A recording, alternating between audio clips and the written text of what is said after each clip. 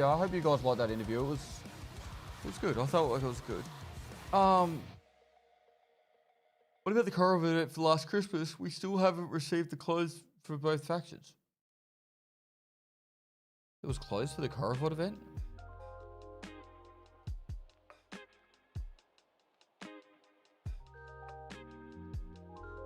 Yeah, I restarted the YouTube stream so that way the interview's just on the one thing.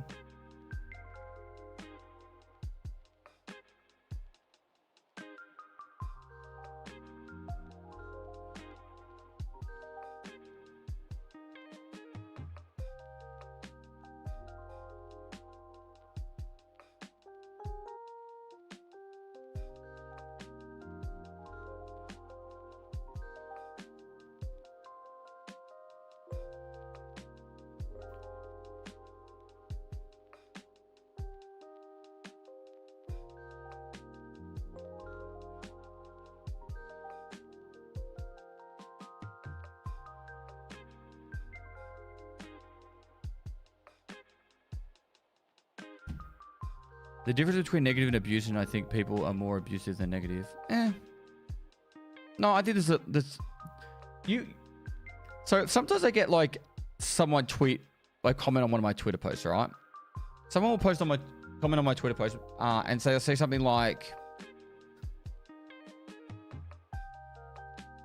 Pestily, you piece of shit streamer, mother effer, go suck starter shotgun or something like that. Like, they'll say shit like that, right? Really fucking fucked up. And then I'll click on their profile and then I'll look at their like the replies they've done on other people's like tweets, and they'll literally do it like hours straight, just like, not just me, they'll be writing that on everyone, like not that exact message of that kind of thing.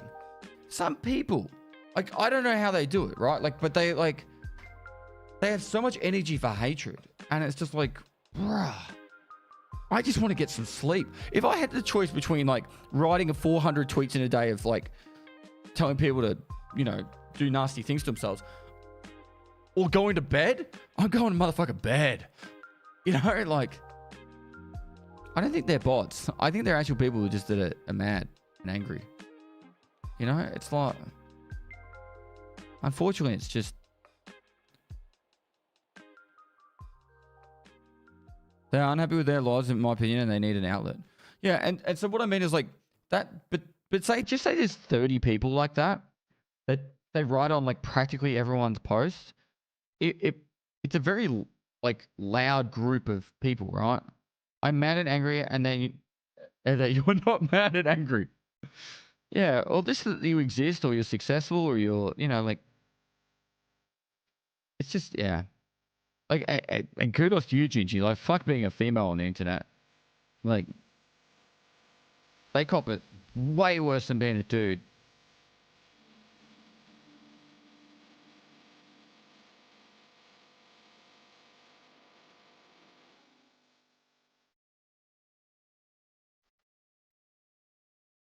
It do be yucky sometimes. Gingy's community is so nice. Yeah, but it's the people who are not in her community. You know what I mean? Like, it'll be the ones that some random dude be like, have you seen that Gingy chick? Motherfucking, you know? We do have it easier in some ways, though. Listen, the world balances itself out in places, I'm sure.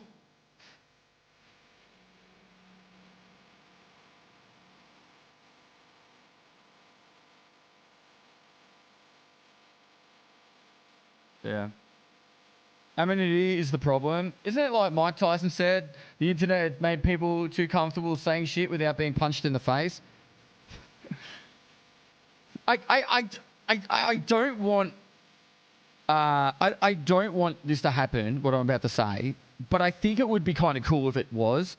Like, if you had to like always use your real name and like a photo of you next to your name and have like an ID logged in to actually be able to talk on social media, like, I think some people would shut the fuck up pretty fucking quickly.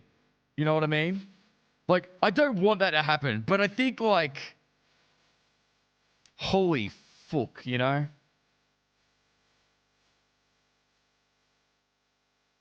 So it's like some 12-year-old like, fucking Pestily, fucking.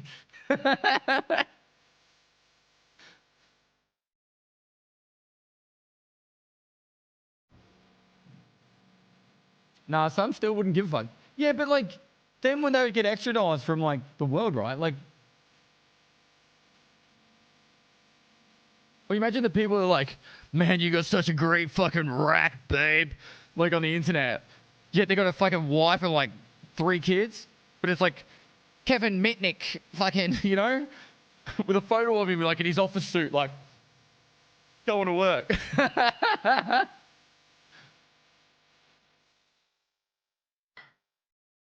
Or him hugging his family, like. Some already do that with their real names. I know, it's fucking weird. Wait, Kevin Mitnick died? I was trying to make up a name, but Kevin Mitnick was the name that came to my head.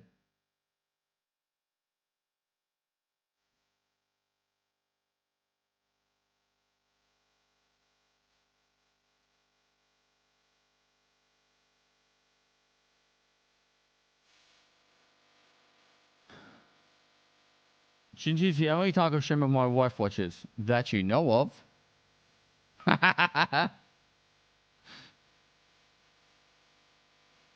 She's sitting on the dunny like, honey, I'll be out in a minute. Got burnt peanut on or fucking, I don't know, General Sam.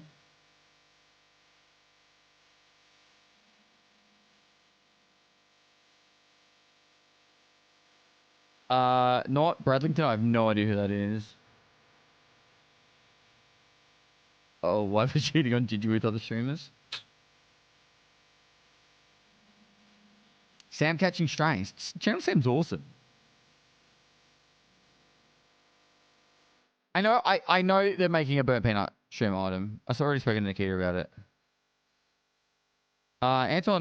Anton's still streaming. I saw him playing Battlefield the other day. I watched Pestyly's OnlyFans for the story, not the pictures. I got no idea who's they're making for. I just know that I sent Nikita some images of what Burnt Peanut wanted as his streamer item. He sent me 3 images. Oh, I was sitting with him in person and I sent 3 images to Nikita.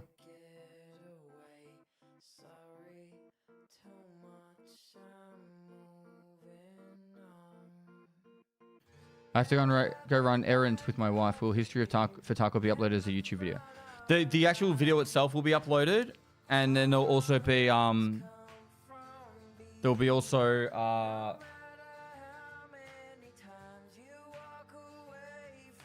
thinking about doing like a react video to it, but you can watch on my Pestily YouTube channel. You can go to the live section. You can rewatch the live VOD as well if you wanted to. In person or in peanut? He what do you mean? It's the same. Tomato.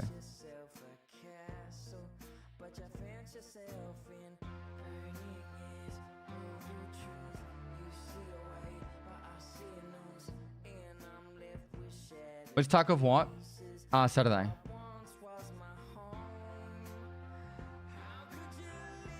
It's okay to stop watching him without spreading hate.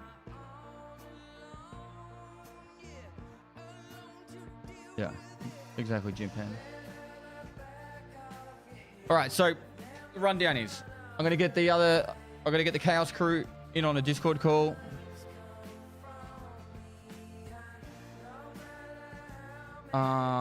And then we are going to History of Tarkov. So yeah, the way it's going to work is I'm going to get them on a call. I'll introduce them. Once I've introduced them, we will do, we'll watch each of the videos. We'll talk about it and then go from there. Do we know a downtime? So, not my position to say it. But Nikita said that the downtime's going to be potentially on the 14th. Like the game will go down on the 14th. Loud alarm in 40 seconds. I'll disable it. How do I turn it off? I just delete it? Do you reckon that would work?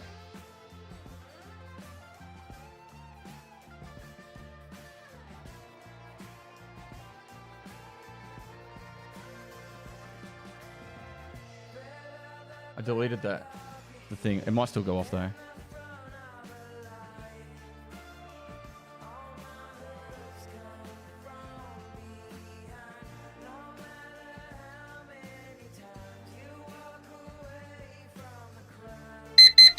Ah! Oh. The loud alarm went off. I'm sorry, chat. Yo. Hey, mate. Can you guys share your cameras as a source? I can if I... Yes. I can if I set that up. That in was the OBS. alarm for the fucking Yeah. the history. Virtual camera. Hello? Hello? Hello? Frank Walker from National Tiles. All right, I'm just going to set up the Car extended warranty. playlist for this. And then Looks like I could maybe do a different camera. Do we need a camera? well, Wait, do we need a camera? yeah, it could be nice. Cool. You don't want to fucking show your face? Mate, you could have warned us of this. I don't have a camera plugged into this PC. Nah, neither. Neither. Yeah. Well, I do. Oh, well, look at Yeah, you, Mr. webcam. Fan Rackia. I'll go Brag to about it, I'll Racky. be right back. We're all Yeah, supposed to brag be about it, streaming, Racky. mate. Get out of bed. I'm streaming with our cameras that are plugged into the stream PC. Yeah, and you share it from OBS on the Yeah, controls. but we have two you go- PCs. When we have two PCs. I just went and got a webcam and just plugged that in. Okay, Hi, I'll guys. Yeah, I'm gonna do that. Yeah. Wait, you have your camera plugged into your gaming PC? I just No, put it's a stream PC, and I have Discord on game PC. Oh, I have Discord on both. Right, you gotcha. Mm. Mm-hmm. Okay, so location, that one. It's not hard to put Discord on your streaming PC, guys. I don't know why you guys don't have Discord on your streaming PC in the first place. Then you can't like dock shit. Because I have this Discord for gaming. I don't always. I mean, to be fair, I do mostly game on stream. But like, what if I'm off stream? Then I can't. I have to have another computer on just for Discord. Wait, you turn your computers off? Yeah. I'm not rich, man. I don't pay fucking power bills. You don't pay the power bill. Rhino does. No, yeah, we got halves.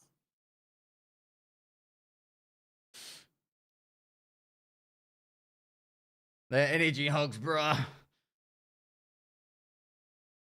Oh, okay, my time is Orcarius. Is that how to say? Or Orceus? What the fuck is Orceus? Prevalence? How long is this going to take? Just be patient. You in a rush? We're here for a good time, not a long time. Wait, we're here for a long time and a good time. You mean precious? Fucking learn to spell. Learn to spell. When is the movie starting?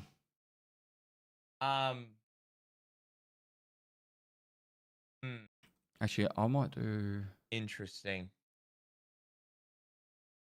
it like this. View, playlist, delete. And then I'll click the next one. Why does that look like that? Yeah, I had to disable the camera and re-enable it in OBS.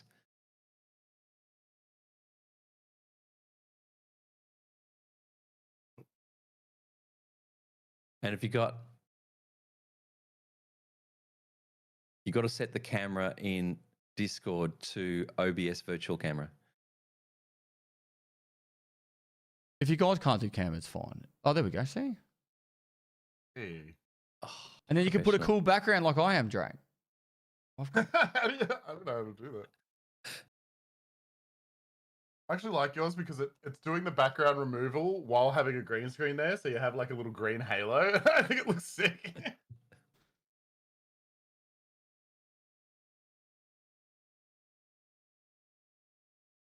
So we're doing stream together as well? Combined yeah, chat? yeah, I'll set that up.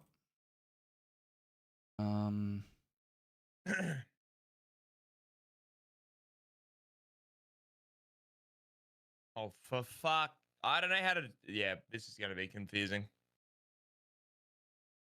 You've got multiple cameras, don't you, Red?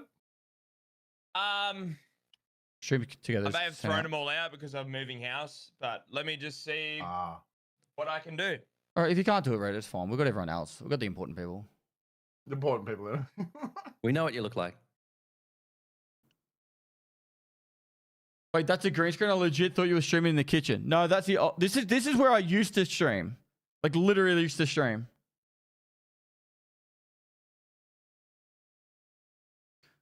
And now I stream. Do you want me to break the immersion? Green screen, or Yeah, don't share your mic, Pest, on. remember when we filled up the balloons for can't subs? stream together. They're still fucking there. Ah, I've still got all those balloons there. So Yeah, the first thing I do when we join stream together is I mute the entire thing. Just having sex. now I can't hear him at all. All I heard was sex.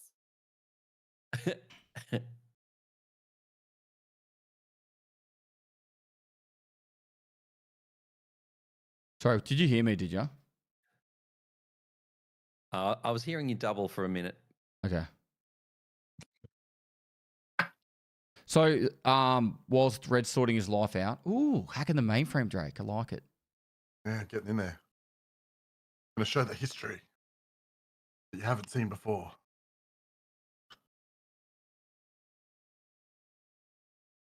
While Red's sorting his life out, what we'll do is I'll full screen the video, and you guys can just watch the stream thing. Yeah, so you guys can do that.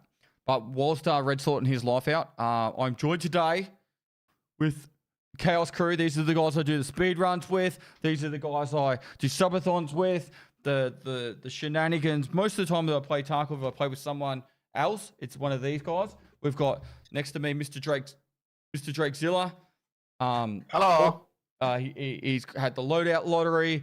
He's done a Path of Exile with me. He's a beast at Path of Exile 2 hardcore, by the way. What, top 50, if not top 30 you got to? I got top 33, I think was my best. Fucking what a beast. In hardcore solo self found mod I add. Underneath is Twain __. She's pretty much never killed me in Tarkov. I've killed her multiple times, but that was just to get her up to pace to be able to play with me. No, you were literally 1 HP and all you had. No, whatever. But your audio went to shit. Oh, it's using your Okay, cam mic. Oh, fuck. Wait. But nah, she's absolute weapon in this game. Actually, like legitimately a weapon at this game. So let's get involved. This is good. This is going to get volume sorted now. Used to live in Australia. Now Wait, am lives. I good now? Yeah, you're great. Great. Lives in the UK. Thank you, I know. So she's destroying the EU players and the NA players. It's so much better playing in Europe from an Australian. It's like it's a night and day difference. Next to Twain It's nice _. having busy sorry. raids. Yes. Yeah, it's so fucking good. Yes. I asked a question about matching times, right? And there was people who chat like OCE problem. I'm like, it's not just OCE, right? No, it's not. It's not. Even sometimes if I queue NA East, like from here, it's still like 6 minutes. Yeah. Like it's the same problem. Yeah. Oh, and trainers We had also falling 8 minute downstairs. matching times the other night. So, you know, pick your devil. Trainers also falling down a staircase as well, haven't you, Train? I have. I just wanted to be cool like you. So. Yeah, yeah. So, you know. Follow there- your heroes, chat. Follow your heroes. Just push him downstairs. Next to Twain is my dad, Toast Rack TV. I introduced him on stream during one of my subathons as my dad, and everyone literally thought it was my dad, and we've run with that. So, Toast Rack TV, absolute weapon at understanding that Tarkov is actually a stealth game. And it does a lot of really fun challenges like the one job challenge, which I'm assuming you got from me yelling at Michael, one job. You had one job, Michael. That's right. And just a real wholesome dude. Like, every time I get to catch up with him in Melbourne, it's great. And last but not least, Red OPs. Met him at PAX in Australia, like 2018, 2019. I think 2019. I think it was like a PUBG tournament. But I've been playing games with Red since I got back in 2021. Actually, yeah, 2021. We won Twitch Rivals together. We just narrowly bet Landmark, Warren, and Willers, I think it was. It came down to like the wire. He found a fucking, what do you call it, relay in like the last seconds and clutched the victory. And yeah, very entertaining, very loud, very Australian. Today, we're going to be talking about our experiences in Escape from Tarkov whilst watching videos on all the patches. So the way it works, guys, is I have a big video to show you guys where Tarkov came out of alpha. It's literally like, this is what Tarkov looked like when it came out of alpha. And that's our baseline. I felt like I had to put a good baseline video in. So then that way, from there, when you're watching all these other patches, you understand where it went to from there. So it goes over like the fundamentals of the game, from like the game mechanics being like the inventory, the traders, what the traders had for sale, the maps, all that stuff. And then once we do that, it shows a patch moving forward, what was released. Now, just briefly, guys, when did you guys start playing Tarkov? 2019. 2019. 2017. Start. Or late 2019, actually. Late 2019. So, you know, like, it'll be good because like the 2019 people will pretty much ask us questions about the 2017, 2018 experience. And then once we get to 2019, we'll all have our own experiences that we can share. But it should be like, this is just a bit of a throwback, you know, a nostalgia hit, a fun way of doing that. Oh, one last thing. Red OPs is also a very famous YouTuber. I really should have included this. Has how many million views on the Tim Tam Slam? He has a YouTube short with like 35 million views. No word of a lie. Go check it out. It's a fucking Tim Tam Slam, bro. Up now. Hello. It's your claim to fame. That short, I'm not exaggerating when I say this. That short's probably got more views than like nearly all my shorts combined now. It's got that big. It's got 1 million likes. Yeah. Yep. I don't even know what it's at now. Telling me to tell you that you need to turn me up because I'm really quiet, apparently. Oh, you could just be louder. Hello? 40 try speaking up. million. Much 40 better. million. All right, so for you guys in Discord, just full screen the application of the watch, and then I'll just play the video, and that will be the best way of doing this. So my camera's going to disappear while we watch it, and then I'll turn it back on because I have to watch it on the other PC and then come back. Yeah, and we'll just mute on Discord. So mute up now, and then I'll start the video. Bye. Perfect. Bye. Okay. Love you. And just yell at me if it's not working. Hi guys, this is Pestily and welcome to the history of Tarkov. Today, I'm going to be giving you a nostalgia hit, a throwback to when Escape from Tarkov became a public game to play all the way up until now. The reason I'm showing you this is so you guys can get this nostalgia hit of all the patches along the way. If you're only new to the game, you'll be able to see everything that's happened along the way and all the steps to get to where we are now. The good, the bad, the ugly. We're going to be covering all the major patches, the wipes, the memorable moments, the events like Punisher tournaments and Twitch rivals, and much, much more. So, sit back, grab a Tushonka and a brewski, and enjoy the ride. So without further ado, let's crack straight into it.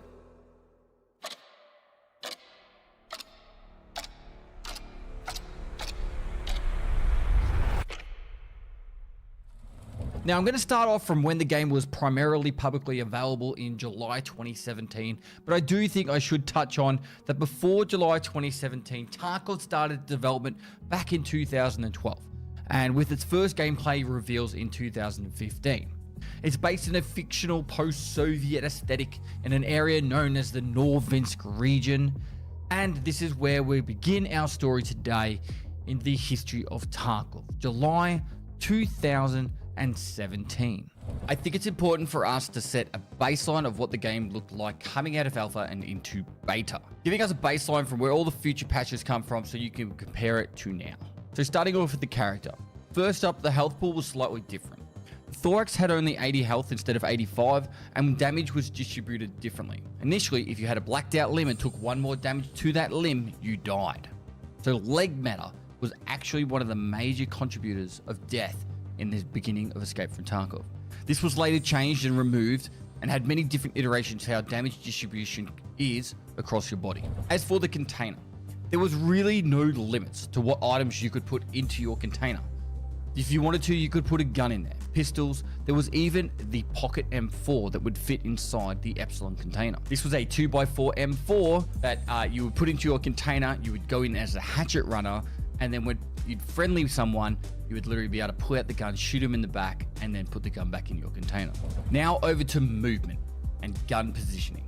There was the high and low ready. This was a major thing when it came to close quarter combat, and you'd be going into factory and effectively barrel stuffing people, and your weapon would raise up into the sky. Scavs would also push up to you, and you'd be trying to shoot the scav, and your barrel would constantly be pushed up into the sky because it would go into the high ready because you're too close to a enemy or a target, and you would not be able to shoot them, but the scavs would be able to shoot you perfectly. There was different types of inertia in the actual alpha compared to what we have right now. Well, as the game went into the beta, there was really no inertia in the game. However, weapons did sway much differently to what they do now. If you were moving about, the weapon would sway quite a lot, and ergonomics played a major part in this. Your movement was quite different as well. Stutter stepping was also a major thing that everyone did, and stutter stepping is where you start your sprint and stop your sprint over and over again, so you're effectively silent, but also being able to move faster but ready to shoot at a moment's notice. Doors had animations, so every time you opened a door, instead of just being a simple little arm swing, it would be a full door animation of opening. Same with unlocking doors and other things throughout the game, which made it very hard to stop doing what you're doing and fight an immediate threat. These were all removed later on. And for skills, there was a lot less skills in the game. You would also lose skills over time if you didn't play. And the memory skill was a major contributing factor, so you didn't lose any of your hard-earned progression on your skills if you didn't play. For example, if you had max memory skill, you would not lose anything. If you had level 1 memory and level 2 endurance, if you didn't play for a day, after 24 hours, your endurance level would start losing skill points every hour you didn't play. There was also no limit to how much you could level a skill in the raid compared to what we have now. You were able to go into a raid with 3,000 rounds and shoot into the sky and max out your recoil control skill. And that skill has also been removed from the game in current times. So to the game actual inventory management and when you're back at your stash, it was a lot smaller stash you had. You had less containers. There was no containers in the game at all. And you only had the 5 traders: Prepper, Therapist, Fence, Skier, and Peacekeeper. The items were very limited. There was barely any items. Some of these traders had almost no items at the starting level. It was a much different game to what we have right now. The item amount added in the future years coming through Escape from Tarkov is actually quite impressive. Now over to the actual general gameplay. If you went into a raid and someone had disconnected or Alt F4'd their game, they would literally just stand there and you could hit them endlessly and they wouldn't die. Then when they rejoined, they would be able to shoot you and you'd be stuck there, trying to fight for your life. Keys had unlimited use. There was very few keys in the game. Stuff like factory key was like one of the major key finds. People would make videos saying the factory key spawn locations in the game. It would have such a big influence on having extra escapes on factory and also a shortcut on customs. Loading times were quite different as well. They were capped around the 2 to 3 minute mark. So if you died, you were able to get back into a raid relatively quickly, and rubber banding was intense for the first 60 seconds of a raid. I have many memories of going into a raid as a squad with my teammates, and they would stand still for the first 30 to 60 seconds of a raid, and then all of a sudden they would be zooming around the map, catching up to where I am, and you'd actually see the path they traveled with all that zooming.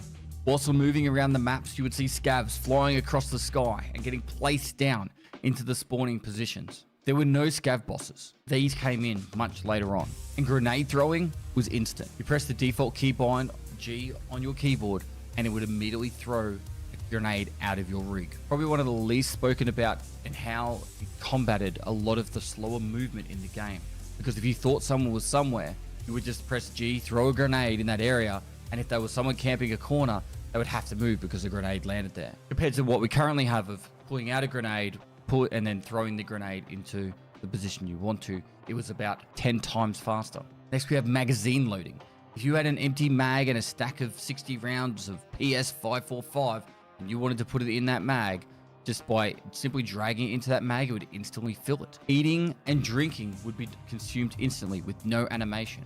Just by simply right-clicking and clicking use, it would instantly eat or drink that food. There was no option to partially drink as well. Now, for over to healing, when you were healing during combat, it was a little loading bar across the bottom. You were able to hotkey as many meds as you wanted to, and you could hit all of them at the same time. You could be popping a painkiller whilst using a Salua and a cheese all at the same time whilst shooting. So as you can tell, it's a very different game to what we have right now. Now, back when Escape from Tarkov came out of alpha into beta, we had 4 maps available. I don't believe Nighttime Factory was available immediately after, but between July and October when I started playing, Nighttime Factory became available.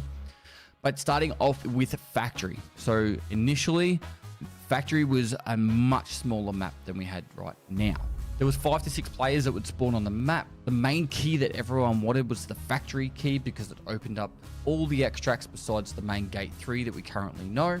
The 3 spawns from glass hallways, forklift, and then the spawn next to forklift was one of the most highly contentious and intense places that you could spawn, because if you spawned in one of those 3 locations, you knew you had to fight 2 people immediately, and then you would run past pumping station into the silo area, and then you'd be fighting people that would spawn over on the single player side and red blinker. So single player is effectively the bottom left spawn, and if you were to go down that small ramp, look left, and there's the red blinker down the bottom.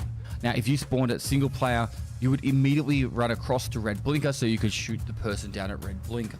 There was also one other spawn in the middle of the map, which was near silos, which is currently still a spawn today. And that was largely all the spawns that people had in Factory. There was still the bathroom and the top floor of the actual office areas, but it was a very intense PvP map. Because it was so close quarters, you were immediately into fights. It was really good for PvP and practicing getting better at the combat within the game. It was way more lit up. You were able to see across this map way better. And due to how sound worked in Escape from Tarkov back in 2017, there was no occlusion zones. So you could hear someone through all the walls. So if you're up in the main office factory area, you would be able to hear someone running around over at the forklift. So you would know that you need to run over there to fight the person over there. It was a much cleaner, old school, Unreal Tournament, Half-Life kind of vibe when it came to PvP. Even though the scav and the immersions was terrifying, it was by far the most favorite map for me, but it was just the map that had what was core PvP combat for Tarkov. Now, one other little trick that people used to use, this is back in 2017, and people still don't even know that this is actually a thing right now. Scavs actually have a difficulty multiplier. So for example, there's like a normal difficulty scav, a harder difficulty scav, and an extreme difficulty scav. And they still spawn in Escape from Tarkov today. The longer you're in a raid, the harder the scavs are, the more aimbody they are, but the better loot they have. Back when the 6B43 armor was in the game, Factory was the best place to farm it. The way you would get it is you would wait until the last 5 minutes of the factory raid for the scavs to spawn in. It would be the last wave of scavs, and then you would hope to kill them for a 6B43 armor. So just to give perspective, Factory was a very different map to what we have today. Covering probably one of the biggest, most talked about features or things in Escape from Tarkov from the very beginning till now is sound. So back in 2017, sound had no occlusion zones. So if someone was down 1 or 2 floors from you, you would just hear them down 1 or 2 floors. They sounded effectively the same. There was no indoor-outdoor audio. And if you were moving around and you heard someone else move around, you would literally just look in that direction and that's where they were. It wasn't like reverbing off walls. It wasn't, an indoor-outdoor sound or weird stuff. It was just straight directional audio. Occlusion zones have definitely changed Escape from Tarkov, the reverbs, the immersion factors. It's got amazing sound design, don't get me wrong, but I'm just trying to let you know that the sound was quite different, if not significantly different to what we have right now. Another thing that was a massive change in the gameplay loot was if you went into a raid with a map on you, you were able to pick what side of the map you spawned on. So for example, if you were going into customs, you'd be able to pick if you wanted to spawn on the red storage unit side or the boiler side of the map. And that's how we came to the point of calling it boiler. This was later changed and removed from the game. All right, so over to customs. Now customs was a different beast entirely. The largest and most scariest spawn you would get is over on the red storage unit side, or big red. On this side of the map, it was the most amount of spawns and congestion. If you spawned in here, you would be expecting to fight at least one, if not 2 or 3 other players / teams, and a lot of fights went down there. Now, as we progress across the bridge, there was a much smaller section of construction that you would be able to get access to.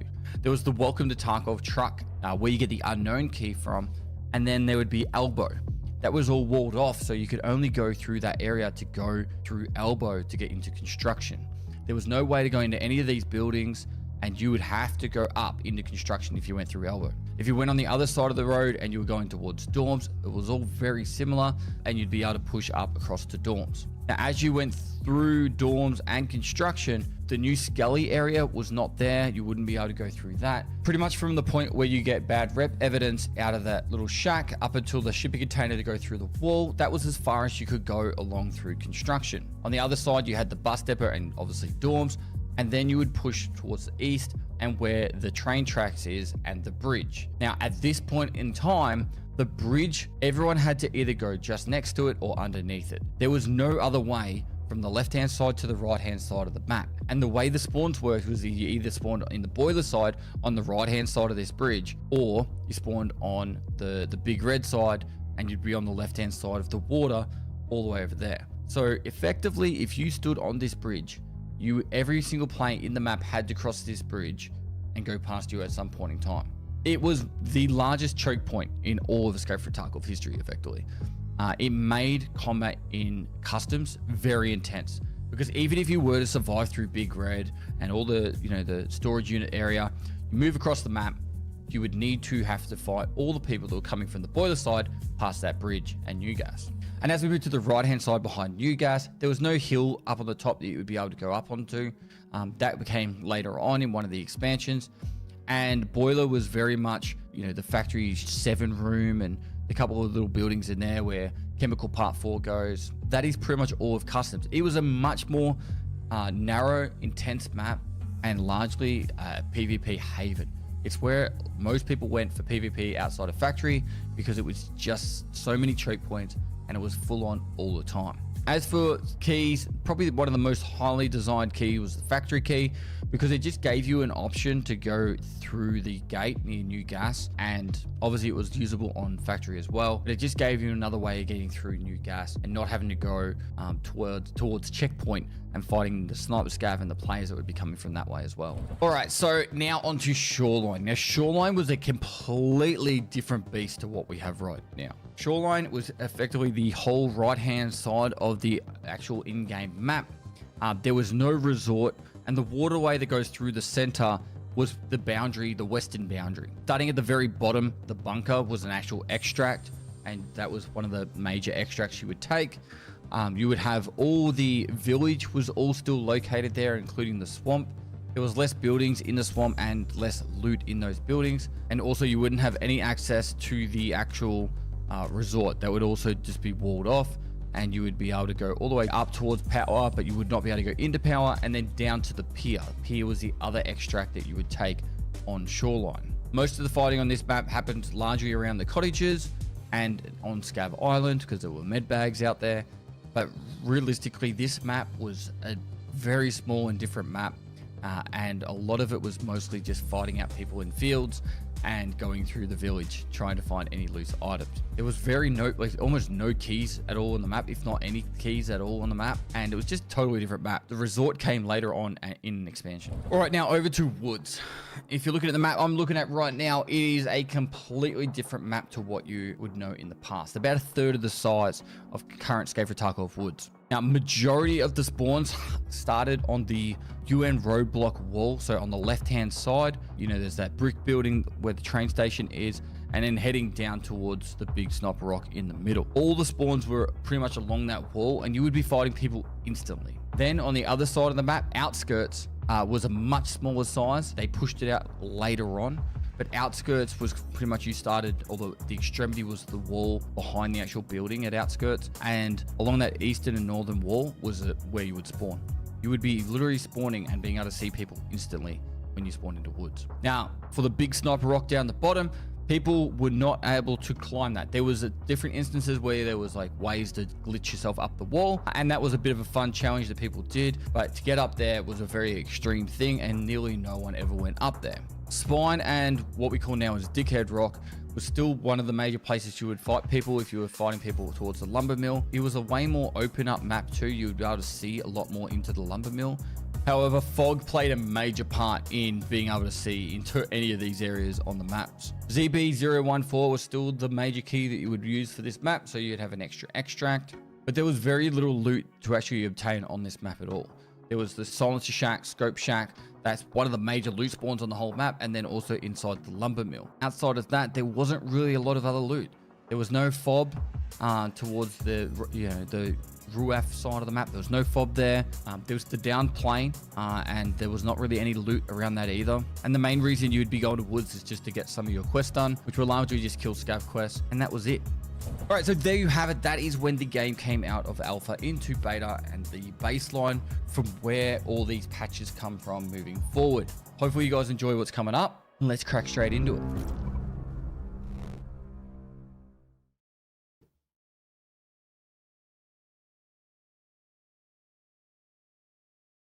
Nice. Wow. So What a it was- throwback. It was obviously very different, I hey? can't believe you could pick your Yeah. spawns. Yeah. Like so what? You didn't play when you could pick it spawns? was 2019, remember? No, and if I did, I didn't know about it. No one told me. I didn't even know that True. was a thing. Yeah. That's crazy.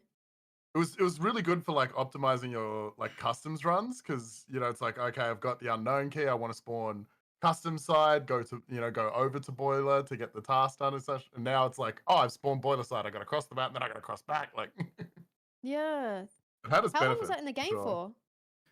for? Probably about a year, maybe a little bit less. Yeah. Year or Oh, so. okay, so not that long, really. Also, the If you wanna- running of the PMCs back then, they're just like, It looks so different, hey. yeah, it's so weird. Probably the biggest thing that like we didn't have a lot of examples of, but that the lag at the start of a raid. So say I went into a raid with Toast, right? You would start running around. Like you'd both start running around. Like on your screen, obviously you'd be moving, but then you'd be like, Toast, you coming? And like, Yeah, I'm coming. he'd be like, I'm right next to you. Like I'm right next to you. And then you turn around and in fast motion, it'd be like, Yeah. I swear that happened for a while, though, right? Like, it was did, still there when I yeah. played, I'm pretty sure. Yeah. It was really bad back then though. Like it was literally like that's how every raid started. Yeah. every raid. So if you fought someone in the first minute on a customs raid, it was like ridiculous. And that's where you saw the guy. He was Yeah, like spawn big fighting the red. guy on factory, and he was meleeing him on factory. That's what the clip is. The guy's getting meleeed on factory, Yeah. and he's watching himself get meleeed from a distance. But he like, but like it doesn't like make sense. And then he just falls over nowhere near the guy because the guy killed him on the other guy's screen. But yeah, it was so fucking bad. Like it was horrible. You worked through it. Boy, I miss that old factory, though. Holy. I miss it so much. It was such a vibe. And then you did Insomnia on factory, and it was just like so busy. And I Yeah, I miss do her. kind of miss old factory. I miss her, I miss her. I'm gonna do shared chat just so like we can like all see the different like thoughts of chat and that. Old PKO6 was the like it was the main site that we used. Yeah, there was one so thing that in the clean. video I unfortunately didn't get to QA all this stuff. Like we've been swarmed, but the choke point on customs was actually that bridge in front of New Gas. You that- guess. That's what I was thinking. Yeah. That was the biggest choke point. That's why you wanted factory key, so you had another option to Get move around that through there. area. So if you Yeah. got to that bridge in front of New Gas, every single player in the map had to go past it. Like we're talking the bridge plus like that little bit of like stone wall next to it. You had to walk through that part of the map. There was no other choice. That's wild. So if you killed everyone on boiler side, got to that bridge, any other player that was on the big red side had to come through. There was no other way to extract. And so you could just sit there and just go, all right, I'll wait for those guys to bring me the gear. Mhm. There was a reference. Someone spoke about the health that I saw in chat as well that I missed. You know how like you had the bar that was the healing, right? Say like now you have the animation of using like the IFAC, yeah? Yeah. Yeah. Is Is Red? Red meant to be talking to us? Because all I see No, in he's- chat I think he's just I'm talking to chat. Yeah, I'm making sure mine are on the good behavior. All right, all right. Is They it never working? are, but Is it yeah, working? sure. They're not going to listen to you. Okay, so you know the animation. Was it healing you whilst that bar was progressing as well? Or Correct. was it only after the Yeah, bar yeah. progressed? So What? the second Yeah, you and press you could have painkiller, five meds. Yeah. so the second you press painkiller, it Oh. was activated. So, Yeah. but you wouldn't be able to use a second painkiller until the bar was finished. That's why there was the loading bar. So, for example, if you were using a Salua, it would That's heal you crazy. while the bar's going through, and then once it's finished, you'd have to press it again to make it go through again. But you could Plus, arguably you had 5 meds bounded. correct. So you technically could be shooting at someone and healing at the same. It was like Yep. like I said, it reminded me. It's like in the- playing WoW. it was like when I was playing Half-Life back in the day or something like that. Like not that you healed in Half-Life much, so you run around getting the heals. But it was very fast paced. Like combat was all about throw grenade push. Yeah. I mean, even like years later, before they put the animation of the grenades, you would just throw a grenade in a room, push in the room, kill the guy, and you would run out of the room. And they're just like, what the fuck just happened? Like, Yeah. So Well, the grenades was such a big thing. somebody in chat spoke about Mhm. armor stacking. So the armor rigs actually didn't come into the game until a little bit later. Yeah, it's not Probably. bad. Did you see how big a packer was? It was a 4x4. Yeah. Yeah. Very different. It's crazy going back and watching that. It was really hard to find good footage from back then, so we largely did use a lot of deadly slob, a bit of cotton. I think a rock tick was in there, and those That was great guys. seeing some of the OG players. I OG really series. want to emphasize, like Deadly Slob taught me Tarkov. Like when you say like people say like Pestily is the granddad of Tarkov, Deadly Slob must be the great grandfather then, because like Yeah. the initial fucking like quest guides were Deadly Slob. There was only like 12 quests per trader or something, but it was like Deadly Slob was the one that showed them. yeah, it was kind of nice seeing like older people that you just don't see in Tarkov as much anymore. And like just some of the old, guns and the builds. Like there was that M4 build, and it was just like such an old meta. It had the Bravo with the sight on top, and then it had the wave suppressor. And like, how often do you see the wave suppressor these days? Like you use whatever's better, right? You just don't see those builds anymore. Yeah, it's like people wore like Packers and 6B43 armors. That was it. I don't remember there being any other armor at that point. And the kiver was the helmet because there was UN no face armor. hitbox. Maybe the UN armor But was in could you there. wear headset with the kiver? Or no? Nah. And it sounds like looting was less of a thing. Like the video says, there's not much loot here, here, and here. That just was loot less of a thing. Yeah. More or less. When did you start Red? And a lot of it. 2019. See, I wasn't in this update. Yeah. I bought the game because I saw Grimm's Yeah, I play it, wasn't and then either. I loaded into Factory, got shit on, and uninstalled it, and went back to PUBG. So Yeah. I think I Hello- played it in like 2018. I played a woods raid with someone. Nothing really happened much. And I said, this is the most boring game I've ever played in my life. Never played it until like 3-4 years later. But I was like, I did nothing. Like, what was the point of that? I just run from one side to another. I think what a lot of people don't remember with the loot is how like there was still a lot of that, like the screwdrivers and pliers and all that kind of shit. But they had no use. There was no use whatsoever for them. There's 'cause no the hideout hideout. didn't exist. Yeah, so you would be leaving behind like 99% of loot because it was just random trash that had no use. And when you started, Oh, you're like, also, I pick- didn't know Shoreline had no resort in the beginning. Yeah. yeah. Just I the thought it was left just half of the map. always fucking resort. Like, why would you go to Mhm. Scab Island? It's just, you're going to get stuck out there. So if you go out there, it's like, you're just choosing to die. Like, I don't get it. So Now, was that all alpha? Was that was 2017 all that's alpha? when the game came out. That's what the game was like. Literally, what that video was. So that's beta. So Yep. none of this is alpha. No. Was So- alpha factory only, or what was first? It was small bat, big bat, right? To be honest, I didn't play alpha. So I bought the game in July 2017. Started playing properly in October. So maybe Drake can answer a bit more, but I do believe I I'm around the same time, yeah. Yeah, it was something like small bag, big map. There was like a grenade launcher. If you shot the grenade launcher, it would lag the map and crash it. Like, there was like... Yeah, grenade launchers like were in the game at the start. They just didn't work, so they had to just have them disabled for like 5 years. Yeah. Compared to what we got now, that game looks like it was on PlayStation 1 from that video. Compared to like what we got now, the movement, the way everything works, it looks like it's like the old... Oh, Fog was insane as well. Like, if you got a clear map, you were so excited. Like, it took a long time to get to the point where we are with Fog. Like, how many times? Because it was a way for them to hide blemishes.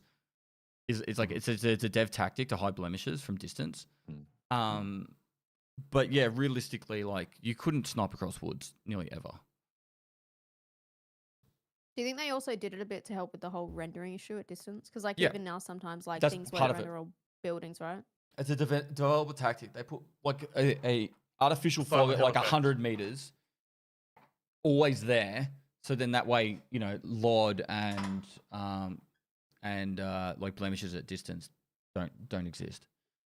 Also on woods, like there was so little cover in the middle of Sawmill as well. Like Yeah. I kind of forgot just how much cover you never had until they updated it like a year ago or something.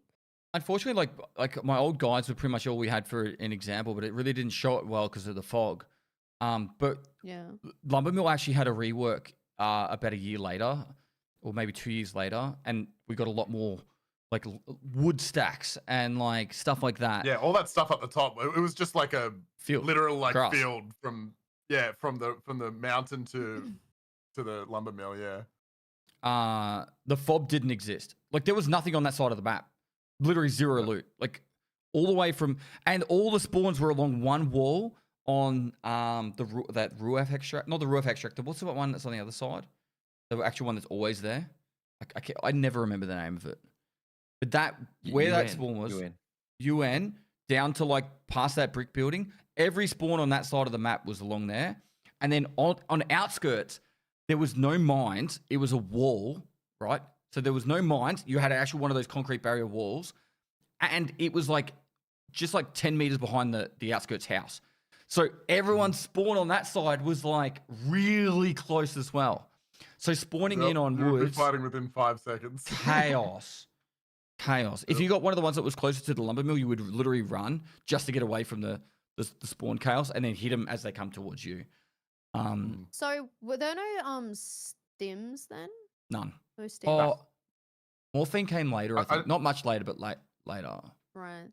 Maybe And Morphine for was the in the traders, game, they but pretty much had nothing, right? So genuinely, what did you do in the game then? Because kill now people. everything's all You about just like, PvP'd. Combat. Yeah. oh my It's pretty much God. just PvP. And that I wish I was then. if I like put a percentage of what maps I played, I would literally play 80% factory, probably 15% customs, and then 5% woods and shoreline. I was Wait, mostly so custom. there were 4 maps at the time then? Correct. There was and if you got a That's not blacked quite a out lot of limb, maps, considering. you got a Oh. blacked out limb. You don't. There's no healing Couldn't it. repair it. And there was a Wait, you point don't have there a where surgery if you kit? No surgery kits. Nah. I literally would uninstall. I'm done. I'd Yeah. you used also to do die that, right? instantly when you Hell had a no. black limb too, and Wait, if you you didn't- took damage, you would just oh, die. you didn't play them as no surgery kit train. No, I would not play. That Oh sounds so my miserable. Like God. I played That's this how I game came and we into all it. hate ourselves. That's why we play it. But that's like, Dude, I remember know, starting that's Tarkov like- and not having one and just limping across customs. And then Start of the raid, a scab Oh. blacks your leg, and you're like, oh, I guess I'm just gonna limp away to reset. oh my lord. Okay, and then let's go even one step further. There was no information about what ammo did damage in pen. Oh, no. Literally Yeah. zero. So like I know Anton was one of the big like Anton and, leaders like, at that Fox. point. Yeah, and Voxy. They would go into a raid with a second computer, spawn in together, and then he would Oh. film shooting the other guy and how many bullets it took to go through a packer, how many bullets it took through to go through a we used to call them a Ford Armor, but it's a 6B43 now, with like the PRS round. And then Yeah, you'd like 6 shots with this round, 8 shots with this round. and they would have to do that over and over and over again. How would And- you make money in those days? To buy kids? Kits weren't expensive. Okay. Yeah. yeah, surely things were super Mostly cheap. safes, I think, from memory. I Yeah. also feel like if it was mainly PvP, you would probably just loot the player's stuff more, right? Whereas now we prioritize taking some attachments and a bloody fucking propane tank. Oh, and fucking Dog tags. Had money dog too. tags. Dog tags like actually Okay. were worth money, and you could just sell them and completely fund your next raid. Dog tags didn't come into the game until a little bit later. True. Oh, there were no dog tags then. No. That's a good point. Another really interesting thing. Okay, this is crazy. You got more XP for killing a player that was a higher level. So you know how there's those level I remember that. brackets? What? Yeah. Yeah. So if you killed this is like very early days. If you killed a level 50 player, you got 10,000 XP. What? Yeah. Like you couldn't fathom that now, right? Like it's No. it's insane. But like the level 51 plus bracket, you got 10,000 XP for killing him. I think that should still be a thing, to be honest. um, Like maybe not that 10,000, egregious, bro. but I um, think that could work. oh, look, I'll message Nikita right if you now. kill a cheater, you get 50k. All the XP. sweats that have hit markers on them, dude. People have bounties on them. I don't know if you guys actually like were listening during the interview at all, but when Tarkov started, they started with 6 people making the game. So just to give perspective, I really want to put that in right here. 5 to 6 people was Holy the fuck. very beginning, and now that Nikita just said it, they have 400 like employees. I got a Insane. genuine question. So you know how people say like oh fuck, I just had a stroke. You know how people say that OC servers are like dead half the time now, but like they're not that dead. They can be quiet and have quiet hours, but they're still people. Yeah. Be honest with me now. Was it super easy to do all your tasks and do things that you wanted because OC servers were dead then? Service Train, there was 3 Surely Sydney there was servers. not that many There was 3 players. Sydney servers back then. Train. You could go literally play just Sydney I switch know, to a server. server. I know, Yeah. I know, I know. But if it gets dead sometimes now at certain times, like on one server, like surely you could cruise and do whatever the hell you wanted back then. So- Trade. First of all, there weren't very many quests, so you weren't like Oh. doing a quest day. But like, yeah, like I remember times like I would play with my mate Vox, and it would be us queuing for 8 hours straight, and we'd fight 1-2 people maybe a stream. There was no But- pinking back then, though. We used to play There's no like some pinking. random Russian server in the middle Wait, of wait, nowhere, wait. and we would just go. You could You just go guys wherever you played wanted. the on Shoreline. first. You guys played the first iteration of PvE, yeah. Yeah, true. Yeah. The thing you guys was were the test subjects. it reminded me a lot of like my Half-Life days, and that's why I got so into Tarkov. Like my Half-Life days, I would play all day, and you'd be killing the same people all day. I can't remember the names of guys back then, but like you would kill people on the Australian servers. Like Dicklet is a perfect example, right? Yeah, you'd You, recognize all you the would names. kill them. Oh, that's Dicklet. He was so You know. good at the game. And you would kill the same Yeah, people everybody knew each other. all the Yeah. time. Like you'd run into the same people Yeah. all the time. And so it was a bit of like a community kind of thing. And then like there was times a day. So I streamed a very similar-ish. I started at around 7 a.m. every day and streamed for about 8 hours from there. And like the early mornings I would play on American servers because I would have, because there was no ping kick, I would have people from Europe join me. So a lot of my early mods, like Juxta, used to play games with me. Like all my mods from Twitch, like we would play games and do quests together. But yeah, for questing, like a little bit later, 2018-ish, I was the first person to do 1 to 40 in a single stream. Like it took 37 hours. I got to level 35, and I was out of quests.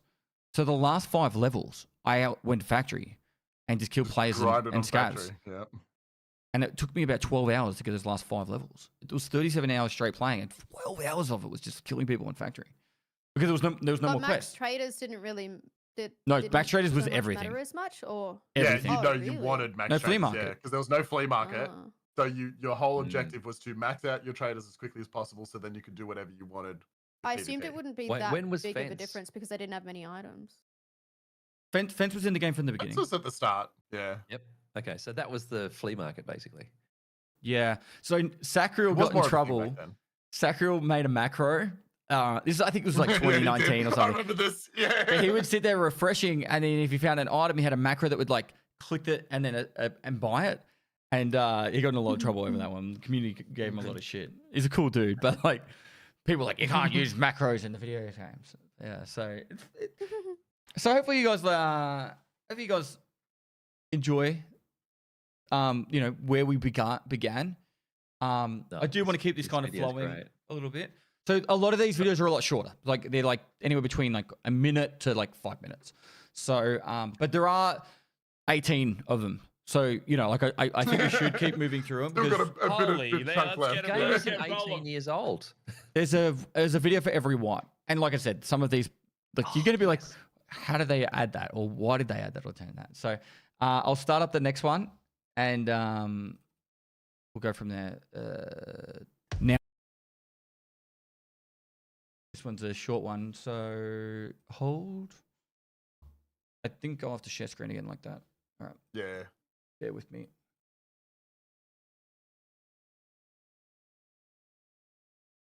This is like being in school again, you know, like, oh, we've got to set up the projector with the slide. Presentation. All right, and I'm going to mute up, and you guys ready? Yep. Now, welcome to patch 0.4.0, October 26, 2017. It is Wipe Day. The patch notes have come out. There's new customization options for the AK system, a heap of new ammo added, a bunch of new gear is added, including the 3M body armor, the Coal Pack, and the Pilgrim. They also added at this time the AKM, the Vepa 136, and also the Vepa 209, and then more excitedly, the DVL. As you could tell, from July to October, this is only 3 months. Moving forward, wipes are going to be short, but they're going to get longer as we go. In the middle of this wipe, patch 0.4.1 came out. They added the nighttime version 2 factory, including various barter items and weapon mods. And lastly, the weapon case, item case, money case, and document case were added to the game. Why are you flashbanging us? You weren't lying about that being a short one. So, one thing that we will notice, sorry about the flashbang. So one thing that we will notice over the, shit, I lost my train of thought. Oh, the wipes were very short. That's what I was going to make. So early like development of beta, wipes were somewhere between 2 and 3 months. And it was actually a pretty nice kind of cycle. I liked it personally. I've kind of always missed the 3-month cycle of wipes. Yeah, so that's why there's a It's a bit couple of insane now, videos though. shorter. There's not as much content in those ones, and that's because they are shorter. But yeah, realistically, like we had a wipe, and that, like, they added the 3M body armor, the Coal Pack, and the Pilgrim. Huge, massive. Yeah, Pilgrims not- used to spawn on scavs so much. Obviously, I didn't play it this time, but I remember seeing them so much, and now I'm like, where the hell is one? and the amount of items in the game, it's quite impressive how much they do add over time. So you'll notice that back then when you were killing scavs and that, you kind of saw the same items all the time. So like you said, you'd see a lot more pilgrims and stuff like that. The walking tank loadout came, and I've got it's part of the video. Come out a I was hoping little bit that was later. gonna I be thought, there. because I remember when I came in, that was when you could. I'll save it. Yeah. But yeah, The what did you say? walking just tank wait, train. loadout. Yeah. Train, wait. It gets the game gets wild. Yeah. All right. Should we just go into the next one? Because like I said, some of them are short. This one's definitely a bit longer. If I double click that now, you guys can see that, correct? Yep. And then I'll mute up.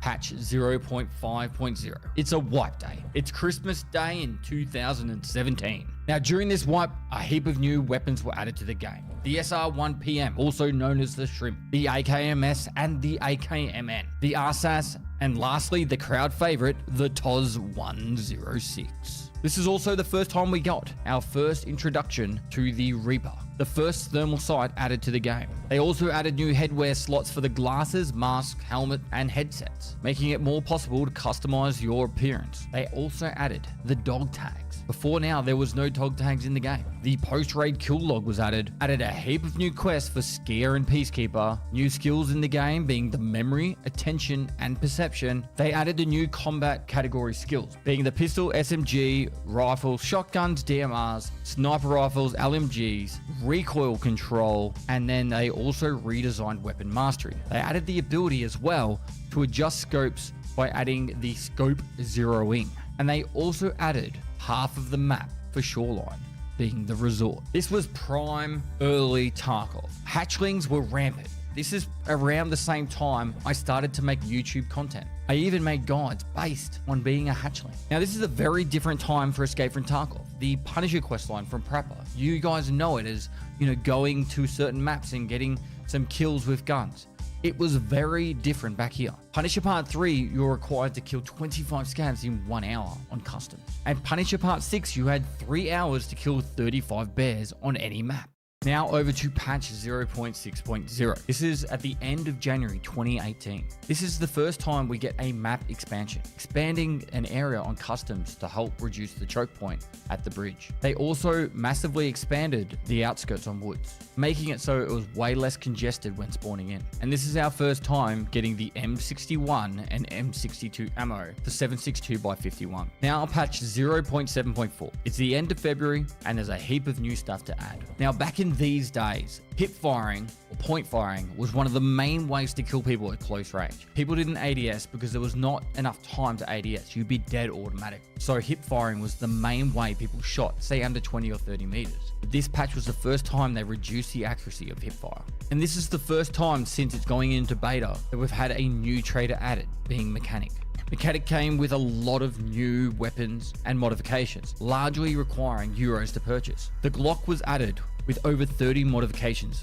Now, during the time period between patch 0.7 and the wipe of 0.8, this is the first time we get a glimpse at a development plan or a roadmap. This is 2018. The main priority was to get themselves up to Unity 2018. They also wanted to add time-consuming magazine loading, animations for medical supplies, food, and other consumables, off-raid treatment and parameters recovery, smoke grenades, under-barrel grenade launchers, jamming or weapon troubleshooting, improvement to the medical supplies, stimulants, and drugs, continually adding new skills to the game, scav leaders, aka scav bosses, personal quests, which I'm assuming is something to do with like a storyline, the flea market, VoIP, changing to the character's appearance, new types of exits, the hideout, and last but not least, arena.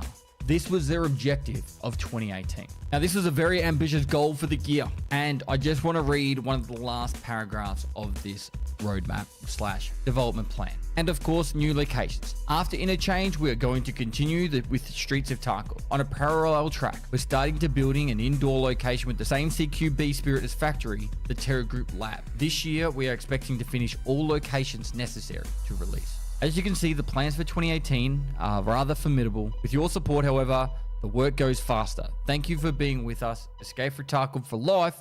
More fear, more gear. Flashbang! Wow. That's where it gets most nostalgic for me, because I started playing in that 0.5 patch. So pretty much that whole video was when I was playing the most. All right, I'm back. Did I see a plague mask but way back then? That was not, the plague mask wasn't in the game at that point. Not yet. No. There is a lot to cover in that one, by the way. There is a lot in there. That was a pretty rapid fire of a huge arc It's kind of of the game. crazy they mentioned arena that early on. Yeah, so Oh, yeah, they When it mentioned wasn't meant Streets to of be a separate Tarkov in 2018. Yeah. Dude, that's the best part. All maps available. Yeah, sure. yeah, I deliberately read out the development plan because that was the most ambitious shit I'd ever heard in my life. I was like, Insane. Right. So yeah, the Mechanic was the first trader added after the initial ones, and it was using Euro. Before that, the only time you used Euros were the secure containers. And then Mechanic came into the game, and that's where you'd start using Euro to buy Glocks, and I can't remember what other guns he had. Primarily, that was it. I kind of want to just quickly... So who are the traders then? Who are the OG traders? So OG is like therapist, peacekeeper, prapper, skier, fence. And then we got those ones as well. They got mechanic as well. The thermal sight. Now the thermal sight Reaper, no range limitation. So if you're on No. Shoreline, you could be a pier and see someone at the the tunnel. And I loved it. What? Yeah, it was amazing. It was actually a really good scope to use, but people fucking hated it. I'm a big believer of limit gear based on availability, not like nerf it into the ground that no one wants to use it. Yeah. Like To imagine make it trying like super rare rather than the 200 or 300 meter limit or whatever. because like try using a Reaper on Lighthouse, you will just die to a sniper. Like that will just Yeah, barely you won't shoot even be able to see the people on the other side of the road. Like, Yeah. Not super rare as in like it's unobtainable, but like just rarer, you know. But that was more in my line of what my thinking of. And this is when dog tags were added. So it was like the end of which is why I it was forgot there was December. no dog tags. It was December I thought it was 2017. interesting that TOS got added then. Yeah. Because you got some tasks added, right? But clearly you didn't get that one, which is a pretty early task now. Toz. I think that one Yeah. was in there. I think Oh, that was okay. one of the So those first tasks ones, got added yeah. at the exact same time that it was added. Yeah, in that patch, cool. I think the TOS 3M. okay. Quests got Tasks removed added. around a lot. Some quests actually now are way earlier than they were late. Like back in the day, they were actually like one of the first tasks you would get, and now they're later on. So Right. yeah, they got moved around a fair bit. The Shoreline Resort was like super exciting. It was like this new area that we could all discover. Keys, trying to find the keys for them and the locations of the keys was really, really cool. Old East 310. Yeah, East 310 Was that back in the day. Juice back then though? Yep. Like when Yep. it first came Yeah. in? Yeah, okay. Yeah, So, like, one of my first banging videos, this is actually really funny. One of my first videos that popped off, the very first one that popped off was I did a video on recoil control. It got like 1,000 views in like a day. And I'm like, oh my God, I've made it as a YouTuber. And it was literally me shooting 3,000 rounds into the sky on Shoreline to level up recoil control. And then after a day, Deadly Slob made a video on it, and my video just died. And like, I know, like, I was like, Deadly Slob didn't do it deliberately, but I was like so upset. I'm like, my video's finally getting some traction. And I'm not saying like Deadly Slob copied me or anything. It was just like, it was a hot topic at the time, like skill leveling videos. The biggest thing here that people, if it was in the game right now, we would have fucking twit longers about and all that. Punisher Part 3 was 25 scavs in 1 hour. That is IRL 1 hour, not game time. Yeah. Yeah. So What? Amazing. loading times, like all that kind of stuff was included. And Punisher 6. Punisher Part 6 Oh. was Wait, 35. so it wasn't even in raid time. It No. was. No, it was IRL time. You pressed so accept the batching quest? counted That and kind of everything. sucks. You pressed accept the quest at the time I started on the screen. Yeah, Punisher Part yeah. So for 6, the PMC kills one. 35 bears in 3 hours. Do you know how hard that was? Nobody was bare back then. It No. was just Yeah, I was gonna you had say to- like. had to just run factory over and over and over again and fucking pray to Nikita that you got it done. Yep. And that is There's where... 25 Sorry, go. Yeah, go. No, go. So that's where I started the 100 PMC kill challenge in 3 hours. I had to try and kill 100 PMCs. So in the video, I could show it up on my stream. You can see the numbers up the top. That's part of the YouTube video. But this video here, where it's like the kills up on the screen, that is me trying to get 100 PMC kills in 3 hours. So because that was like, I was trying to get the bear kills, so I might as well try and get 100 kills if I'm doing that. I think like 117 was the best I ever did in 3 hours. Now, Insane back then. it was fun though. Like it was so much fun. That would be my stream. Yeah. I have to take a really quick phone call. Sorry. Just yap. That's also where the Punisher tournament came from. It was named after those timed quests back in the day. And I think Exactly, yeah. wasn't qualifying for Punisher. You had to get a Had to do certain it number of in the kills. hour. Yeah. in and On out, and you had to factory? submit Yeah, the yeah. VOD. Yep. Because I Yeah, and remember then whatever you attempting got it and didn't was- qualify anywhere near. But thank God they didn't have enough people enter in Like OCE. OCE. They let me in.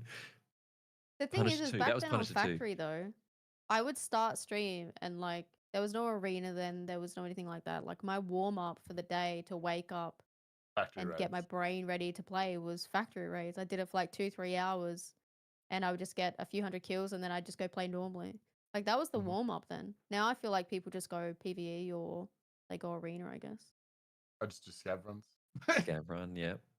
Yeah, I you know, guess. get into the. Did they But you have didn't have scavs scav in runs those then. days? Yeah, I don't know. I was just there's thinking. still that. scav runs. Oh, you did. Yeah. Oh. But there was With no the fence rep cooldown? then, because that came after. Yeah, there was no scav rep, so everybody would just kill each You other. just Like murder literally, each other. yeah, it was literal just like a second deathmatch round. As soon as you worked out it was a player scav, you're like, ah, he's dead. a. But did you have a cooldown? Still? The 20 minutes? Yeah. There was. It was less Oh, though, okay. because there was Yeah, nothing it that was- affected it. Was it like 8 think it minutes or was- 7 minutes or something? Yeah, I think it was like 10 minutes or something like that. I'm gonna say And this. yeah, back then you could could almost- hatchet run.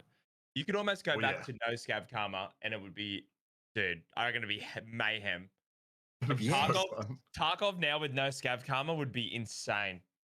That would They be an made it- amazing event or something. Oh, Mm. dude. It made it a lot easier to deal with player scavs as a player because they would be fighting each other as Yeah, well. you just watch them Yes. all kill each other for one piece of Yeah. fucking Tashonka. Yeah, and the second the scav rep came in, it's like suddenly they were your problem and not each other's problem. Yeah. Yeah. You talking about scav rep there? There was no scav rep in the game. Yeah, it was, no scav yeah. rep. Yeah, and there was You no hope they didn't void. work out the wiggle. yeah Like no as a void for PMC, you're while. like, you hope they didn't work out the wiggle and then team up on you, and you're like, oh fuck. The way to communicate back then was you wiggled as a scav to say Yeah. you're friendly, and then when you were PMC, I always had it on F2. You go ceasefire, hold your Yep. fire, ceasefire, and you'd spam it, and then you'd hope that they wouldn't shoot at you, and then you'd come out and wiggle at each other. And it was like this like really funny like interaction thing. And later on, they added that you could walk up to someone and press Y, and you'd like raise your hand and be like, And do the "Hey," great Oh, things, you'd yeah. see their name. And you'd see their yeah, name. Yeah, Wait. that's right. You'd see their name. Oh, that was in when I played. When did they get Yeah. rid of that? I think it's still in the What's- game. You It's can still there. do it. There's just no reason to. No one Wait, gets is that it close really? We just anymore. never do Most it. people don't let you Yeah. get that close anymore, bro. They're like, they Oh. get real sus and kill you. But was hatchet running a really big problem that they needed to crack was- down on? I'd say half the It was players in a bad. raid were hatchet runners. Yeah, it was Yeah, bad. and it's if you went in geared and then you were just fighting like hatchet runners constantly, it was super annoying because you know they've shoved so much stuff up their ass. Yeah, Like- they're flying around the map just looting. And you're like risking your gear for loot, and they're just like straight up the butt. Just So when they it could was pull a guns- plague. You would see just waves and waves of them, dude. Was this when they could still pull guns out of their ass? Oh And they yeah, would plus die- they could yeah. also do that. Yeah. Yeah. Wait, could so pull they a could just gun out pull of a their pistol out of their ass. ass, shoot a If they scab and put it died- back in. No, Yeah. and if they died, it would just stay in their ass and they would keep it. They didn't Yeah. lose anything, yeah. So there was also the way that if you had an SLOMS container, you could make an RSAS a 2x4 and a M4 a 2x4. So that was like you, Pocket DVL as well. you could put a M4 in your bum, run up to someone as a scav, sorry, as a hatchling, wiggle, ceasefire, and then when they like yeah, okay, I'll party along, and then you could like when they're like looting next to That's you, fucked. take out the M4, blast them in the back of their head, and then take all their gear. Most sweaties used to do the MP7 with a thermal on it. They'd pull the MP7 Yeah, with that a was thermal that out was and then one of the scan things I them out. started. Yeah. Out of Yeah. their gamma or epsilon Yeah, and then or it- whatever. Yeah, and they would just go back in your container. It would be safe as, and you just Yeah. have a thermal What the fuck? MP7. That's why I'd always called it the pocket M4. Sorry, the pocket thermal. Yeah. So I'd put it in my bum pocket to, take out when I need to scan for players. Yeah. Sorry, before I had to take that phone call. I was talking about the video. So I made a video. One of my first videos that popped off after the recall control one was how to loot resort for Bitcoins, because Bitcoins were added around this time as well. And at the start of the video, the comments were ferocious. I'm like munching on food. It's like a video of me like running up to the resort. I'm just like munging into like there's all this food. And the comments are like, I came here to watch a guy, not to watch you eat, you fat piece of shit. Like, That's part. yeah, and it was a good lesson because I was like, I probably shouldn't include that stuff in the videos that I edit. Mhm. So, yeah. Right. Should we continue? And the ammo case up your butt. Oh, as I have a well. question, actually. That's a Yep. move. Just quickly on Shoreline, you know how now when we go there, we loot duffels and med bags. Like that's we loot that a lot. Was it still there then? The same. Yeah, ones? so duffels were a lot, med bags were a lot, but they, when this is way further down, but they they made the dynamic looting of bags. So like bags would like kind of spawn in different locations. Yeah. So when they added that, they actually probably 4x the amount of bags and containers. Definitely, yeah. It can spawn with less, but it very often spawns with like more. 3 now instead of Yeah. just the 1 that was static. Yeah. Was back then everything was like fixed. There was always a duffel bag in a specific location. There was always a weapon crate in a specific location. It wasn't there sometimes. It was always there. And so a lot of my guides were like, you run over here and you loot this duffel bag, and then you run over here and you loot this med bag. Like I was very like pedantic about specific things you would do. Like whereas now I can't be like, check this room for these 8 spawns of duffel bags. Like it's Yeah. A stash can spawn here, but it can also spawn in these 5 other locations. Hidden stash is a perfect example. They didn't come till a bit later on, but they weren't. They were always there. So Woods had like 36 of them. Shoreline had 40, and so people would. I would argue like the Woods would be the first map you should learn the hidden stashes because they can spawn every item in the game. It was my wipe start for years. Yeah. All right. And then obviously there was the development plan, and it was very ambitious. But it is good to see that the majority of things on that development plan, even though it was from 2018, is in the game now. Eventually they made got it in, there. yeah. It's insane they thought they were going to do that in a year, though. Right. By the way, that was March when they released that. It wasn't like December. It was like they're already 3 months into the year and saying they were doing that. Yeah. Right. All right. So That would start the trend of them saying streets this year for the next 6 years. yeah. All right. Let's watch the next one. Yeah. Yeah.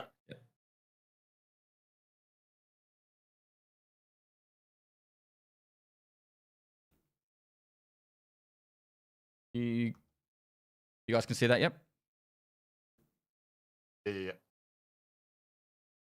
Major update of 0.8. Now, this is the first patch/wipe that came with the trailer.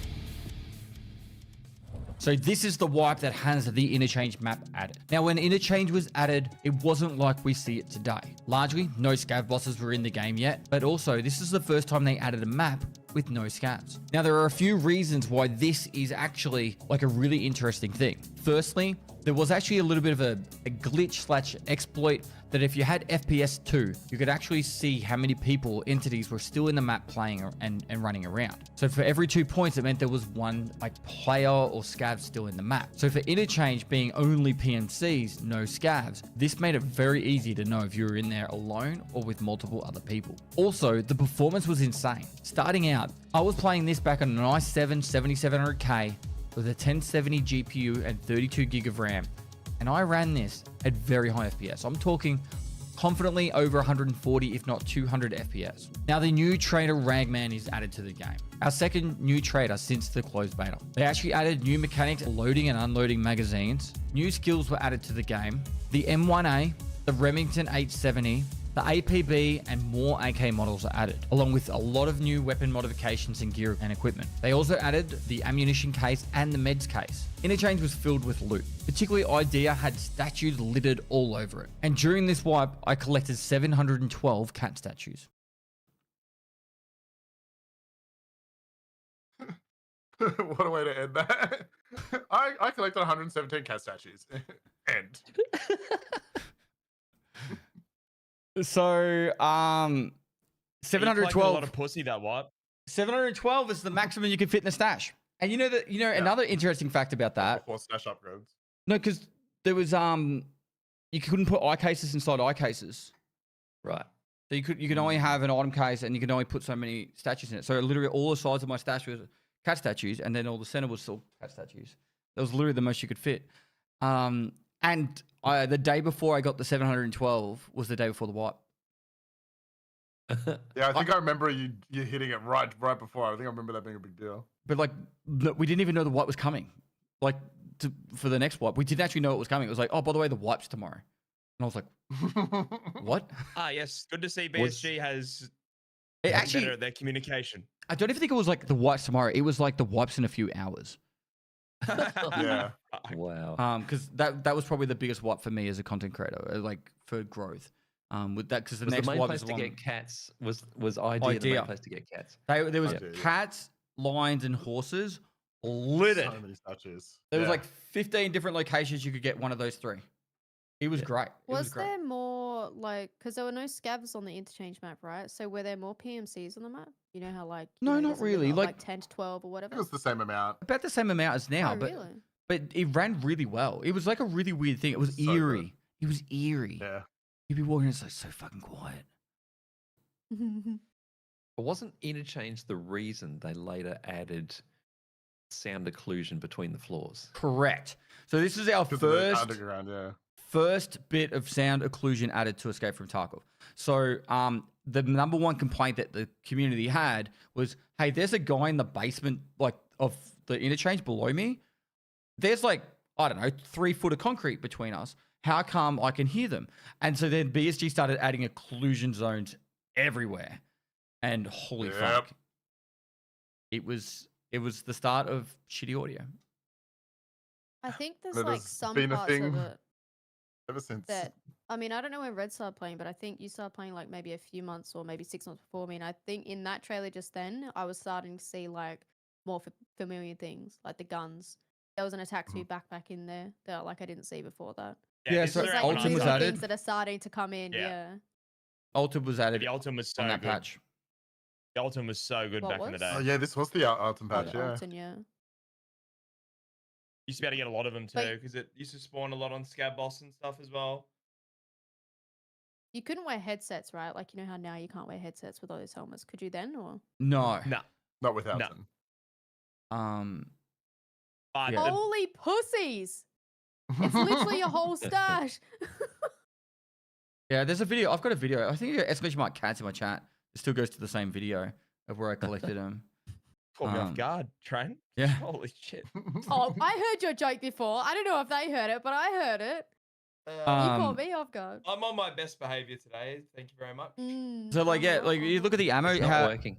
how like things look as well. Like the ammo looks totally different. You didn't see Yeah, the they've level changed like the of the dog in-game tag. images a Yeah. lot. Sometimes for the worst. Oh, you don't see the level of the dog tag. Yeah, I Obviously, agree. like what? Inspect it. You have to inspect it to see their level. Oh. But yeah, that was literally the max you could fit in a stash, doing it like that. Don't know if I got. Yeah, like Was see, 2 million rubles a lot back then? Because you had 2 million rubles. yeah, in your you didn't stash. need much money. Like if you got to like 5 to 10 million, you were pretty set. I think item cases were still around 1 million at that point. So you Yep. know, like, but it wasn't like you didn't need to hoard money. Like it also money were in stacks of 100k. I forgot to say that monies were in stacks of Oh, 100k. yeah. So until like the money case, I think was added that wipe. But like having Yeah, and it was like 5 mil per money case or something. having 10 million rubles back when there was no money case was like not a good thing. Because like what's that, like 100 squares of your stash was literally just fucking squares of money. Dude. So I used to have a thing back. I used to have a thing back in the day where if anyone asked me to buy a money case too in chat, I would not buy a money case. So then my stash would be like, all right, another day added, and your stash would be just fucked. It'd be broken. but yeah, it was a fun time. Scout bosses weren't in the game yet. They're coming very soon. Yeah, not quite yet. Gee. But I think another thing I really do want to point out about Tarkov as a game, because a lot of people like, I think this is really added to the longevity, but there wasn't really like much hand holding. Like they would drop a map, give us quest, off you go. Have fun. Yep. So you're as a out. community, we're like, where the fuck do we do this quest? Where's the fuel tankers to mark? Like, I know it seems easy now. Like, oh, you just go to that tanker and that tanker. But like, we literally had to like, as a community, like, oh yeah, there's one of them's in the fucking blue fence car park out in the fucking side. Another one's over there. And so the first week or two of a wipe was majority of the people going, have you found this loot spot? Oh my God, this spot's got like all the weapon attachments or whatever. It was really cool. It might be really good for the community with the new task line coming as well. I think so working too. Together to work stuff out. Like it actually might bring the community get together again. Did Being like, oh, where's this and what's that? You know what I mean? Like it might actually be a good thing. Did you guys watch any of the interview? I haven't known. I caught some of it, but I was like waking up and showering. And One of stuff. the questions asked Nikita was like, so, you know, the average player's got a pretty good chance to be able to get like one of the escapes from Tarkov. And he goes, no. No, yeah, he said it was going to be hard, regardless. All Yeah. of them. All of them Yeah. are going to be really fucking hard to do. Like, Oh, Nikita, bro. Come on, dude. he explained it really well. He did apologize. At least he apologized. He said, I'm sorry for what you're all about to experience. Yeah. I He's- like the, But this the guy's fifth way to sadistic, dude. extract. He needs to be checked in the head, bro. He says he's got levers. He can change stuff a little bit to make it a little bit easier and that, but he wants the starting line to be quite difficult. Bro, he's not a So- Batman villain. He's got levers. What does he see there? Just like, what does this guy think he is, dude? Fucking hell. Yeah. I like how he said that the fifth way to escape from Tarkov was Is uninstall. uninstall. Uninstall. Oh my god. Steam refund. That's the fifth way to escape. All right. Next one. We've got a few to go through. So Yeah. Miss There is one thing I don't think you'd super mentioned though, is like how skills were back then. Like, it's like, you know, we have max strength and endurance like now, but it's not like what it was back then. Because I remember all of these patches that here I had max strength and endurance on all of them, and There was could, no like, diminishing teleport across returns. The map. there was no Yeah. diminishing return. So that's probably the big one is I did say it in the very initial one, there was no diminishing returns. Like you could level up the skills as much as you want in one raid. So if you were to spend a whole raid running around, you would level up your endurance skill maybe 30 skill points. A lot of people made videos on how to level up the health and stress resistance skill by just going to a campfire on interchange and standing on the fire, taking damage, getting off the Healing. fire, healing with a grizzly, getting on the fire. So what you'd, and this is what you'd have to do. It's so fucking weird. You'd have to black out your entire body from a bleed and to keep your stomach alive. And then you would just go on and then the stomach to go like down and then go back on and back. Like, and that was, you just do that over and over again until you leveled up your health skill. It's fucking But fun the times. benefits of the skills were also like way like huge compared to now. Like, because like for instance, when Jump Resort height was a added, big you one. Could, you could run to resort on one stamina bar from anywhere on the map because max endurance was so Well, hectic. without And stims will- and everything. I think Yeah, so. yeah, because there was no sims back then. Yeah, yeah. Like I distinctly remember being able to run any point on the map to resort with one stamina bar at max endurance, and strength made you so fast as well. Like you would tap sprint, and you would like the world would literally warp a little bit around you because you just like teleported like 2-3 meters ahead. Like That's the like Yeah. going back to the stutter stepping too. You'd be like you would do this that like, was why stutter stepping was the thing. Yeah. and it was also quieter to stutter step than it was to just Mhm. run normally. I Yeah. think that one So was you'd be around like for a while. teleporting around, and you was like way quieter. All right, let's get the next one going. Hold. I might just be able to do this.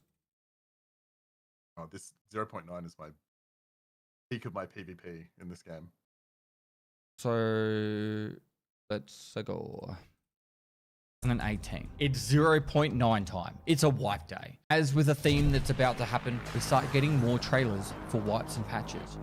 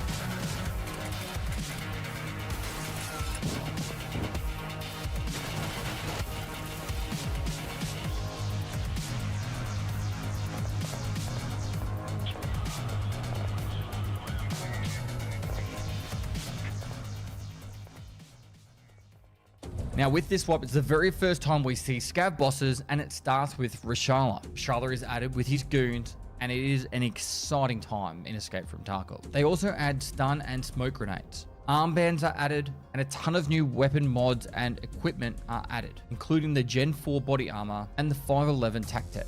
Back during these times, armors like the TacTech or armored rigs like the TacTech could go over the top of other armors, effectively doubling your armor. It's the first time we see paid vehicle extracts on interchange and customs. They also add the SA-58 and the Glock 18C. Some things I'd like to point out during this one. Reputation with traders is retained on the wipe, so you didn't actually have to worry about regaining your reputation with the traders. As more items were being added to the game, BSG acknowledged this and added more stash lines to the players. I think it was about 3 or 4 lines. Now over to patch point 10. Now this is 3 months after the July patch, and a lot of issues have started to flare up. Probably the most notable issue that was found during patch point 9 was that your firing rate was actually linked to your FPS. So the better frames you had would actually mean that you would shoot faster.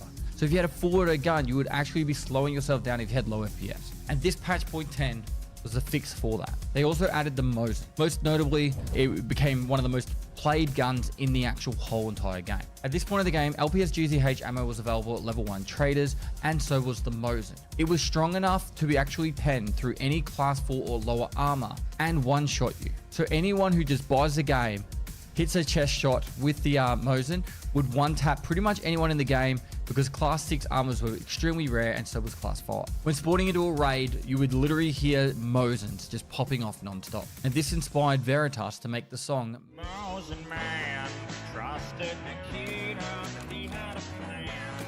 Jokes on us, it was a fucking scam. Mosin Man, you believe these assholes are worse than the hatchlings? Yes, I can. Mosin Man.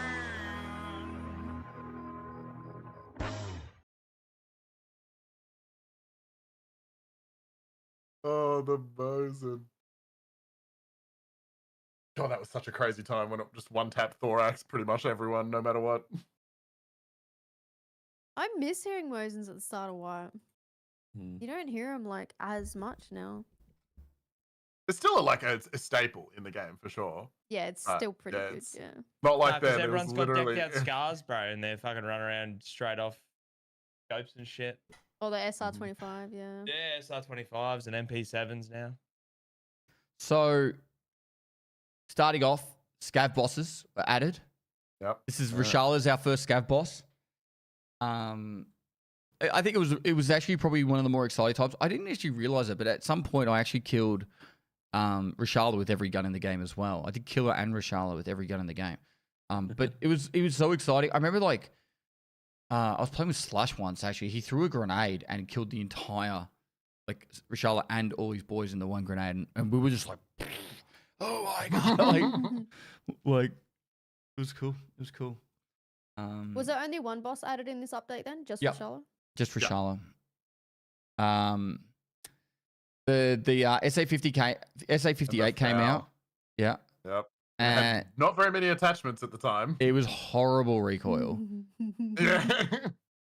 And then probably the big one. The big one is sorry, I'm skimming through the video. The double Oh, yeah, armor. the armor stacking. The armor stacking. Oh my god, so Oh, good. no way. So it's Is this actually the walking You were tank such a you guys were talking monster. about? no. No. No. Is No, no. it? You've got an ult and 2 armors on. Yeah, so Not it. the walking tank is something coming a bit later, but so 6B43, which is the fort armor with the tac tech on top. So you would effectively have a class 6 armor with a class 5 armor on top. And there's no hitboxes for like armpit or any of that other shit.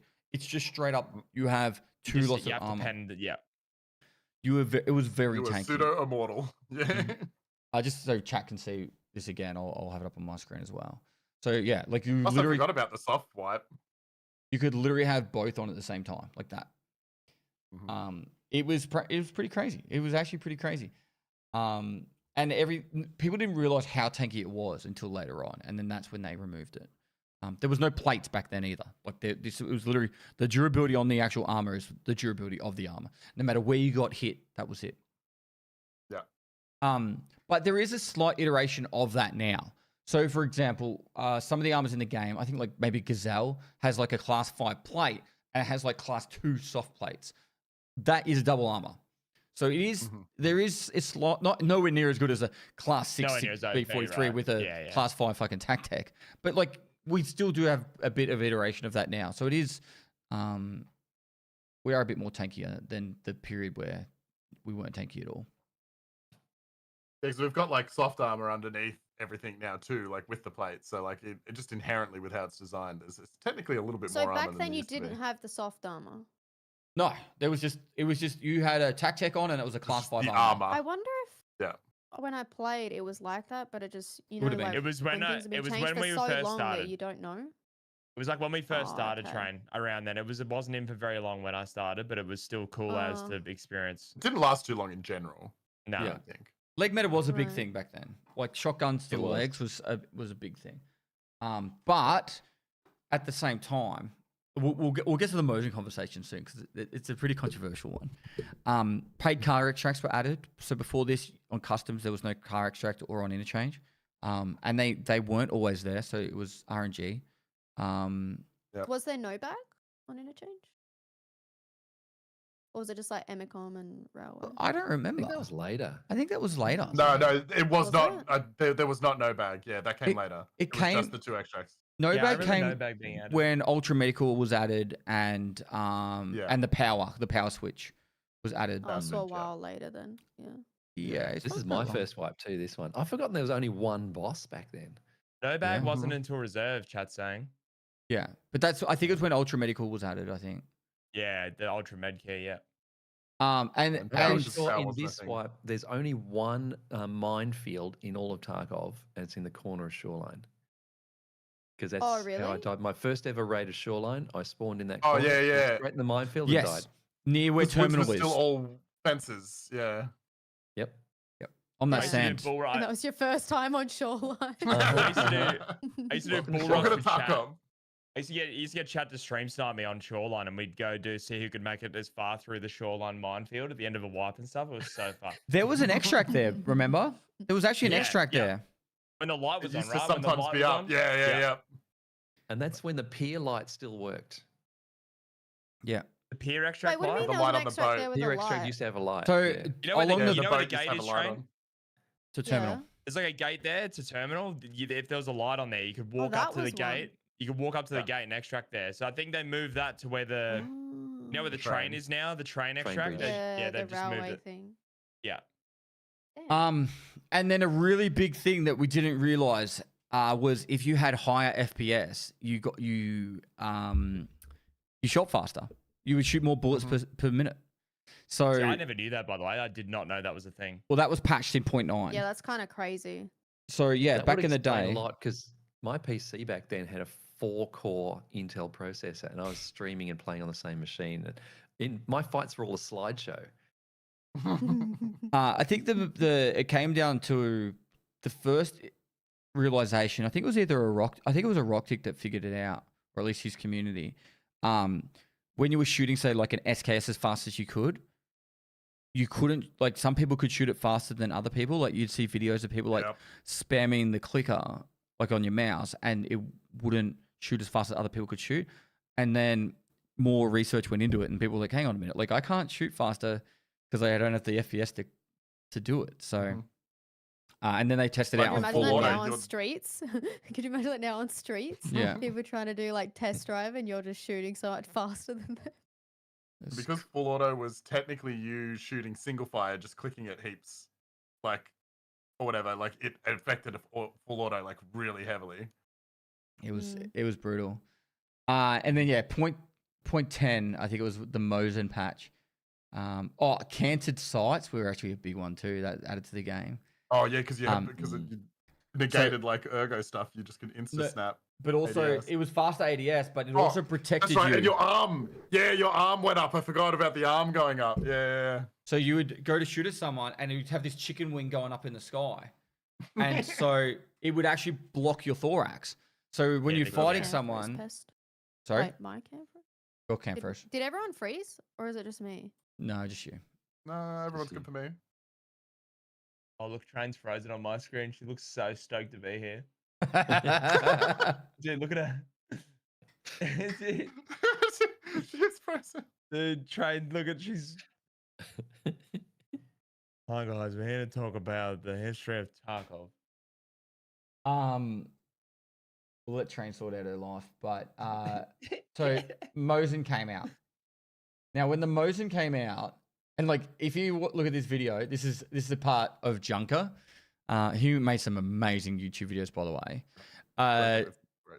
And it's like literally him just buying like a full stash of Mosins because that's all he needed to use. And he, or not just him, the whole community. You go into a raid and you just hear, Yep. because LPS GZH ammo would do 82 damage or 83 damage, I think it was, and the thorax hitbox had 80 life. Right? Oh no, yeah. So you could one shot someone in the chest with the Mosin, and through, because of the pen of the ammo was like 50 something, it would one shot through nearly every armor in the game. So people would be like playing in the best gear they had, and then nakeds would be running around with Mosins, just be like, and the Mosin cost 11k, and LPS GZH rounds cost 173 a round. So you could go 40 rounds and a Mosin for no more than 15k, and that's all you needed to go in with. Still completely geared, guys. Yep. And so there was Basically for free. hatches. It's like Veritas said in the video or the song, hatches weren't a problem, Mosins were. And then I got in a lot of fucking a backlash because I said to Nikita during a podcast with him, I said, dude, what happens when the belt feds come in and you can shoot 100 rounds of LPS GZH for 173 a round? I'm like, make the rounds at least more expensive. And then like I said, he goes like, how much? And I said, make them 700.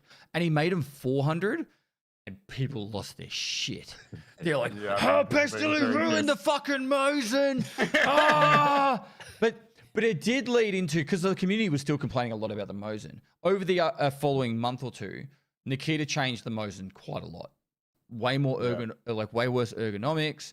The rounds ended up becoming more expensive, and if I had influence over that or not, I honestly think it was for the better of the game, because it was so anticlimactic loading into a raid, running around for fucking 5 or 10 minutes and just hearing, and it's a naked with a fucking Mosin that killed you. Yep. You get into this huge fight or something, you'd be having fun, and then some random naked Mosin guy just starts killing everybody. Like, I'm risking nothing. Yeah. And they would insure them, and you wouldn't pick them up because they're too big to insure to pick up, and they're 11K to buy from Trader anyway. So, it was a very hectic time in the game. Yeah, it was crazy. I think that's the majority of that patch. Shall we continue? Yep. Yes, sir. I'll try not to flashbang you, but sometimes you're just gonna have to.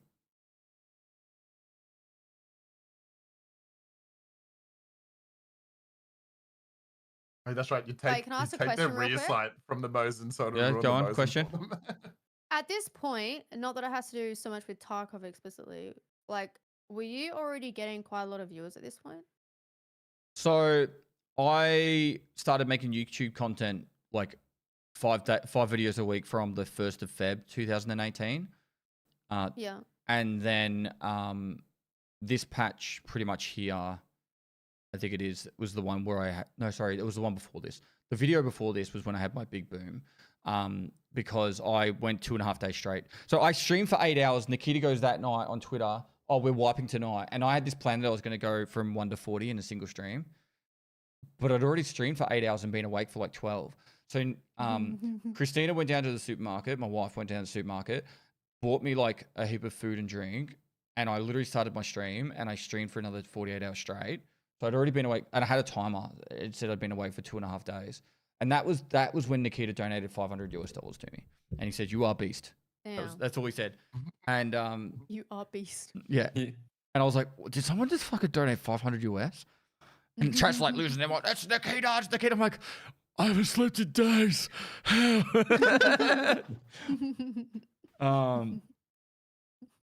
So yeah, that patch was when I really started taking off. Because people were like, because back then it wasn't like get all the quests done, hit level 40 fast as possible. It was like, where's the fucking the Salua I need for my quest? Like it was like that's what people were focused just on. Pure guide related to tasks and things. And people were just enjoying the ride, like funny videos, funny clips. It was very different to speed running kind of stuff. I probably led the forefront of like maxing out traders as fast as possible. And I don't know, it probably wasn't for the better, but it worked for my success. But yeah, that was really what got me a lot of traction. I went from probably about 30 viewers to probably about 100 from that wipe within the first week. And then not only did I do that, I also made, as I was doing that, I made guides live on stream for all the quests that were added. So my YouTube video started getting a lot of traction. It was a really wild time. Like my uncle passed away like literally like the same day or whatever. So like I did that, and then I was like crazy successful for 3 days. And then I got in a car, drove to Victoria, edited on my mum's couch. Like I took my whole computer with me so I could edit on my mum's couch. Went to the funeral the next day, and then spent like another day editing on the couch. Drove back to Adelaide, and then was like straight back into it. It was like I just didn't sleep. I still don't sleep as much. I remember thinking you were a fucking monster then, bro. Like, yeah. I think chat kept updating too. Like, so I'd start streaming, they'd be like, "Yeah, he's been awake for fucking 37 hours at this point." I'm just like, "What is he fucking doing? Jesus Christ!" And I had the guides. Like, I watched all. That's when I started using all your guides and stuff. And I just have them open because you did the fast guides. You did just every prepper quest in one guide, and it was all chapter marked, so you could just click on the task you're on, watch a 10-second, 30 seconds of the video, and then go do it. And that was my way of playing. That was my way of learning the game. My theory in content creation back then was just growth at all cost. So it's like, even if it means my video makes no money, I just like make the most efficiently well put together video that I have at my skill set. So it would be like 20 prepper tasks explained in 4 minutes. And it would be like, all right, so for, I don't know, bad rep evidence, you need to go to this bunker, go to pick up this item and then leave and hand it in. That would be like literally the whole task guide. And I'd have maps pop up like, here, go to this map. And I'd show the video of like quickly picking it up and like go to this spot and then go. And it's like, so yeah. All right, let's do the next one. No more interruptions, Shane. Sorry. As you were. 0.10.5, the wipe that changed the economy forever. The flea market was added. One of the most controversial topics over the whole entire lifespan of the game. Do we have the flea market? Should we not have the flea market? And of course, I found every single way to exploit the flea market in its entirety. They finally added food and med consumption animations. BSG did a massive overhaul on the weapon ergonomics, penetration, and blunt damage. The MP7 is added, along with a heap of new mods for the Mosin. Now in December 2018, they added patch 0.11. This patch came out of nowhere and they added the map Laboratory, which included a trailer, but no one knew it was coming until patch day.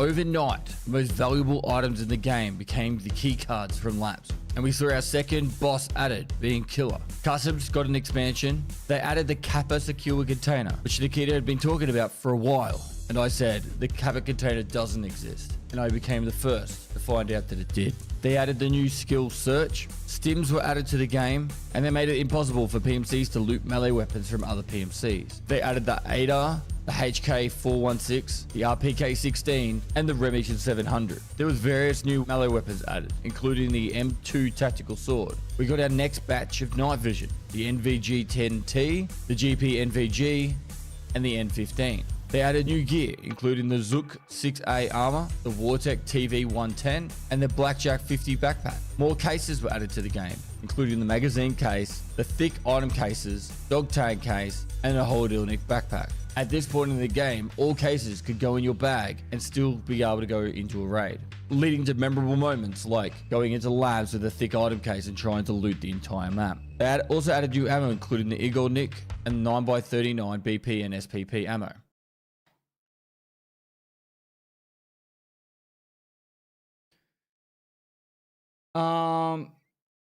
Now November. So it's a big one. There is a lot happened in this period, by the way. A lot happened. Yeah. I mean, that's a massive patch. Like, Yeah, so the there's a wipe lot happened added. on November 7th, my birthday in 2018. Then a month later, they dropped another patch on Christmas Day. It was like, I think it was Christmas Day. No one knew it was coming. They literally just said, patching today down for 3 hours. Patch comes back up, labs. Nobody liked that. Wow. And they added labs. Yeah. So the patch at Christmas was just like, they added labs. And it was just a crazy time. It Labs was like was so good. It was free too. free, no key cards. access card or anything. Yep. And it was your first experience with Raiders, right? Because Correct. Reserve wasn't in yet. Mhm. Yeah. So I can't believe Labs was before Reserve. Yeah. Yep. So I'll put a few things in here. One, all the music in the game was made by Nikita. If anyone didn't know that, any of the music you hear in the trailers or in the menu or anything like that, that's all Nikita's music. He makes it himself.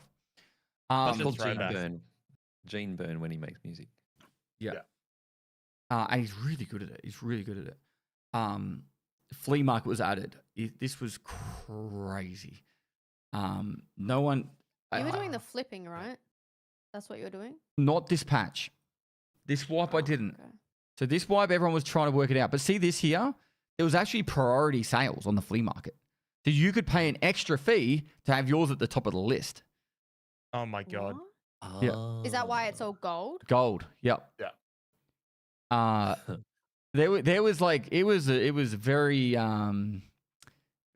interesting. Like see how like there's the bitcoins that are gold and the ones that aren't. 2 mil? Yeah. I remember 'cause- watching people back in the day and they would solely stream them like on the flea market back in the Yep. day. Hmm. That was their whole Dealers thing. and They would dealers. literally sit there and it was like they were running a stock market IRL, but it was in Tarkov. It was a very interesting time when it first was added because initially I was like, I don't give a fuck. I'm just gonna play the game, do my normal thing, right? Let's smash through the levels and all that. But yeah, it was people starting to flip stuff. Scams were like crazy. Listing stuff for USD instead of rubles, but it looked like you'd but have it as a priority sale. So like, there was no priority sales up for a Salua. So you'd put a Salua up for 6,000 USD and they would think it's 6,000 rubles and then they'd buy it and you'd take $6,000 off it. There is, I think, a clip of Summit buying ammo that was USD instead of rubles and he spent like 50,000 USD. Yeah, he lost all his money. Yeah.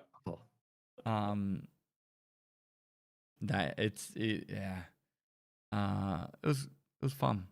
Most of my flea market like exploit stuff happened a little later on, but I'll also, if you guys want to hear, I'll explain them now. The first one I did was the wipe after this, I'm pretty sure it is. I worked out exactly how I could get the Salua as fast as possible. And I worked out I could do it in about 2 hours. I actually did practice runs of it before the wipe. And then so I did, wipe happened, took me 2 hours to get that Salua unlocked from Therapist. And then I filled my stash full of Saluas and put them up for sale. And there was no level requirement for flea market. So And there was no found in raid for tasks at that point. and there was no either. found and raid for tasks. So I would buy a full stash of Saluas, put them up for sale for 100,000 rubles each, and people would buy them to hand them in for their quest. I literally would. I'm in the by the 3 hour mark. I'd done that many sales that I was over. I think I hit 100 million rubles at the 3 hour mark of the wipe. So in an hour, I made 100 million rubles. Yeah. I remember that shit. This was the fucked bit. You had to individually claim every single fucking Oh money. yeah, there was no receive all. There was no Yeah. receive all. What? Yeah. Yeah, that didn't come in for a little while. So you got a So message. if you sold 100 slavers, you had to select them all individually. Click 100 Yeah. times. Yeah. Quick, What? next, next. That's There was messed no up. receive all for insurance either. So it was similar with that. And so yeah, same with insurance. It was pain. It was Yeah. pain. And Unless that you were is. rich. I got to like 200 million rubles, and then Nikita goes, "This is the first time he sternly said, make it go away," and I said, and this is the reason why you have limits on how many you can buy of a specific item. So he immediately put a limit on you could only buy 6 Saluas, and so then you can still Make it flip go 6. away. You can still flip 6 at a time, but he said make it go away. So what I did, I literally bought every single quest key. Every single key in the game. I bought containers. I had like my stash at the bottom was like kind of like hidden away. Was just like every key multiple. I was just like, and I went down to like I don't know. And I said, guys, put some stuff up for sale on the flea, and I'll buy it. And I was just buying random people's shit for like random prices. But it was to make a point. Like there was an issue that needed to be resolved. And so yeah, it was fun. It was fun. The amount of people that accused me of cheating, like it was like my viewership. I can't remember this day. It was probably around. Because of the slavers, or Yeah, I was probably around 400 concurrent at this point. Like Deadly Slob was still like the #1 creator. Like all the people that were streaming at the time, like my viewership went to like 2,000 instantly. They were like, Pesty's got 100 million. Pesty's cheating. You should see what Pesty's doing. It's like he's cheating. Just like it was really funny. It was fucking hilarious, actually. I remember laughing as I was like, "Oh, Mortimer!" Healing animations added to the game. Pretty big. Is around this time as well. So no more loading No, bar I of like. thought it was earlier. Hey, like I And think it's Stims, kind of crazy no? it was this late. No, it Stims was- as well? This is the first iteration of Stims? Yeah, I think they came with labs. The most of the Sims. I think Morphine was in.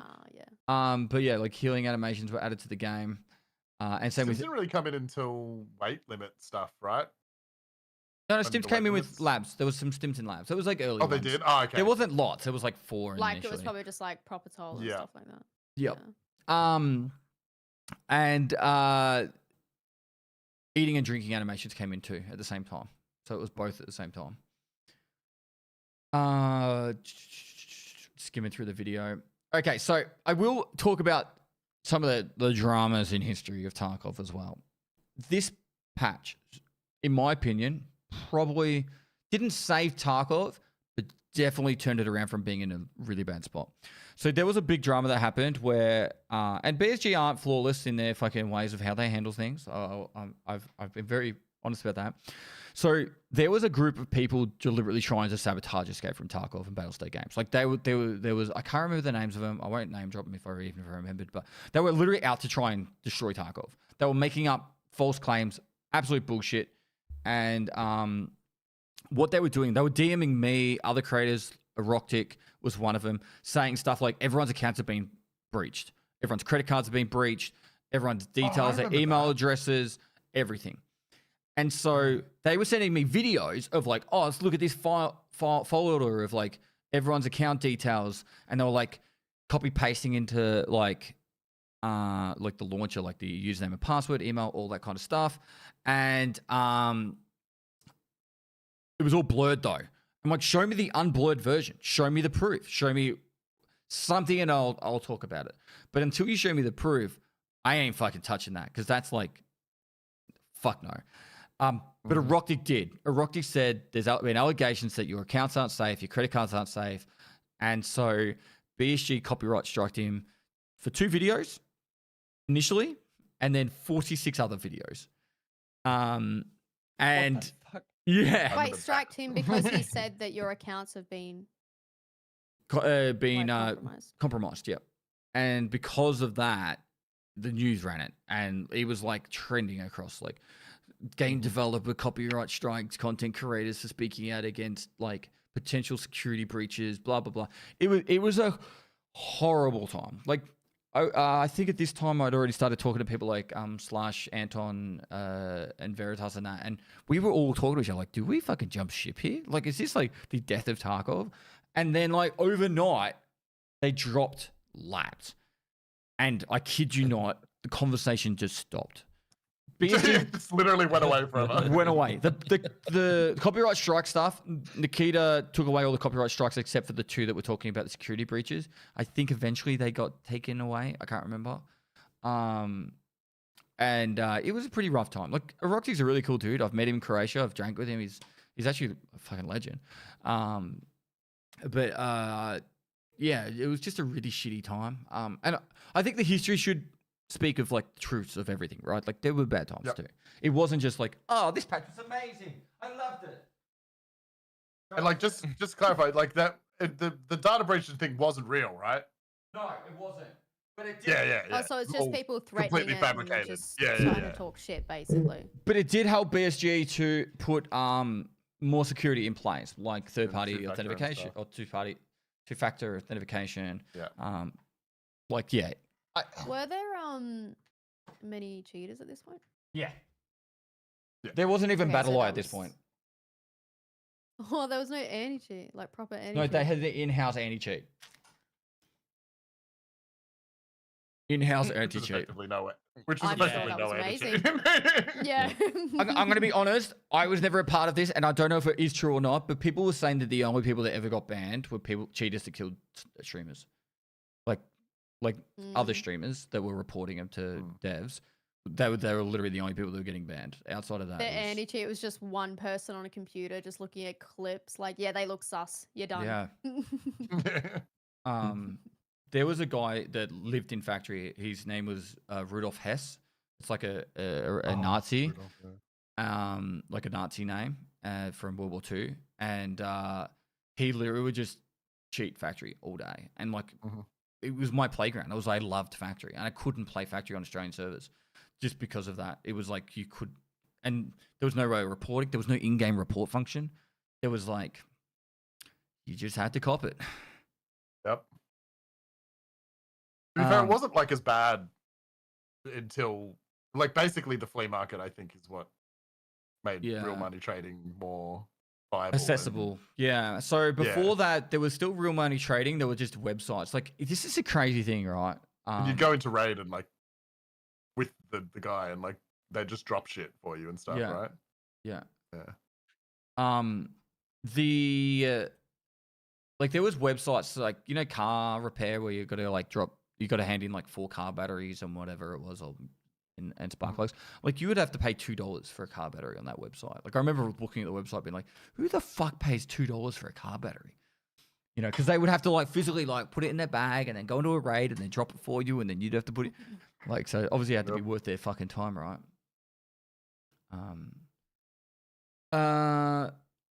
Labs drops and everyone's super excited.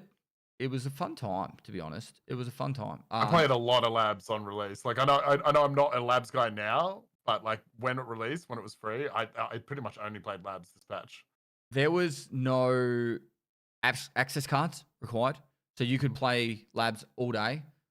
And not Was there night and day then already? Because because when I started playing, you could select either day or night for labs. correct. There was Yeah. Did both. you still do that then? Yes, but it was still daytime.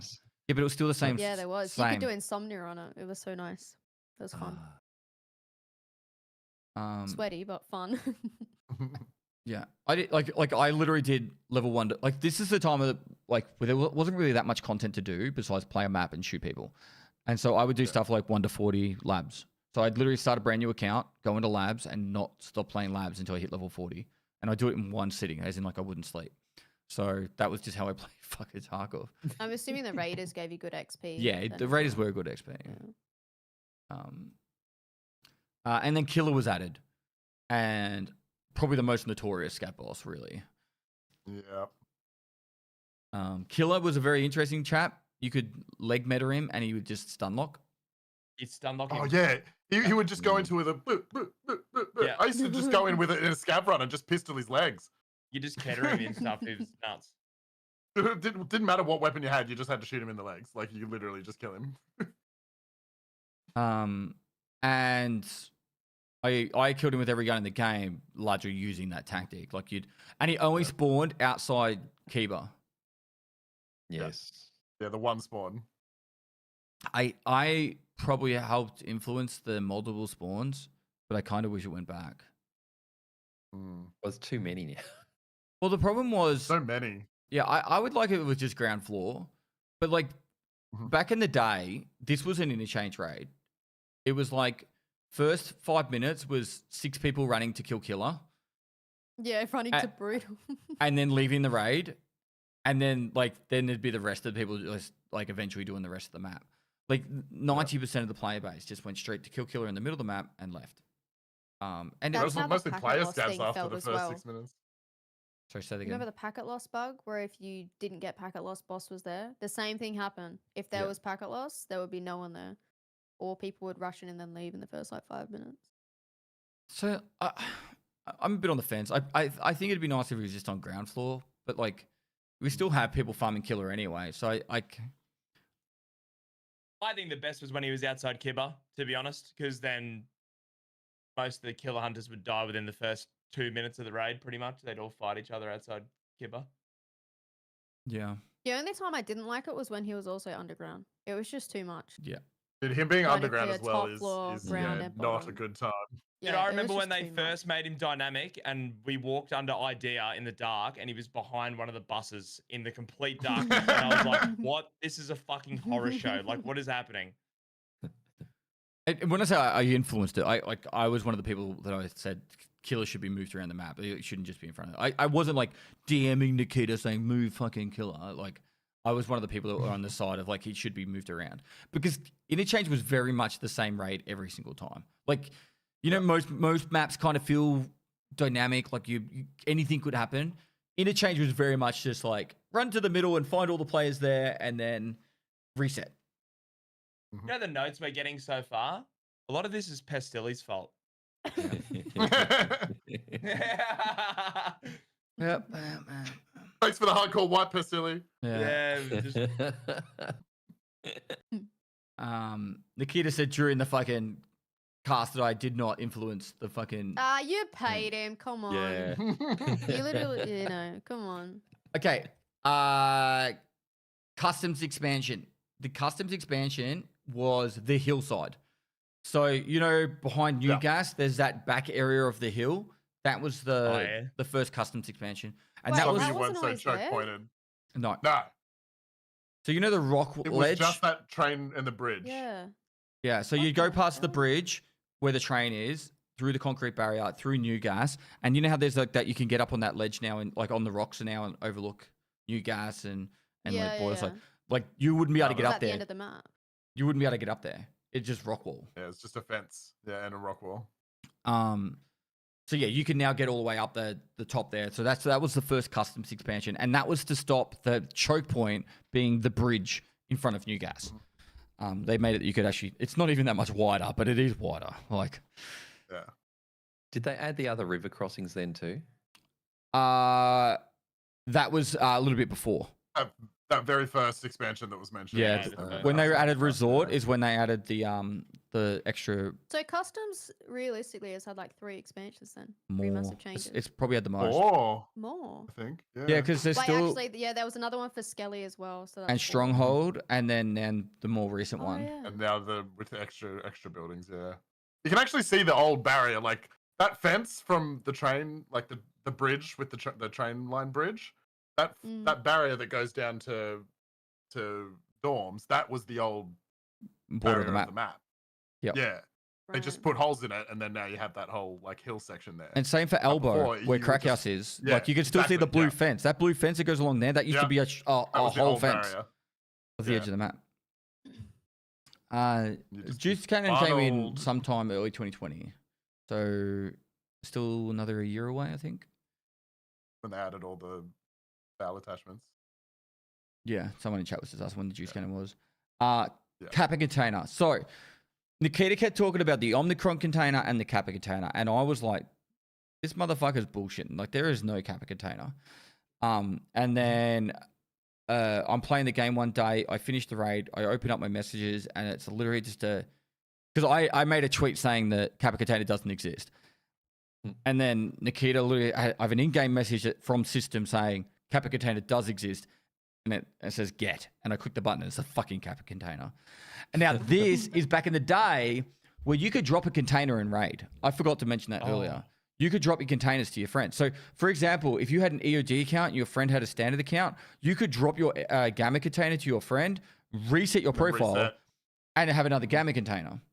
That was how I learned. My friends dropped me a gamma ray. There's that iconic really clip, played dude. much with an alpha. I've tried to find this clip like I'm trying 20 to find it times in the right last now. year of the guy like that drops it and then dies. Yeah. This guy goes to drop it to his And mate, he starts screaming. He's screaming, bro. He loses his fucking mind. I've tried to find this clip like 10 times in the last 2 years. I've never been able to find it. Dude, it's not on YouTube anymore. I can't No, find it. I legit can't find it. It's so funny though. Bro, and he drops it, and then a guy He's runs up and sweating, kills him. bro. Goes, He's like, he's like, pick it up, pick it up, pick it up, and then they die, and he just starts screaming into his microphone. Fuck. so Yeah. what And is so that? yeah, Where would that like clip be? it is. I think chat's got it here, maybe. Really? Did Yeah, they this is find it. This is it. Oh, do you have? No That is way. it. No fucking Twitch. shot. Give me a sec. I'll share. I'll share. Chat the goat. Dude, this clip is goated. Oh, I'm so glad someone found it. Flashbang again, I guess. Ah! Yeah, that's him. I can't like unequip it. You can see how stressed he is already. Like, Discard, there it is. Discard, yeah. Oh, we're getting lit up. We're getting lit up. Oh my god. yeah, this hey, is- wasn't the first option, No! right? I was. No! I was searching it. I was panicking, so I was scrolling to search and first though, so we can get that out of the way. Oh Who god, is it's so this? good. Just right Okay. click. I don't even remember his name anymore. I can't like unequip it. You can't right click it and click Oh, discard. discard, there it is. Discard, yeah. Okay, look at this. Oh, He's we're like, getting lit up. We're getting lit up. oh my god. I'm searching. No! I was. No! I was searching it. I was. Right, you can tell how stressed that guy is. I was eh? panicking, so I was scrolling to How did search. someone His have face that is clip getting so First, red. though, so we can get that out of the way. How did someone have that so quickly? That's amazing. I Probably can't just I can't asked stress AI. you how many times I'm trying to find that, but So it's on Twitch, That's not on amazing. YouTube. God, that's so good. Yeah, and I remember like because take wasn't the first option for most of Tarkov Live. Yeah. It was like search, and so Wait, what? you'd have to scroll your mouse wheel and click take, which is not an easy thing to do in the moment. Yeah. And then you start getting shot at, like. You know that gif of when like someone's like smashing the keyboard? He was literally the definition Yep. of that. Oh man. funny. And the only way for him to get that back now is to reset his account. Yeah, the Yep. reset. Yeah. But that was a To be really fair, there common wasn't thing. a limit to resetting your account at that point. They added a time limit. So they added it was originally like a week, and then they pushed it out to like 3 weeks. Yeah. I don't think you could reset continuously. But the cool thing was, and I did this too, this is fucking dirty as fuck. Wipe happen. Sell absolutely everything in your stash. Put all the money in a container. Go into a raid, drop it to your mate, they extract, Oh. then Reset. reset your account, and then they cheesy. would have all that money. Oop, wrong one. I think I might have done that once. I'm pretty sure I did that once. It was like an Okay, extra it's all mil and a Pest's half or fault, 2 bro. mil. Yeah. Yeah, I was gonna say it only. Blame had me. 100K At this stacked point, up, I so it had like wasn't a fucking lot. 15 viewers. No, you didn't. No, You when I said was that doing you grew that. to like 100 before. That was when I had like 15 viewers, like 20 viewers, like that. When Was, he did it, yeah. Yeah, I don't even think I was streaming yet when I did it. So we had Kappa added, search skill added. New guns. Oh, and the thick cases. So this is great. You used to try and go lads with a thick item case and a thick weapon case in your backpack, and you try and loot the whole map. That was like one of the most fun challenges I think I ever tried. So you'd kill the players and then literally like loot every single item in the map. That was the objective. I think Box did it on Interchange with a junk case once, and filled like it was 1 or 2 junk cases just completely and utterly full. Yeah, like in this image Remember right old here. stream snipers, like old stream snipers back in the day, they were just friendly and cool, and you know they'd come drop you a thick items case. Not mine. I know, Oh, I actually, don't know. no, I did have one that dropped me a thick items case one time. Yeah, on labs. I like looked at Or a stairwell, ammo nothing, cases and then full of ammo. looked back and there was just this giant fucking case there. I and it don't know just what had a stream bunch of snipers thermals train in was there. getting, but Yeah. yeah. Well, when I didn't play OCE, they were pretty good. But if I played OCE, they were.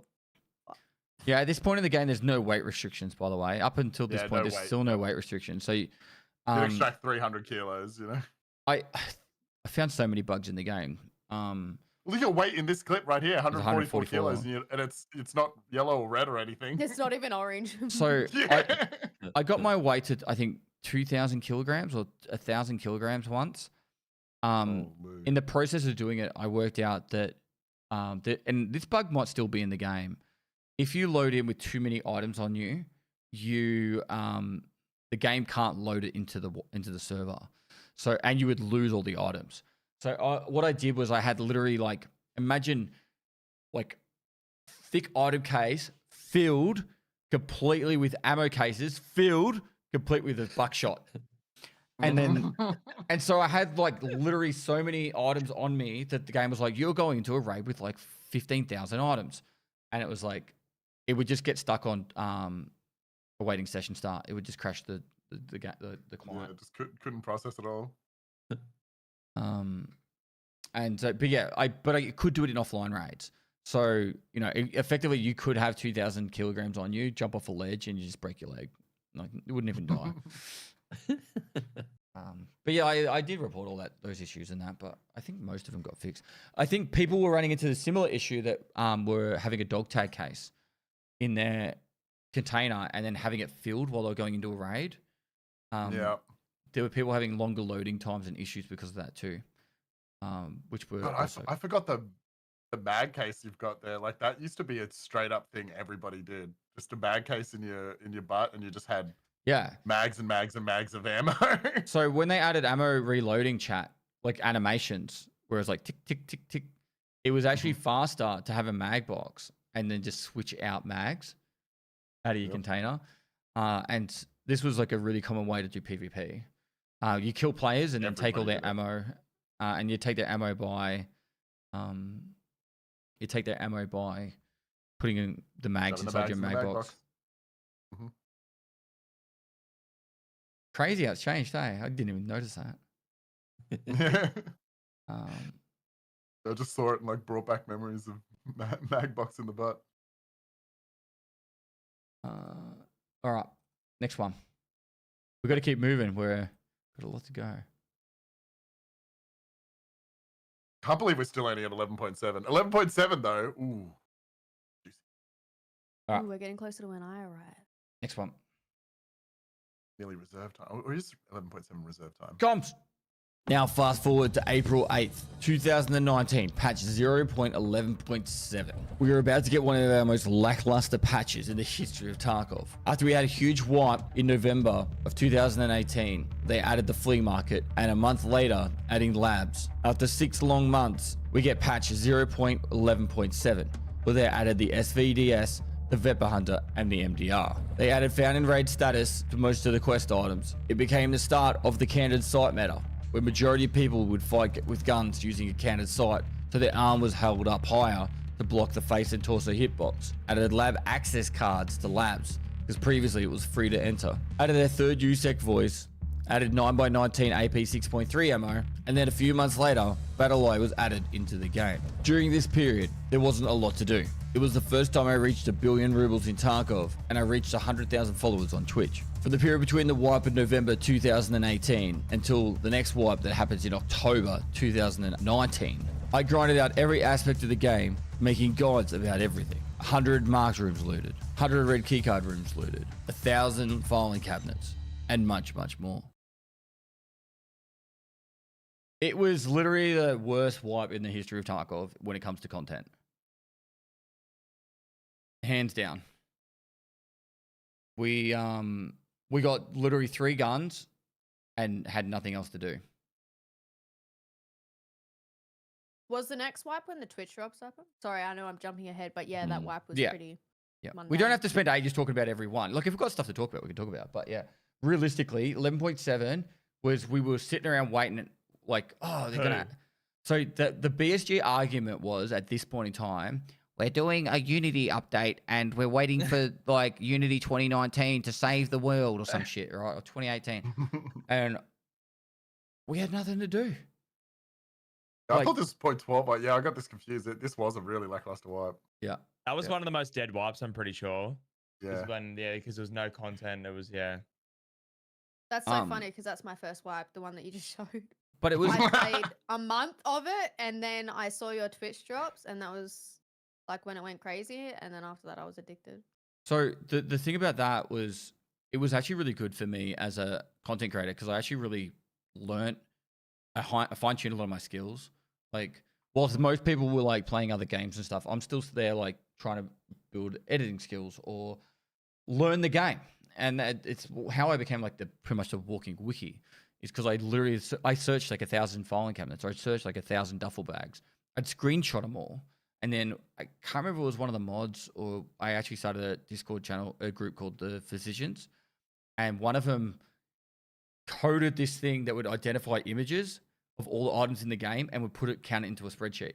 So I could literally search 1,000 filing cabinets, get 1,000 screenshots, and then that code would look at all the images and count how many of each image there was. That's cool.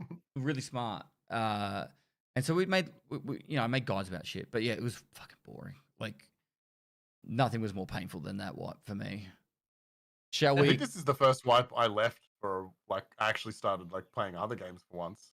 Yeah, a lot of people did. Mhm. Should we do the next one? Yeah. Next one's point 12. This is where people start getting like, I think this was my favorite.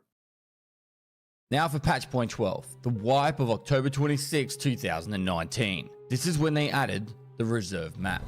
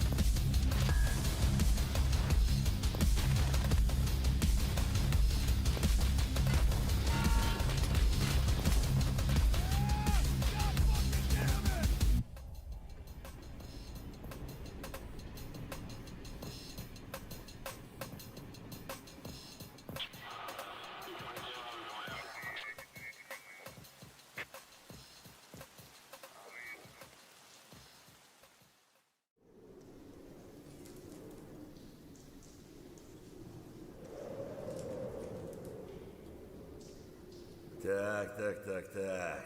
Что тут у нас? The reserve map came out very unstable. People had massive stutters and the frames were shocking, but it was instantly a favorite for a lot of people. They added 2 new bosses to the game, being Sturman and Glucker, and updated the Unity 2018 game engine. Offer a treatment for when you finish a raid, you have to start paying to heal at the end of each raid. A ton of new weapon parts along with various new calibers and equipment. The hideout is added, weapon presets are added, clothing from Ragman is added, a new trader, being Jaeger, added to the game. The T7 thermal sight added to the game as well, whilst getting to use the new Ash 12, the P90, the M9A3, the 5.7, TX15, and the MP5 Kurz. And finally, for the first time in the history of Tarkov, we get to treat our blacked out body parts with surgical kits. Now, only 2 months later, we get our first taste of Twitch drops, shoving Tarkov into the mainstream eye of gamers across the world, spiking its popularity and giving me a platform to show my content across a larger audience. So with patch 12.2, Twitch drops launches and they add the 7.62x51 DT MDR, the VPO 215, the SR25, the T5000 and the MP9. And we get our first opportunity to grind for the Adidas tracksuit. And this is where with Tarkov's popularity, more content creators get involved and we see the taste of General Sam posting the 2 types of Tarkov players, the rats and the chads. Now, early on in 2020, I moved all the way from Australia, which doesn't exist apparently, to the Netherlands, where I start my 2020 year with all this hype and escape from Tarkov. I start out the year with a goal to raise $1 million for Starlight Children's Foundation Australia. And boy, did we hit it running. With all the extra exposure and tournaments popping up like the Code Red tournament, it increased the exposure on my channel to help raise money for an awesome cause, which also gave plenty of opportunities for a lot of shenanigans to happen throughout all the charity events that I did over the year.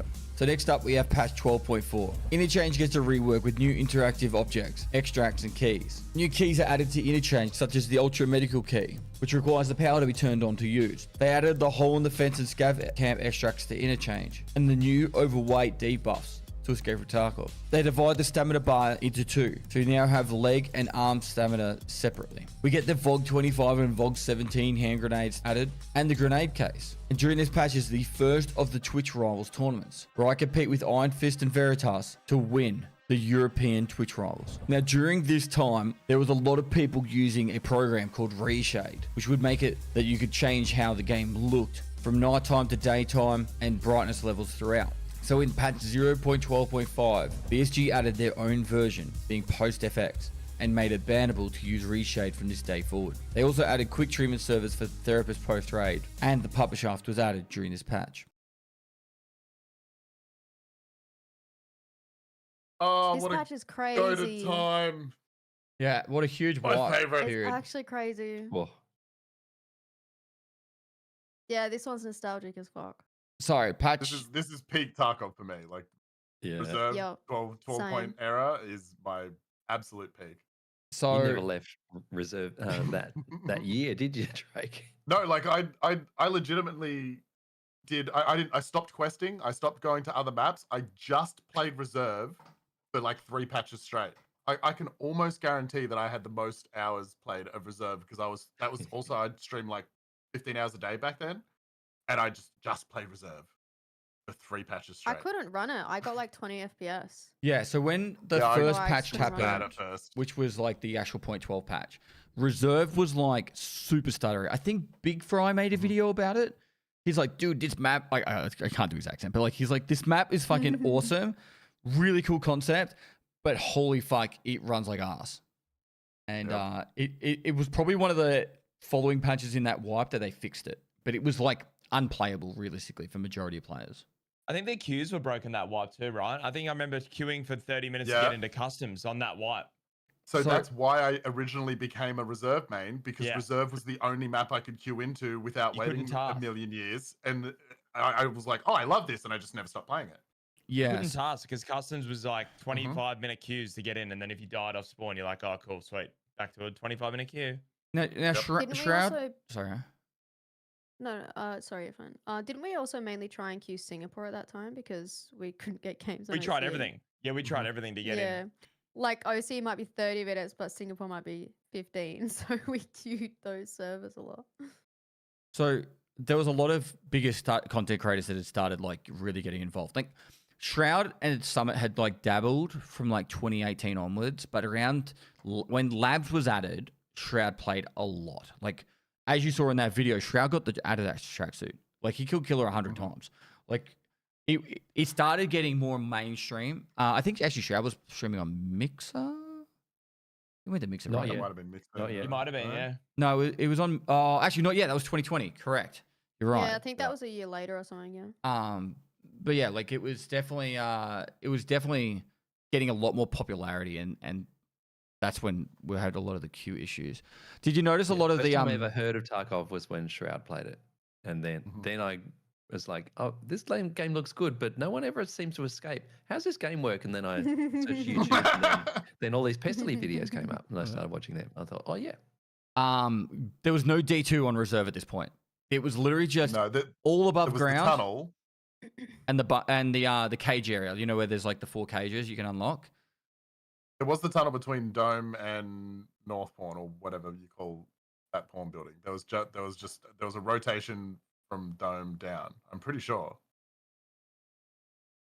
but there was no actual D2. No, there was no. No. No. No, that was an expansion later. There was no. Reserve was better before D2. Correct, I agree. There was no, you know, underneath all the barracks and that, underneath the barracks and that, there was no underground command area, whatever you want to call it down there. None of that was there either. It was all closed. So I would spend 80% of my time up at Dome with a sniper, just sniping people running around. It was fucking horrible. Like, Yeah. By the way, it was taking the loot FPS. away from above ground that made the map bad, not the underground. Get wrecked. I would argue both. D2 had the best loot in the game. There was a very minimal crossover where they still had loot in like the school and in King and stuff like that, and it was still an amazing map. It was just the second they took that loot away, the map was dead. Even I stopped playing it. The problem with, sorry, somebody in chat said Odds of Nikita doing an event where he blocks off the underground. The problem with that is like there's quests that are located underground, so it limits the ability of people being able to like do their progression. I hate Literally just put the underground. loot above ground and it'll be fine. No. Like drop down is shit Drop down now room. though, right? Like remember when drop down was first put in, you would always try and rush to get there, but now, like no one goes there anymore because of the loot. Yeah, in but some drop down tasks ruin those aspects. Because like the way that I always got my shooter bomb in reserve was I went to the opposite building, watched drop down, and I'd snipe them because it was exactly 101 meters. So So many like hatchet sometimes runners the would go to drop tasks down. always ruined it. Yeah, and you could just get shooter bomb that way. It was how I won the Code Red tournament. I literally had a path that I would just do the drop down room. I call it King or Queen. I don't really name the name of it, but the building in the middle had a lot of really good loot. And I would just run through those and then go no bag, and I would just loot that over and over again. That's how I won Code Red, and it was just such good loot, and the PvP was fun. There'd be people fighting building to building, and it was not dark. There was a lot more 50 that cals was and the big grenade thing. launchers too.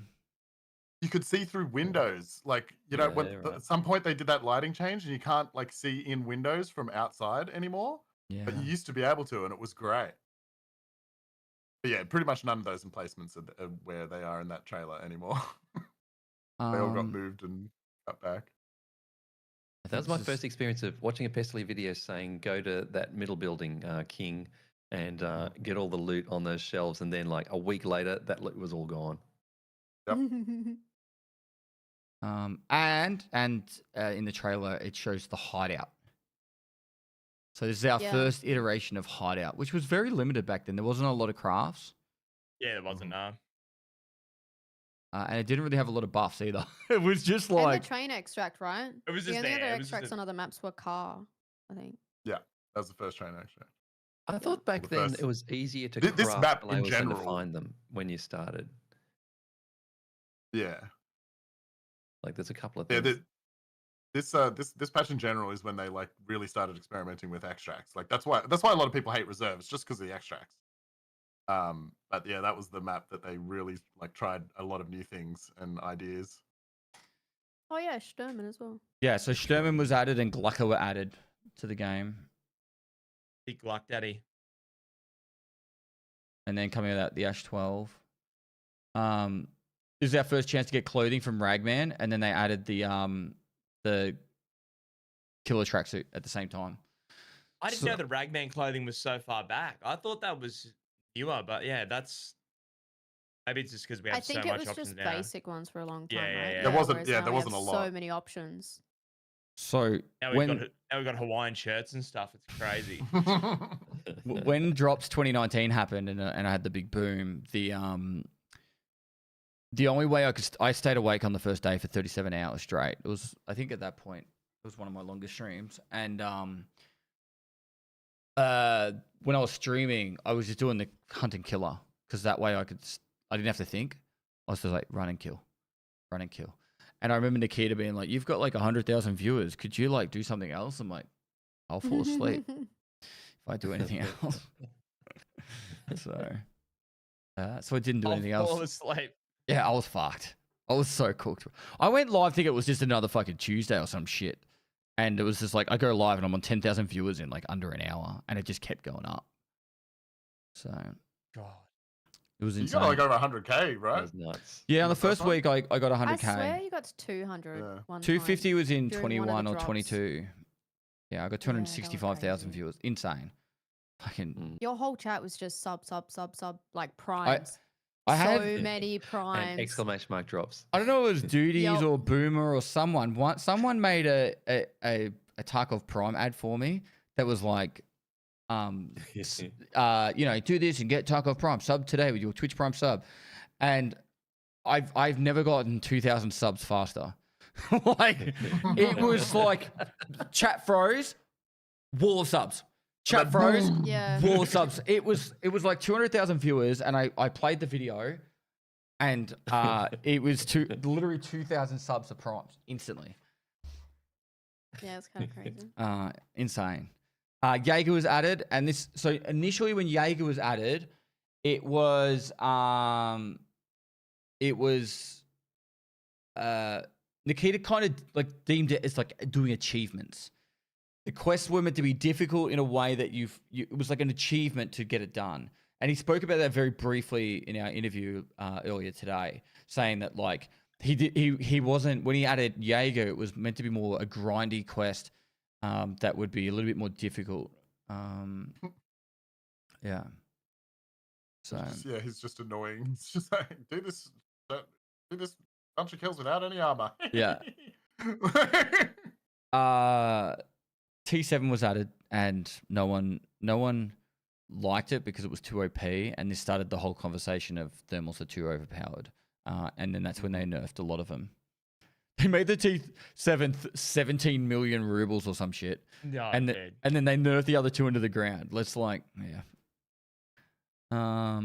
What else do we have? I Ash feel like 12. this was also like Ash a 12. wipe where a lot more performance issues started, like even with characters. Like you see in the old clips, they're like laggy and they stutter here and there. But I think this wipe was when actually like really bad issues start to happen. Yeah. Game ran like shit. A lot of issues happened largely because of they tried to do a lot more. So Reserve had a lot of loot. Like it was a lot of loot. Scav Yeah, Boss this wasn't is just cool. Glucker, it was Glucker plus 6 minions. You know, like there was all these extra things they were adding. So performance was going through the floor. And then because of the popularity of drops, way more people were playing the game. So there was also like matchmaking issues. There was server authentication issues. Yeah. It was probably like it was rough. It was rough for everyone. 5.7 was added. Favorite pistol. Your claim to fame? The Pestily special. Oh, and this is the first time you can repair a broken limb. Yeah. There you go. So Huge. I can't actually started at a believe I perfect went time. 2 years, over 2 years playing without fixing a single limb. It's hard to imagine. Okay, but hear me out. Crazy. What if like you're on customs, you're at Big Red, you got to extract the opposite side of the map. You got a black leg, a task item. Are you telling me that you had the patience to just hobble to the other side? Ibuprofen. You had You were just- painkillers. If you didn't have painkillers, you were limping to extract. Oh, okay. Yeah. Ibuprofen was 10 minutes, and then you'd have 10 minutes to like run around with a painkiller. 10 minutes? Yeah, because it's 600 seconds, and then on top of that, you would just have to heal. But the double damage bug that still is in the game was still in the game back then. So like sometimes It you know doesn't how, even feel like double though. It's like quad, triple. Yeah. Like. yeah, and it was Yeah, already it in the was game literally just a reset if you got a black limb. Like, at the you just start of a didn't even raid. try and keep fighting. Yeah, you just didn't even try. You're just like, all right, off to Ashtray. It was pretty yuck. Can I be honest? Mm-hmm. Um, Stitches like really helped the playability of the game for sure. There's the Twitch drops, and then Attic. Oh yeah, General Sam's notorious Yeah, video, Chad Chad Rat. versus Rat. Rat thing. Yeah. This started When I found out a I was a rat. revolution. And I- the Exfil camper video too. I love the video. Yeah, the X is coming up. I love the video, but it really made it that like you had to have a team that you had to identify with, and it was like if you played a raid slow, you were like, oh, you fucking one of those rat pieces The of rat. shit, Mm-hmm. Yeah, it Why got don't- pretty bad. and it was just like I was like, no, I'm just having fun. Like, yeah, I'm sitting on top of a dome, fucking sniping this raid because I'm trying to be a fun sniper dude. You know, it didn't ruin the game, but it definitely made it like people like nasty towards certain play styles, which I really don't It give did a fuck. have a certain negative connotations just implicitly in the player base after Yeah. this. So General Sam, gonna lie. fuck you. You ruined Tarkov. Not the best fault, the General Sam's fault. All right, got it. Okay. All the charity stuff. Okay. And then March was when power was added to interchange, and we got Ultra Medical, 11SR, and what the fuck's the other one? 21 WS. 21 WS. Which was also, I think, when No Bag was added. Yeah, pretty big deal for Killer runners love that shit. Oh, can't remember. change. I forgot about this as well. Arm stamina and leg stamina were combined at one stage. So you would ADS, you'd be aiming down your sight, waiting for someone to come out, and then they wouldn't come out, and then you get shot at from a different direction, and you went to run, and you couldn't move because you're out of stamina. Yeah, no stamina. Yeah.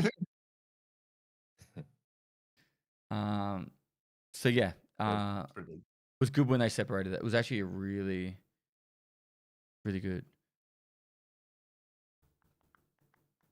Next, VOG grenades, Twitch rivals. That was my first Twitch rivals when I was living in Europe. And that was also quite clutch, that one. We won just at the end. And then, do you guys remember Reshade? Yeah. Yeah. All that drama. Yeah. Yeah. I knew people that got banned for Run it. Reshade. Because people get banned off Rust and stuff still Yep. for using it, right? Yeah, because you could make nighttime become daytime, effectively. Yeah. But when I say you'd make nighttime become daytime, like, it would make the screen bright pink. And, like... Yeah. But you could see the outline of everything that was moving around and walking and all that. So it was like, it was. Most people used it just to have color in the game. It was though. also Correct. really good lighting though. Yeah. Like it was actually kind of nice. But yeah, so then that's why BSG added post FX is to stop all the complaints about that. All right, I'm gonna keep us moving because through the patches, we're not even halfway. You missed the microwave controller. Microwave controls later. Classic. This is this microwave here was Oh, that was just a regular. it was a present from Starlight. It's the microwave I use like to make my oats every day. That was a present from Yeah, Starlight yeah. for reaching the $1 million. And this is like where I lived in the Netherlands. This is the room I worked in. It was like so fucking hot in the Dutch summer because I don't have air conditioners that I bought a standalone like air conditioning unit with a thing that goes out the window to like cool the room down, and it was literally so the same loud. here. So Yeah. loud. It gets Yeah. so hot in the houses here. Like it turns into a fucking sauna. Yeah. And by the way, when I say Dutch summer, I'm talking 2 weeks. 2 to 3 weeks of like blistering hot heat. And then it's just like back to shit. Back to cold, gloomy weather. Also, that is the house that you fell down the stairs. Yeah. Yeah. No. Fucking staircase. All right, next one. Let's do it. Was that was patch 12? Sorry, I can't remember now. Yep. So it should be this one.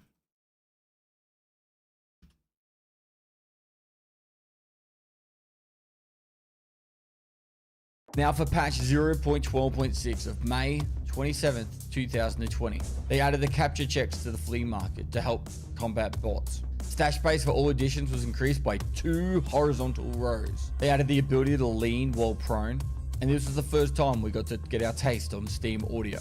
Remove the ability to sell items not found in raid on the flea market, and change the mechanic of found in raid such that items placed in a secure container would only be found in raid if the player exits from the location with a survive status. And General Sam makes the video the most hated strategy in Tarkov and teaches everyone how to extract camp. And this is where I put my first Punisher tournament together, which was run on public servers on Factory and required a large contribution from the whole community to make it work. Landmark comes out victorious above Axel, which came down literally to the last raid. And it was also around this time in August 2020 that we hit the $1 million raised for Starlight Children's Foundation Australia. Now to patch 0.12.7. The new Scav Boss Senator is added to Shoreline. They added the key with tape and key card with blue markings. The custom expansion adds the Crack House and Skeleton to customs. 7 new stims are added, including the Mule and Obidos cocktail. And we see the GL40 grenade launcher added to Escape from Tarkov, which was completely broken and you could kill people through walls. Lots of new AP ammos added to the game,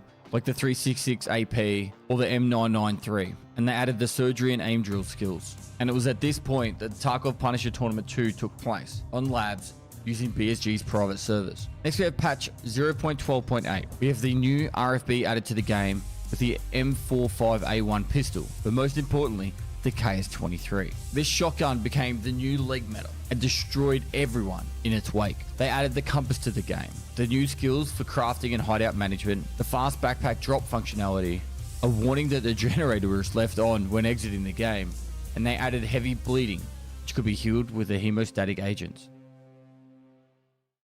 Now for patch... Try not to flashbangers. Alright. It was a big one. God, that's crazy. It took that long for heavy bleeds to come in. Yeah, so there was no heavy bleeds in the game at this point. This was The good old days. there was just the bleed.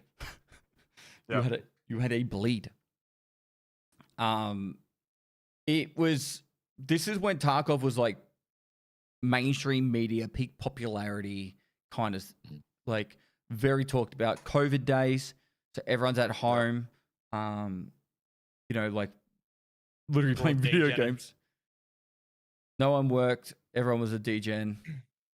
Found in Raid was Even added. old people started streaming. Old people, like my dad, started streaming. But yeah, like Found in Raid status was added this point. Probably. So what you might notice over the history of Tarkov is a lot of band-aid fixes that kind of just, now looking back, seem ridiculous. Like, why are we at this point? But they all kind of play a part. Also, why does your A lot hair of them look have to red do with in the that flea clip? market. Probably the fence in the screen. I don't know. Also, there was a clip earlier in one of them where you wore glasses. When did you wear glasses? Well, I've got is it astigmatism? Yeah. And both my nana is nearly completely blind, and my mum is got an issue with her eyes. I get nearly yearly eye checks because something's going to happen one day. So, I can't remember what I yapped about there, but yeah, General Sam's video on how to exit camp, and obviously this is when it must have been the D2 extract that started. Yeah, it must have been. So I must have missed that in one of those patches, but D2 was added because obviously we now have exit camping on reserve, and boy did this start a revolution. It was a big deal. It was a big deal because like how we were talking about before, how like there was so like few players that you knew everybody, you know, in the match. Like every day you kill a bunch of people you knew. Everybody had like a unspoken agreement to not exfil camp. Like exit camping wasn't that much of a thing, and usually if they did, you knew who it was. You'd be like, why are you exit camping? You know, But the player base got so big, and then suddenly this exit camping thing came on, and then it was just that was the meta. Yep. And I was not happy about it. I don't think many people were. I had like drama with Exfil Camper because I was like just talking shit, just going, "This is fucked." Really? This isn't how we've done it for 5 years, rah. And people clipped Right. it and showed him, and like, but we made up. You know, it was all good. But I had a little bit of drama at that I'm point. pretty sure General Sam played with Exfil Camper. Like that's He what, was. yeah. He's in this video. He's in this Yeah. video. Yeah. Yeah. But also, I only learned this year why Exfil camped. He was studying for college and like He doing was, yeah. study and playing Tarkov at the same time. So that's why he camped. He was like doing study, and then it was a That's way of interesting. playing Because it could just be Tarkov while he AFK could for still 20 study. minutes. Yeah. Yeah. It's like, oh, I never knew that. that's really cool. Mhm. Smart use of time. It is. Yeah, it's very smart. That's why like we made out because I was like, oh, he's actually a fucking legend. Like, Yeah, he is. He is. He copped so much shit, by the way, when that started. I remember dude, yeah. Twitter and Twitch was just nuts. But he also blew up. He did. Yes. He probably went off and got his degree and is actually living a really good life right now. And then there's like us, like you know that piece of shit, Exfil Camper, fucking.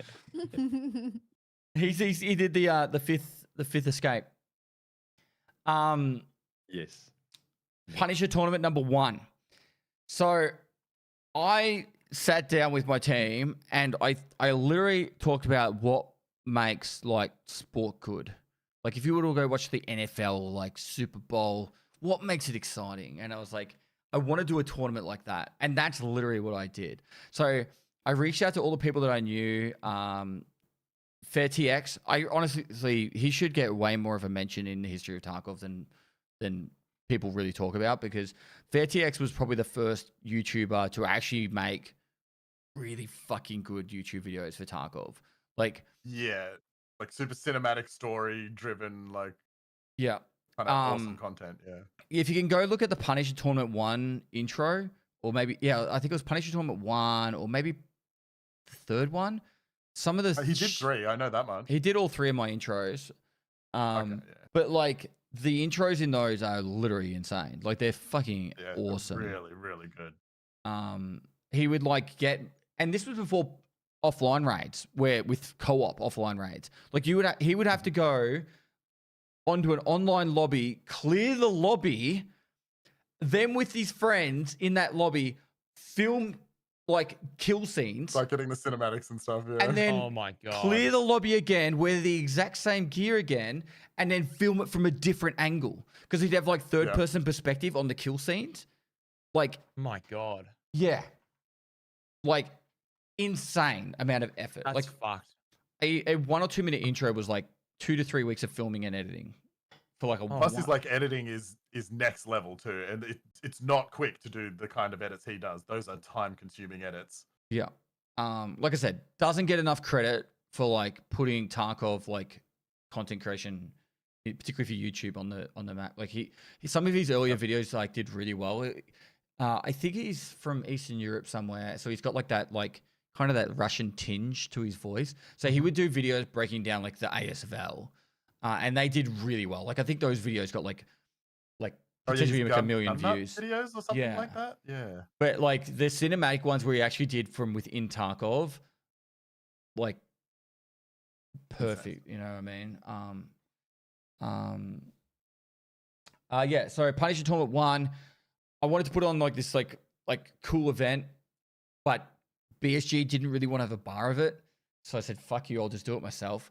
Because like they said, this is literally what they said. They're like, we want you to be in the tournaments, you know?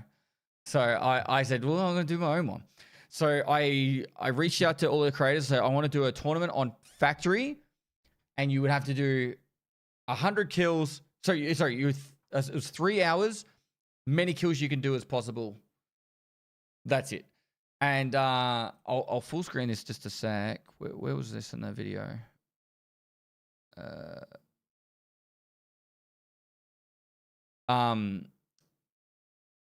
So landmark 1, but I don't know if you guys could see, but down the bottom in the middle, see that leaderboard?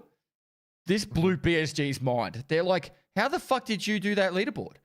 And what it was, I kid you not, I had every contestant had a like a mod support, like a person Someone that watches. worked for, with them. Oh, and they gave, yeah. And they would count the kills and update a spreadsheet that I had that would automatically update that leaderboard.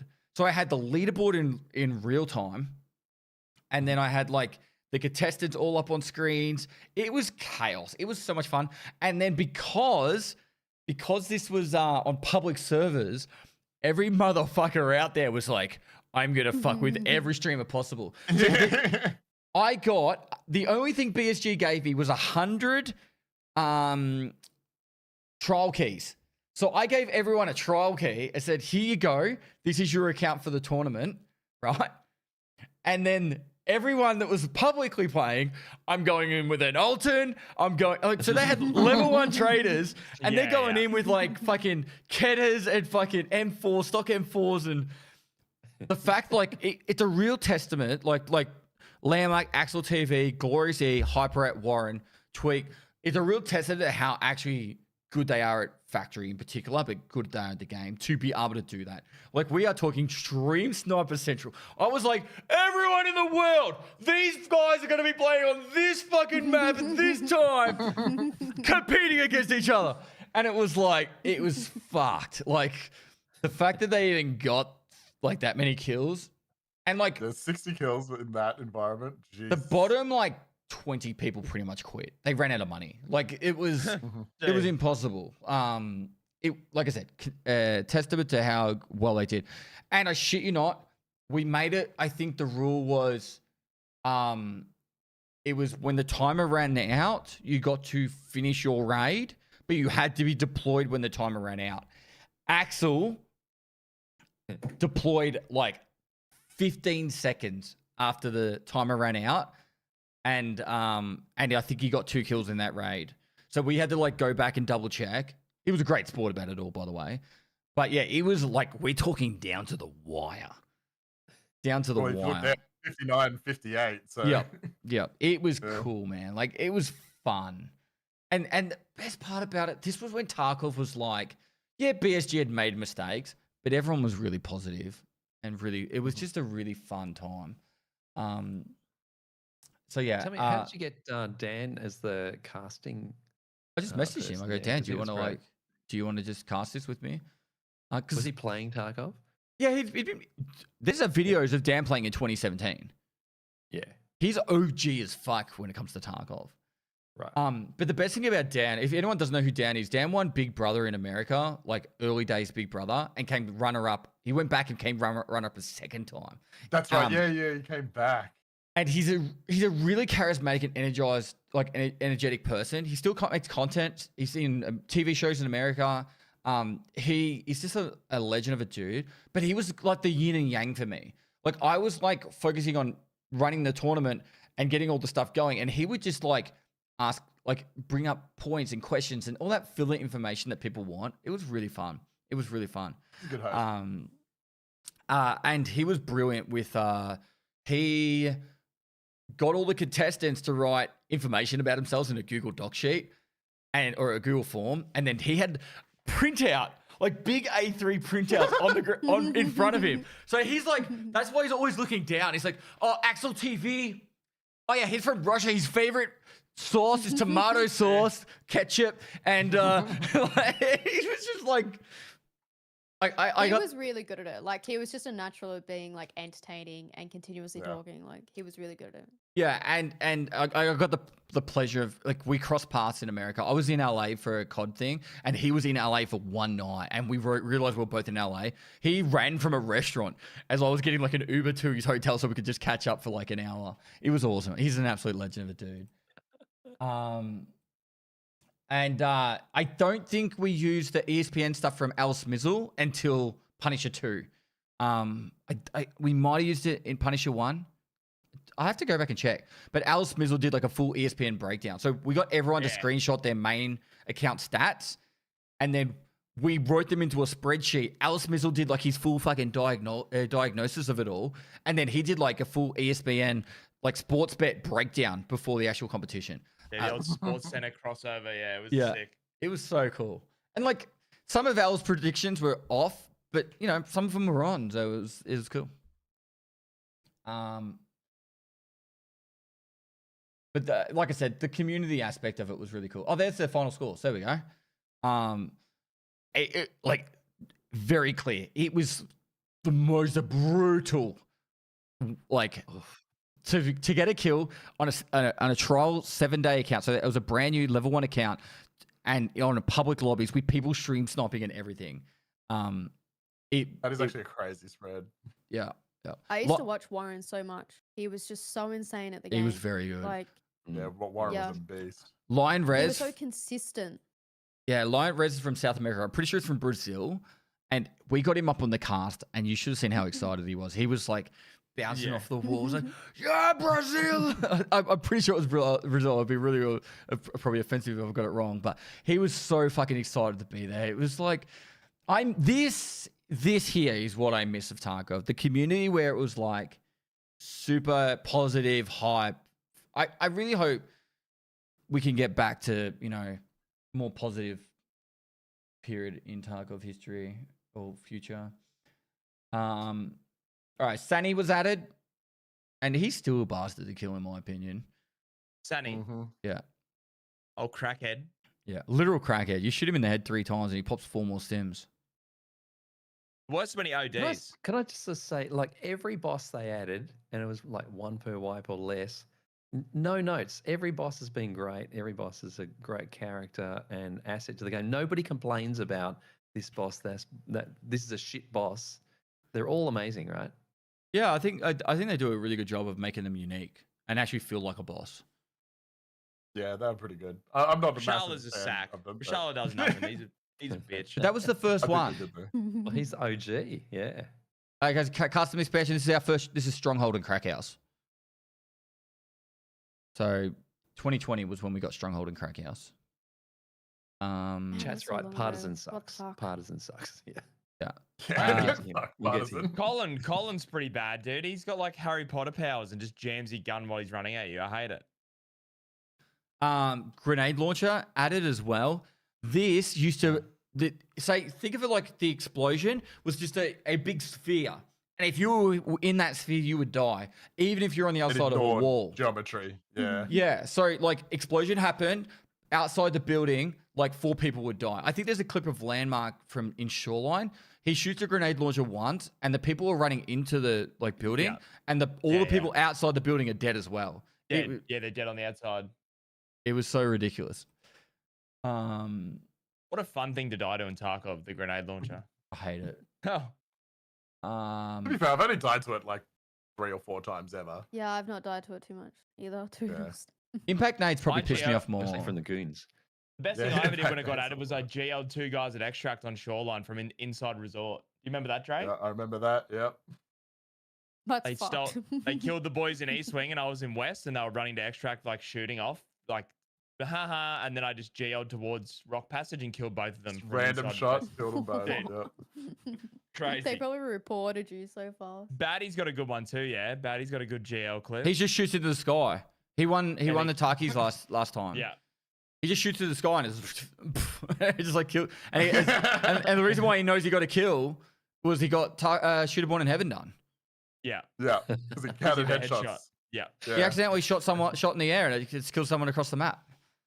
Tarkov Punisher 2. So Tarkov Punisher 2 was when we did it on BSG server. So BSG saw what we did with Punisher 1 and was like, fuck yeah, let's do that again. And for you guys who've been around this whole stream, Punisher Part 1 was based off the original Punisher Part 6 quest. 3 hours, many kills you can do is possible. Like, obviously, it was 35 bears, but that was, like, the whole reason for it. So, Tarkov Punisher 2, labs, there was a couple of extra things we added to draw people into certain locations. We had Pestily masks inside, like, the manager's office and outside parking gate, and it would draw people in. Yeah. Some really insane fucking clips. There is a clip.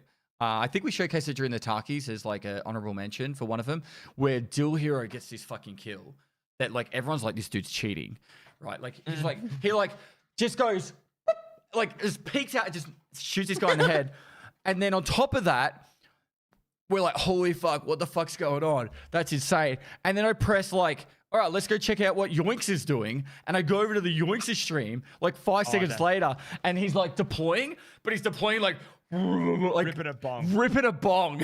And Dan looks over and goes, yeah, sponsors, Punisher, come sponsor us.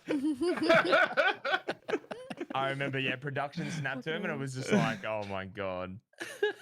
Just lugging a hot one. Right, he was just absolutely ripping it. Yeah.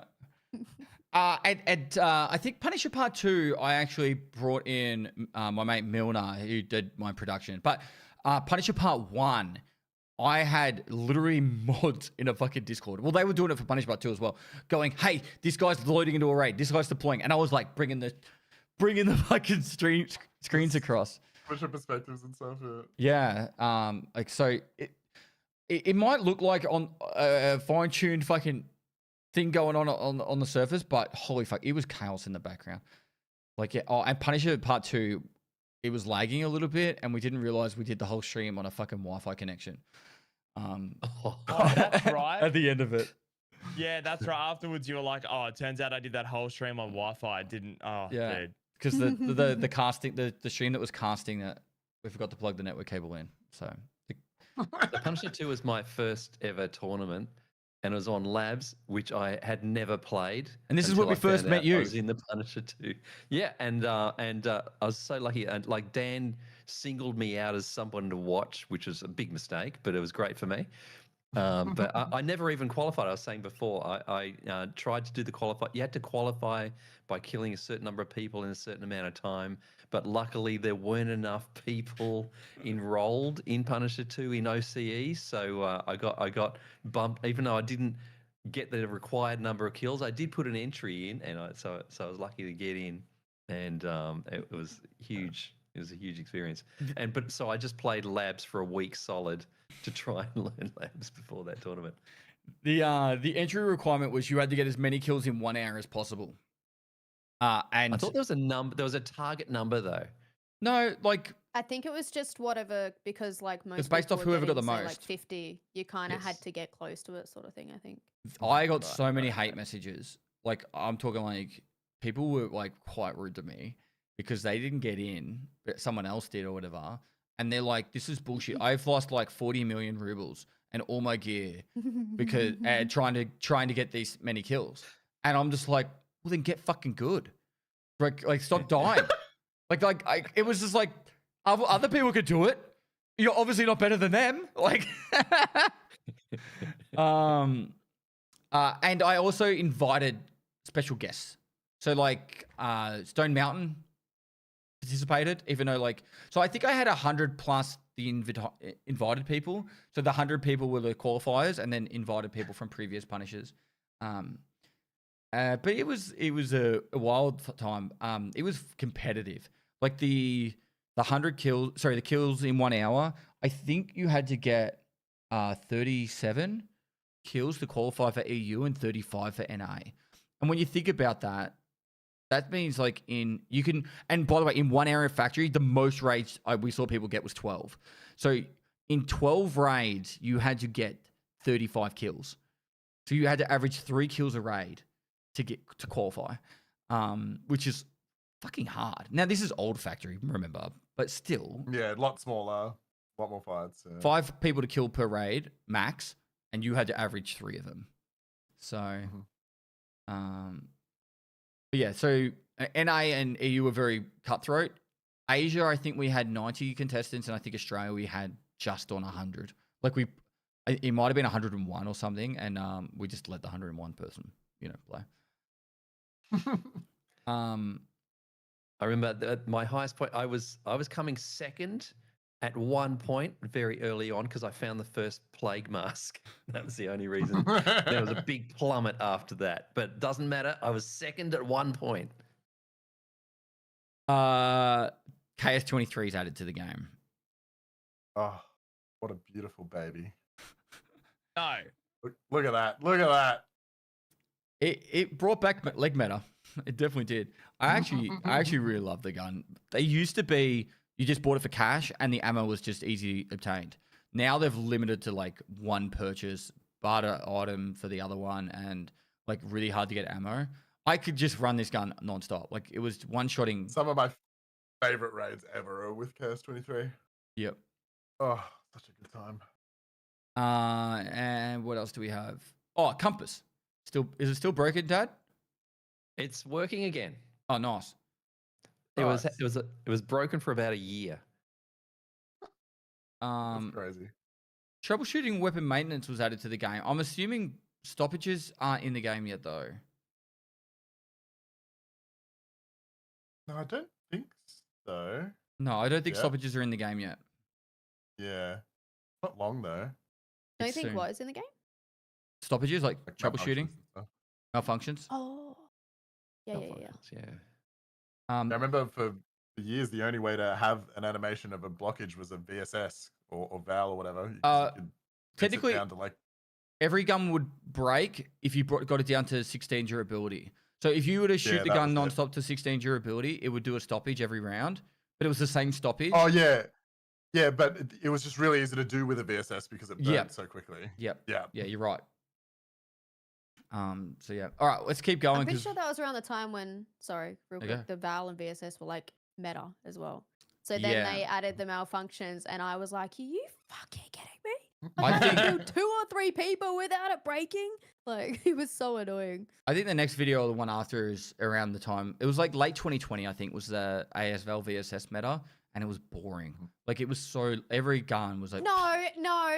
I think maybe that's just skill issue. It was fun shitting on like 6 people with like 3 mags. It was enjoyable. I got bored of it eventually, but it was fun. But it was like okay? It was all fun. everyone was just using it. I always feel like PSG has Yeah, done I a pretty know, good I job know. of making it that people use lots of different guns. But yeah. All right, let's get into the next It one. also 'cause- lasted for No. ages Can we as have a well. 2-minute break? I want to make a coffee and go to the toilet. All right, 2-minute break, chat, and then we'll get into it. I might put the kettle on as well. Maybe I'll make my oats. Okay, I'm getting food. Chat, Smoko. Mods run ads.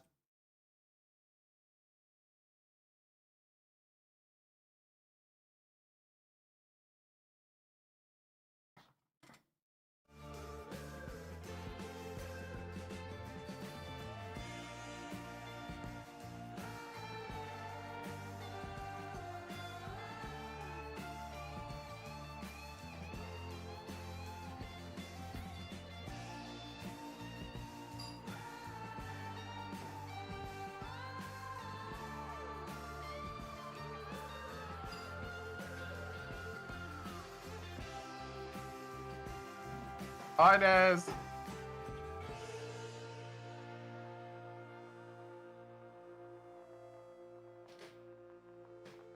Talk to us. I'm getting ready for Smoko, mate.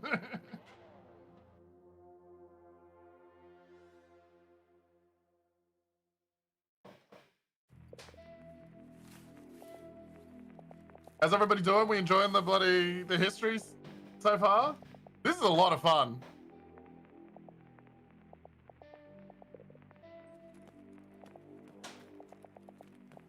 Loving it? Hells yeah.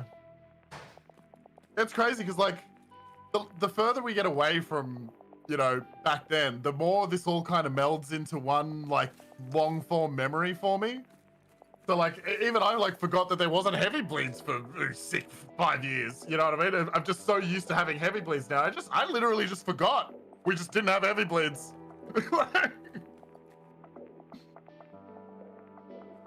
It's been a good bit of nostalgia.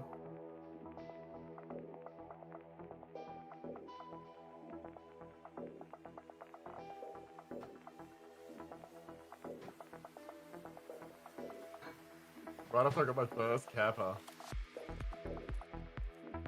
To be honest, I think I only got my first kappa around where we're at now. Wait, was kappa even in yet? Oh, maybe I got it relatively early. It was definitely one of the wipes where I still played reserve.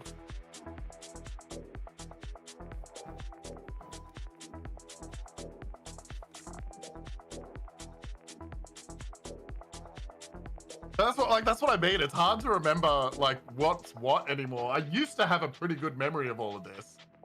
but it's hard to remember what is what, especially when some of this was so rapid fire. Like as Pest was saying, like the .12 kind of era is very rapid fire, huge improvements, lots of big updates and stuff, and it's hard to remember what's what and where.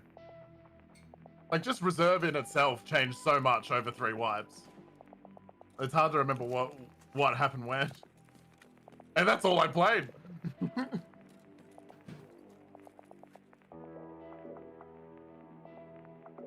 Yeah, Customs has had so many iterations. Wild to think we're only at the point now where Stronghold came in.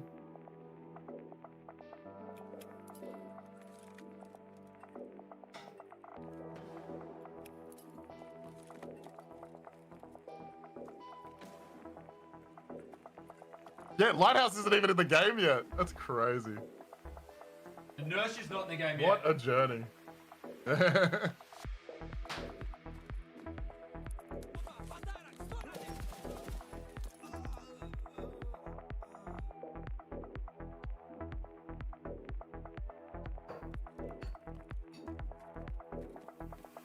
Yeah, Bill, when we were talking about like how, you know, we just fought the same people over and over again, that's the literal list I was thinking of, bro.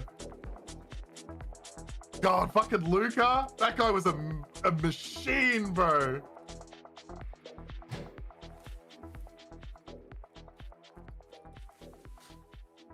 I have a lot of memories of Dex as well in that time too. I had some of my most like fun fights in the game were with Dex back then. And yeah, and fucking Luca and shit. Yeah, Luca and Riggs. I remember Luca was the first dude I saw get on the storage sheds in Customs. And it was terrifying. If I saw a dude on those storage sheds, I was like, that's fucking Luca. And he would just run. So good.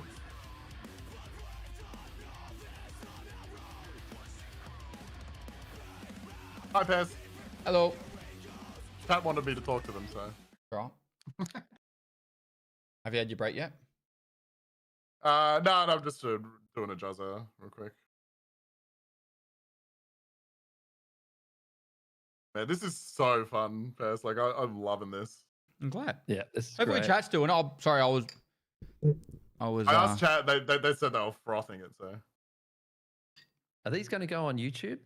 Yeah, I'm gonna have one video all combined. Yeah. Awesome. Yeah. So, I probably won't put our reactions to it up there. I don't know. Maybe I could. I didn't record it. I probably should have. No, just your commentaries are good. But I think I'd for say people, just do your history of Tarkov video. people just wanting to know like how it started to where it is now. Like I definitely miss stuff, you know. Like, and we've brought up stuff that weren't in the videos, but hey, you're shared scam trains now. I mean, you could put this Yeah. part up as We've a had separate two video as like already, I a think. podcast, like history of Tarkov podcast kind of do. 'Cause it's kind of what this is.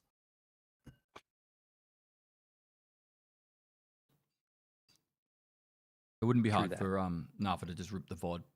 It's not like our imagery has to be high def. You know, like Yeah. I'm better in 320p. if I tried to see, this is the thing, chat. If I tried to make a video where I also spoke about all the quest changes, it would be so painful. Because like, yeah, setup was on 25 and then it was on 18 and now it's on 12 and Yeah. like decontamination service, you just have to wear a 3M armor with a 3M armor with the respirator. So you'd have to go through interchange with 3M armor. Like, there's just too many changes. Like the whole video would be like 4 hours long of just me talking about changes. That Yeah. Nikita interview was awesome, by the way. I got a lot of answers, a lot more answers than I thought we would. I really tried to let him talk. That was good too, yeah. Because he's very passionate when he's very passionate about certain things, and if you can get him, if you can trigger him to start talking about that, he'll just go. Yeah. And I think it makes people understand him as a person better than just like, fuck you, eat a bag of dick, you know? Well, I mean, it's his like And to- passion for this that got the game to, to be what it is and what it is. So you want him to run with his passion when he's yapping. And And, getting like- him to double down on this game is not meant to be fun. It's meant to be hard. It's meant to be painful. That's how you feel. You get emotion. A lot of people also forget that like they're not they're not a company building a game starting from a AAA studio. Like I brought up the point like with Nikita, I'm like, I just want to like make it clear, like how many people did you start with? Like 5 or 6? He's like, yeah, like it was like 5 people. And now they're at 400. That is not, no matter who you are in the world, when you start a business and you've got 5 people and then you have 400, it's a totally different skill set. And not everyone's great at it. And I don't think BSG are amazing at it. But like it's a challenge in itself. Managing people, managing teams, and then like you have to give away control to more people. And like I'm not trying to make excuses for like why we have like issues and stuff like that, but I can understand why they happen way more. For sure.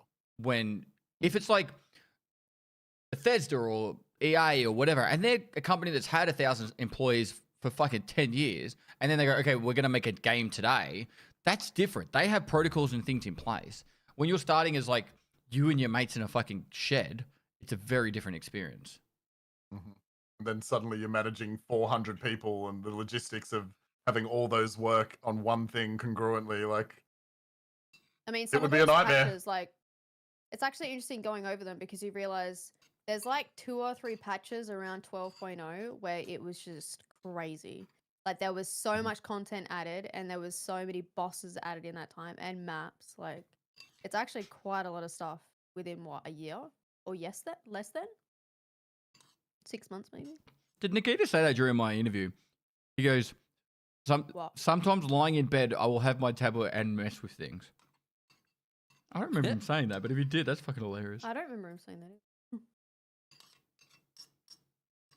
He looked like pretty didn't know what to say when you were like, just tell us like what's in there, like is there sex? And he was just like just this look of like, how do I answer though? I'll be honest.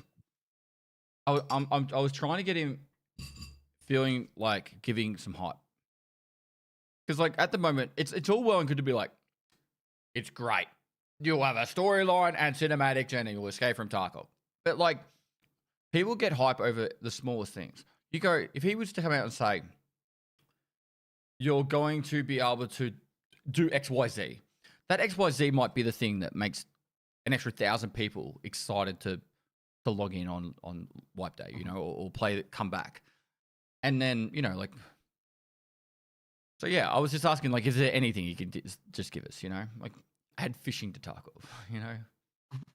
Feed the squirrels on woods. Like, Chat gets it, right? Like, Did you know if they actually added fishing, that would be kind of huge. People love that shit. I added it Just to put a like pushback Destiny in the one game, one just time, ride and it to was extract. literally just a month of only people fishing. yeah.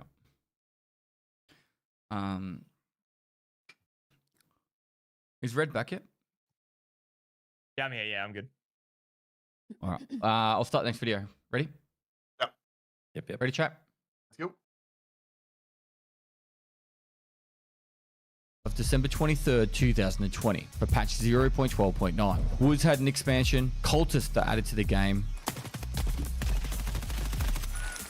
Tried to fucking stab me. The new skill Immunity, they reworked the entire PMC gear sets for level 1, added the ability to customize PMC head and voices, removed the ability to loot armbands from players. They did a simplification of Jaeger's quest, reduced the character overweight limit from 40 down to 35, added new supply package for the first 7 days of each wipe, added the Chris Vector, the SIG MCX, the UMP, and the Mark 18.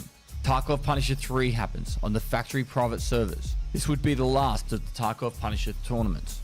And during this wipe, there is enough scav bosses that Dr. Lupo creates the Snowball Challenge, where you would have to go in with a pistol, build up to killing all the scav bosses without dying. Now during this wipe, we get the patch 12.10, where they added new items of clothing, including the AFAC and tan and olive variants of the Slick. They added the PL-15 pistol, the Tiger 1 melee, and new ammo, including the MAI AP and SSA AP ammo. And there you have it. sec.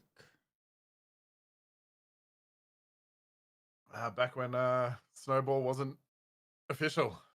Yeah. And it just serves to show if you come up with a creative idea, sometimes it gets added. Yep. So this is when half the map of Woods was added. Yeah. Like literally half the map. Much big map. Yeah. Half a map of Woods was added. The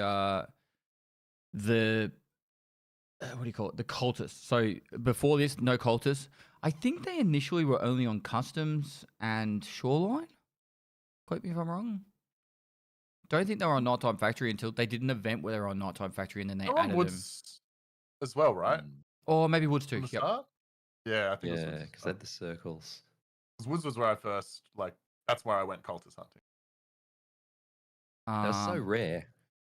That was such a good time though. I really loved cultists back then. That's some of the most atmospheric and terrifying moments I've had in the game. Yeah, all you hear is the knife behind you, and you're just like, "What the fuck Yeah, is that?" And you 'cause they were turn around and silent. it's No just footsteps. right there. Yeah. Yeah. And they do this thing. They probably still do it, but they're like when they're running or Yeah. something. And so you would be just walking along going, where are they? Where are they? And then you just behind you just hear this and you're like, oh shit. That was so cool. And they prioritized Mm-hmm. trying to melee you at first too. So Yes. you wouldn't just Yeah, they you didn't know, just shoot you instantly. yeah, you would be walking along and then something would just stand up next to you. Plus, they teased them for ages beforehand. They did. At least a year. There was a lot of Yeah. lore teasing, yeah. Yes. My streamer item wasn't in the game at this point. So, because the way I got my streamer item added was I said, well, the cultist could wear them. And because he was like, you can't have a plague mask because it's not part of the lore. And I'm like, bro, you have so much fucking weird shit in this game. A plague mask isn't the weirdest. Not part of the law. Jesus Christ. Up until recently, no one's really leveled the immunity skill. I think Glorious was the first one to max it that I know of. And the way he maxed it was he would go into, I think, a lab spray with a Meldonin. And then it's based off having the negative effect of the skill. And then when it times out, it levels up your immunity skill. And then when you max immunity, you get no negative effects from stimulants and painkillers and that. Yeah. Which is an insanely powerful skill to max, but it's so hard to max.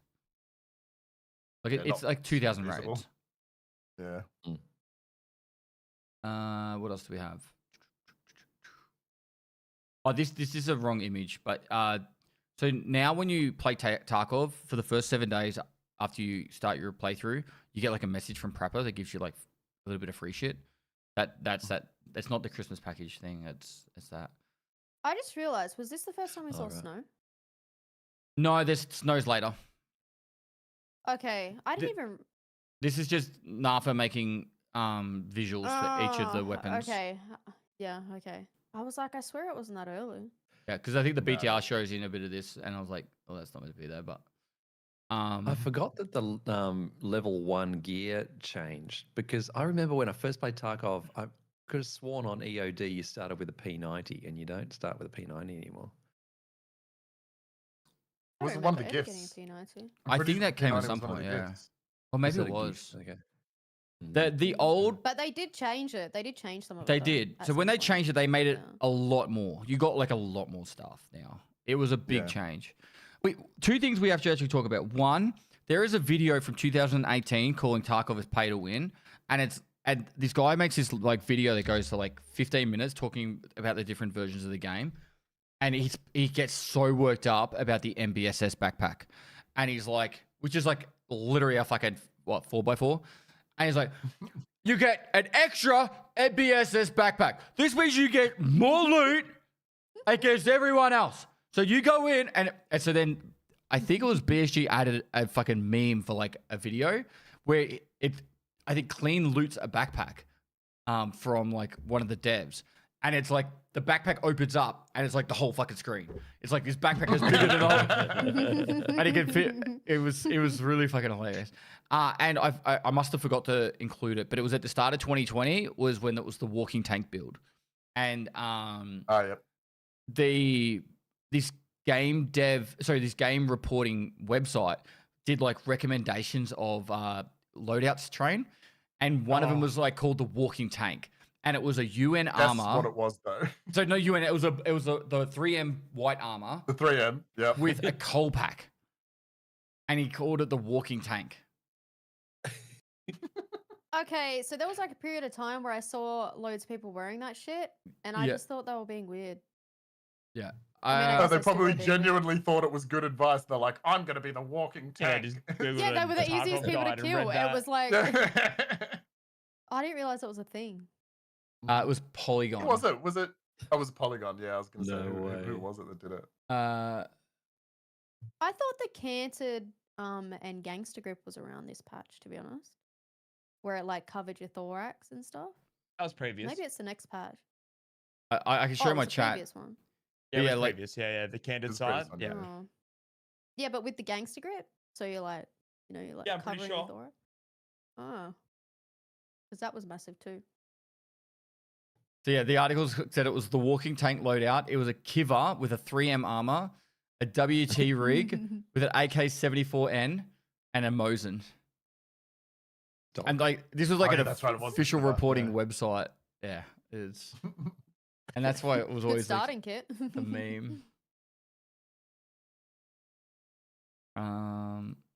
Punisher Part 3. This one's on Factory. I think it should be noted. Just out of the I Punisher love Punisher 3. competitions, we had Axel TV. I think came second in twice and won one, and I think Dill Hero won all three or two. He won two and came second in one. Like those guys did an exceptional job in the competition scene. It was really cool to see. Was this the one where my power went out?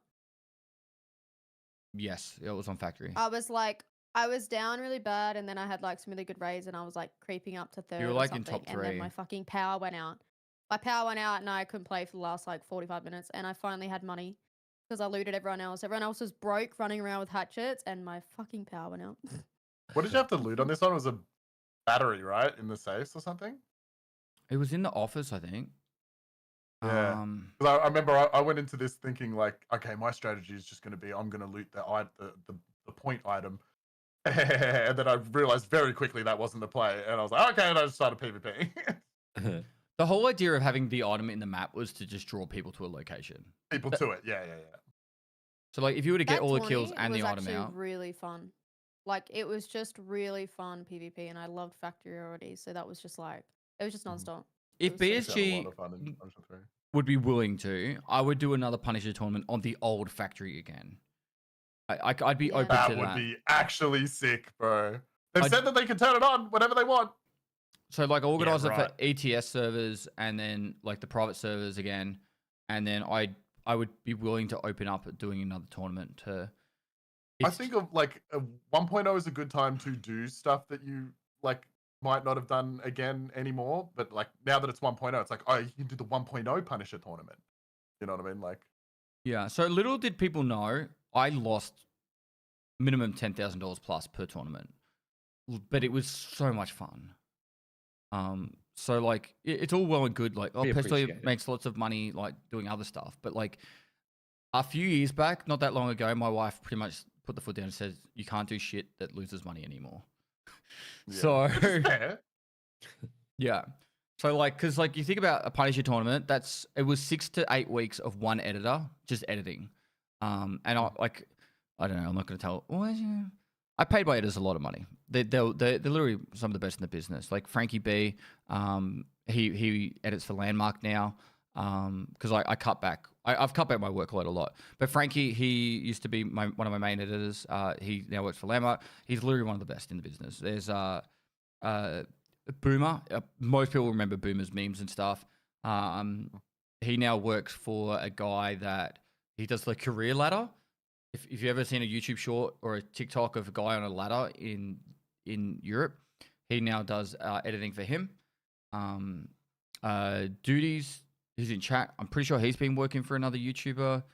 They're literally like the best in the game. And I've got Nafa still because I need to keep one, obviously. But they are really skillful people. But obviously, I had to pay them for that. And Punisher tournament was minimum 6 weeks, 2 months of editing. About half a dozen mods would be going through all the applications, all that other stuff. Al Smizzle, Dan Giesling, Fair TX. I had to crowdfund raising money to pay them. It was just, yeah, it was rough. And so much work. And then the actual tournament itself, because I had like Europe, America, Asia, and OCE, I had to like do a tournament, rest for 4 hours, tournament, sleep for 8 hours, tournament, rest for 4 hours, tournament. It was exhausting. But Yeah, it definitely would be. it was fun. 3 in a day. But yeah, I would be open to doing another punishing tournament at one point. Snowball challenge. This was really cool, by the way. I think Lupo started it out. You start with a Makarov and you go from there. I think I did it with nothing. I like the idea that I pretty much just ran around to look for hidden stashes, found a gun. It wasn't hard to find the first gun. Did you guys ever do the snowball? I attempted. Honest. And then every time all bosses were on one map, I'd attempt it again. I tried it. I Other did it people 5 tried it. times. 3 times I died to a cheater after finally getting a kit, and I didn't keep doing it. I gave up after that. I just played normally. I got I so enjoyed sick of watching it. people do it, but I didn't even attempt. Is Red talking to us and he's muted? I can't tell. I don't know. Oh, No, no, it's not. no. Sorry. Okay. We had Snowball, Patch 12, Slick variants, Tiger. That was just a small Tiger. content patch. Cool. Shall we keep moving? So this is where I think a lot of people go, oh, point 12 was the best days. Point 12 was like 6 different wipes. So we're up to Yeah. patch point 12, point 11. So we'll watch Yeah, that. and now. it goes 0.11. But mate, there's still also point 12, point 12, and point 12, point 30. Goes to, yeah, I was gonna say it goes up some more still, right? Yeah. All right, let's watch the next one. Now on June 30th, 2021, with patch 0.12.11's wipe. You're the first and only. Now on June 30th, 2021, with patch 0.12.11's wipe. You're the first and only factory expansion. And with this expansion, they add the boss to Gilla. I'm dead,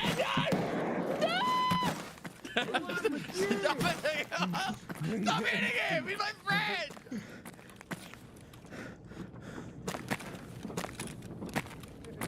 Wow. They also add the MK47 and MP155 Ultima. 2 new skills being the troubleshooting and weapon maintenance are added to the game. The first iteration of weapon malfunctions are added. Fence reputation and scav karma system is added to the game. The sorting tables added. We get our first taste of streamer mode for people who content create. The ability to report players in the flea market is added. They changed flea market to be accessible at level 20 and made the Kappa quest line way more difficult. And now, no longer just on interchange, PMC scav co-op extracts are added to majority locations.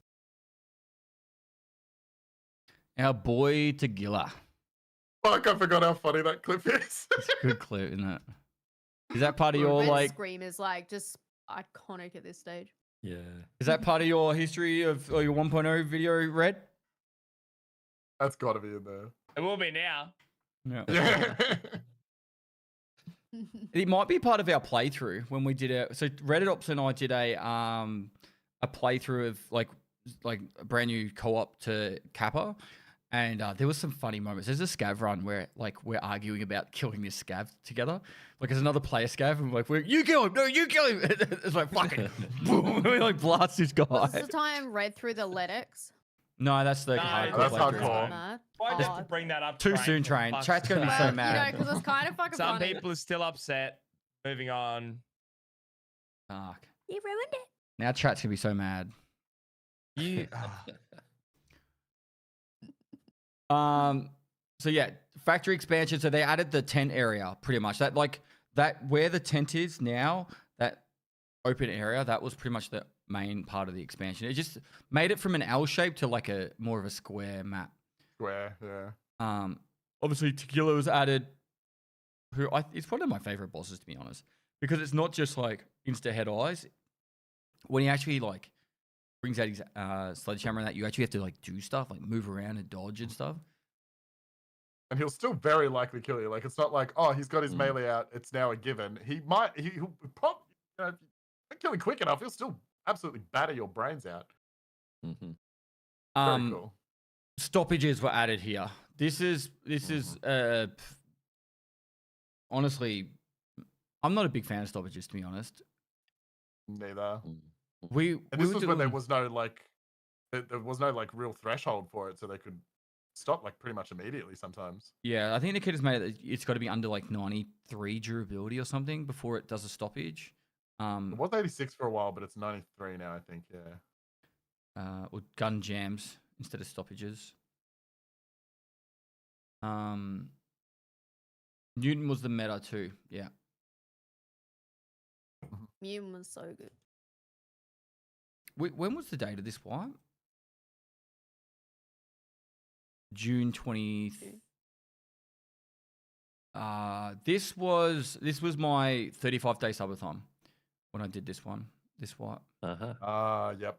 So that was my first subathon, which I did completely by myself, on camera 24/7, and it was. This was probably the first time I've almost had a mental breakdown streaming. Like being critiqued on your appearance, like you look tired, you look tired, you look tired. Yeah, motherfucker, I've been on camera 24/7 for like 26 days right now. I've slept 4 hours a night because I'm so paranoid about the fucking timer ending. I was a Dude. wreck. It would Not be even about the timer ending, insane. but when you do subathons for a long time, it takes you ages to just be comfortable to sleep because you know your computer's on, you know that there's a chat there, you know there's people waiting for you, and it's almost worse than having a fucking alarm clock. Like you have so much pressure to sleep so that you can wake up to be there that you actually just cannot sleep. It's crazy. And you got to be excited as well during it. So Yeah. Yeah. You do 16-hour days, but you got to have like energy. Yeah, you got to be like putting on a show, you know? Yeah. For the person asking in chat, you get the armband after 1.0 comes out. So if you guys sub, if you claim it right now, you'll get 20 Bitcoins and the set of colored keycards. And then when 1.0 comes out, when you do the claim, you won't get the Bitcoins and colored keycards. You'll get the armband instead. Also, remember, chat, primes don't count. There's a few people that do primes and then they gift after because they don't realize. So. But make sure you do use your prime on someone for supporting them. Well, Doesn't yeah, have if to you be have a me. spare one. Yeah. Don't let Amazon keep that money. And that's this patch. Let's keep moving because that was a pretty small patch. Yep. Patch 0.12.12 comes. Now 6 months later, without another patch, patch 0.12.12 comes out in December 2021. The new map Lighthouse is added.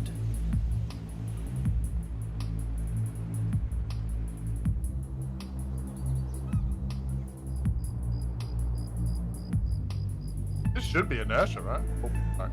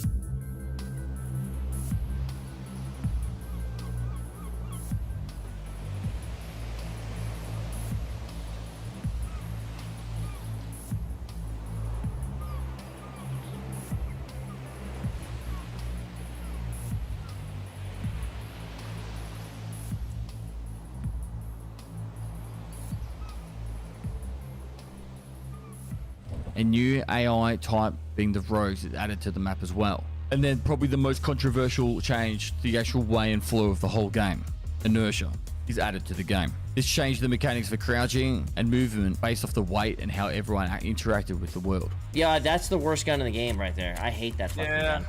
Just like I just swung out so fucking wide. You just slide. Your guy acts like when he has to strafe back, he's like fumbling all over his feet. I just don't understand it. They also expanded on the weapon malfunctions to include failure to feed, jam bolt, and failure to eject, as well as weapon overheating. The MP-43-1C double barrel shotgun and SCAR variants are added to the game, as well as impact nades, the rangefinder, and the injector case and keycard holder. Though whilst Inertia was one of the most controversial things added to the game, what was also added in this patch made some of the best content in the history of Tarkov, VoIP. For the longest time, a large amount of the player base had begged Nikita not to add VoIP, whilst the other part of the player base wanted VoIP added. And I think we can all agree that VoIP has only made Tarkov either more enjoyable or funny in its entirety. 惊雷，这通天修为，天塌地陷我紫金锤，此地所悬之火，九天玄什么惊天变，乌云我此省杀手呼啸烟雨遁，多情自悟空与对魔手是豌豆刃。 And lastly for this patch, they removed the ability to add high tier armor, weapons, and weapon parts, including ammo, from the flea market. And Labs access cards is removed from the flea as well. Then a few weeks later, in patch 12.12.1, they did a New Year's event with a peaceful Santa Claus bot, and airdrops are added to the game.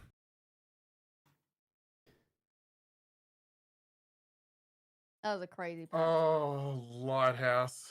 Hmm. Oh, Inertia. I think if it wasn't for Inertia, Lighthouse, that would be an Inertia. epic fucking patch. Yeah. So, do you guys remember your first nobody experience likes with Lighthouse. Inertia? Oh. Yep. I I went dorms and I remember going up the stairs and I fucking was like, how the shit do I clear this if I can't even walk left and right? It was so weird. Yeah, it was brutal for a couple of days. It was pretty rough. It was like extreme at first. I think my very first raid, there's a video of it. I am in Lighthouse in the chalet and I'm up on the like second floor of one of the buildings and I jump down to shoot the guy that's coming into the garage below me. And I jump down and when I land, like I'm like bogged into the fucking crowd and he turns around and goes, just like, because I'm like trying to move. I'm like, come on, move you motherfucker! Yeah, that shit was crazy at first. Oh, right. Lighthouse, it has its problems. Shit map. My least favorite map. It's the worst worst map. in the game. Ugh. Now, when But, Lighthouse like, came out, there was no Lighthouse- island, by the way. Yeah. True. No Lightkeeper yet. Yeah, like Lighthouse is the map that kind of reinforces to me that sometimes being out of my comfort zone is a good thing. As much as I fucking hate that map, I've had some great times on it, you know what I mean? And it's all because I'm doing shit that I don't want to do, you know? And it's like, yeah, but still I hate it. I hate it so much. I actually don't dislike the map. And I actually don't hate Test Drive. I think I just hate myself, but I actually don't dislike it. Yeah. So I kind of How's that enjoyed it self-loathing? because it meant that I could just rush chalets and do PvP. Whereas when you're doing other tasks, you just have to go on a suicide walk down the road to water treatment. Whereas Test Drive, I was like, this is fun. I could just die a few times, but kill people with me, you know? the Don't forget, issue, Lighthouse performed as bad as Streets for. It was Oh pretty yeah, bad. it was Oh, that's true. not good Yeah, at that is first, true. yeah. the moving, like, so if you go to the water treatment, particularly early on, you would be like clearing the first lot of rogues and player scavs would be spawning in. And you'd be like, you wouldn't even be able to Yeah. clear the water treatment plant before player scavs. Scavs are And, just sprinting in, taking all the loot that you've just killed on the rogues. and you like- you couldn't go on the rooftops. The rooftops were unavailable to go on top of. Yeah, it was very good loot though. It was probably the best loot in the game at that point. BSG love to do that. They add something new, fill it full of fucking all the Gucci stuff, and then take it away. And then slowly Yep. nerf it. Yep. Like every gun added to the game becomes the meta gun, and then it's like, no, we're nerfed into the ground. Sorry, it was too strong. I think my first big YouTube video view-wise was Lighthouse Loot Guide. That was a good Yeah, I think video. it was the same memory. for me. Uh, Yeah. Do you know something because you just interesting? had to figure out the method, and then you could just get rich every raid. Mhm. I never made a loot guide for Lighthouse. I still don't think I've ever made one because Really?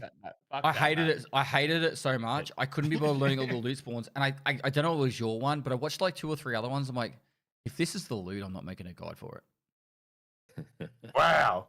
It's really good. Damn, Hey, the Drake, loot you was just said good. go fuck It Early was on, really, really good. early on it was good, but they Yeah. nerfed it pretty soon after. Oh, Like, they Yeah. nerfed it. Yeah.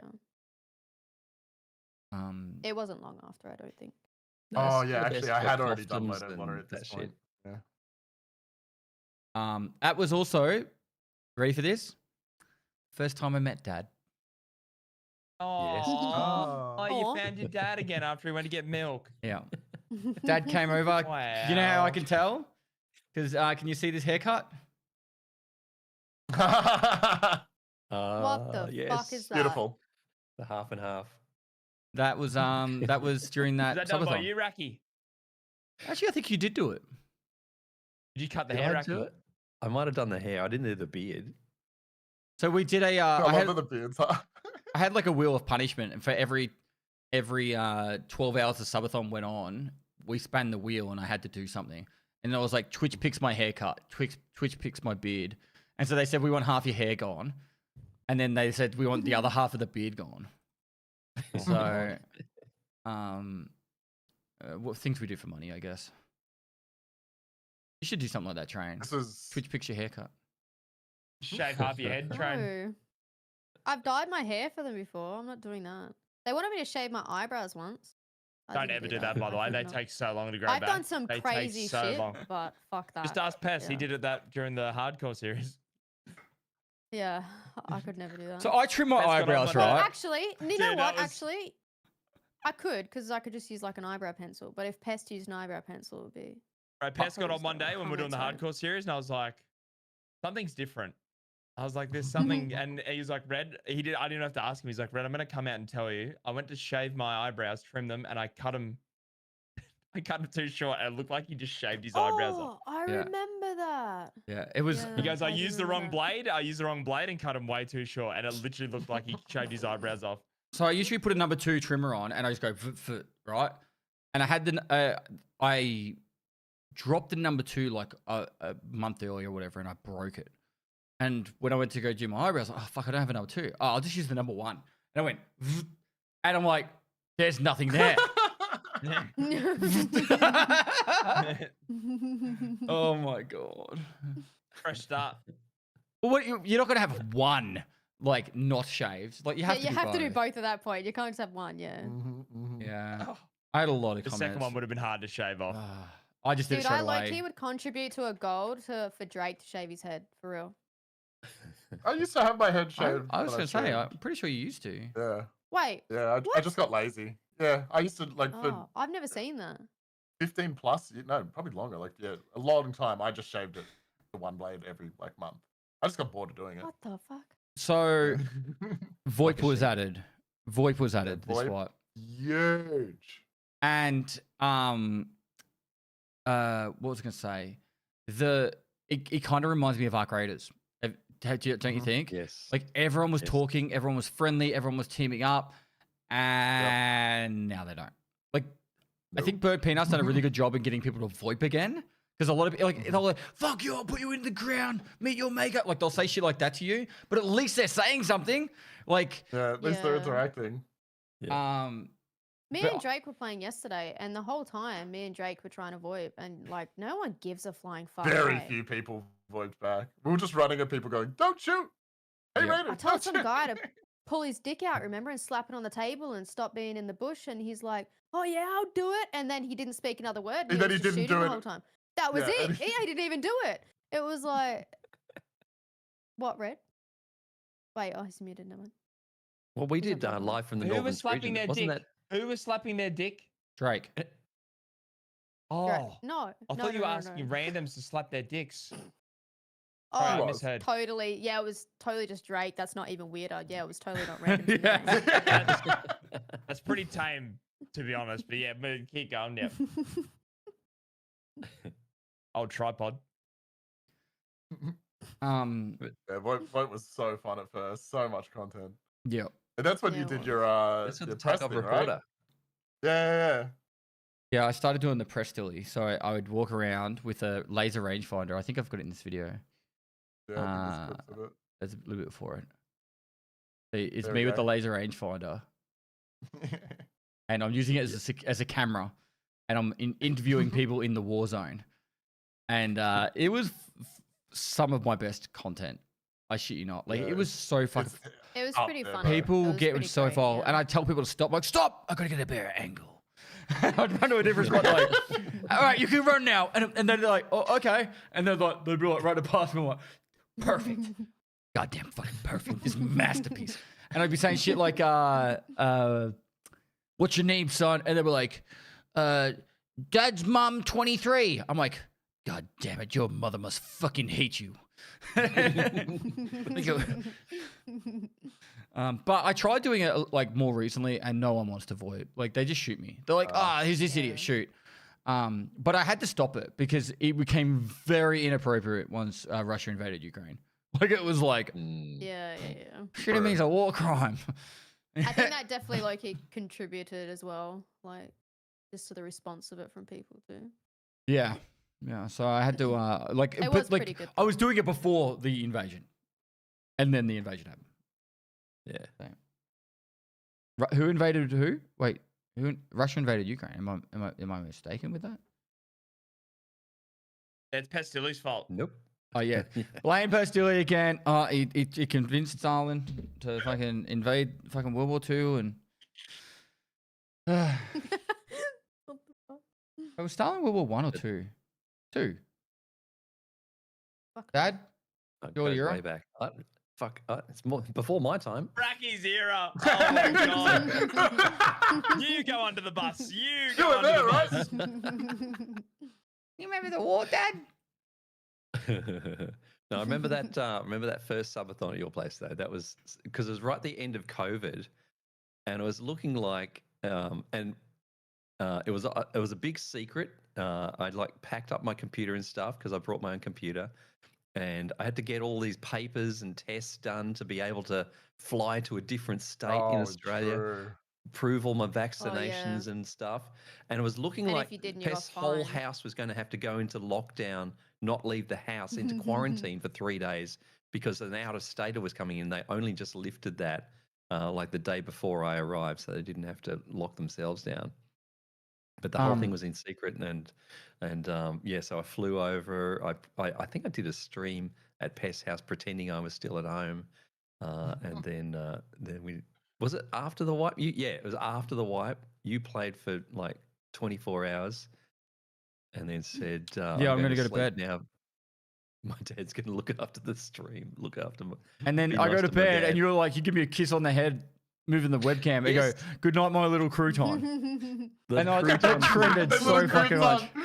And I'm Oh, like, so good. I've never met this guy. He's my hero. He's like the biggest guy in Tarkov. And can I drag my camera over? I was like, am I going to get fired for this? Am I going to get in trouble for this? And it was so funny. Yeah, the goodnight kiss. Yeah. And I didn't know I was going to be playing on your account. Yeah. On your character. I was like, shit, I don't know what to keep and what to go. Like, you're so far ahead already. And I was like, But like, I was like, just Should've have fun, deleted do it all. scav runs, Wrecking be an anything. idiot. Like, they loved it. but by the end, I was like rearranging your stash and hiding stuff. You were making like pictures in the stash. That's right. Yeah. Okay. Rotating everything. Next one's quite small, 12.30. So I do want to keep this going because we still have a fair few more. And I know. Holy shot. Yeah. Wow. The more recent patches we won't talk as much about, like, because what are we going to say about the hardcore wipe, right? All right. Nah. 12.30. And let's go.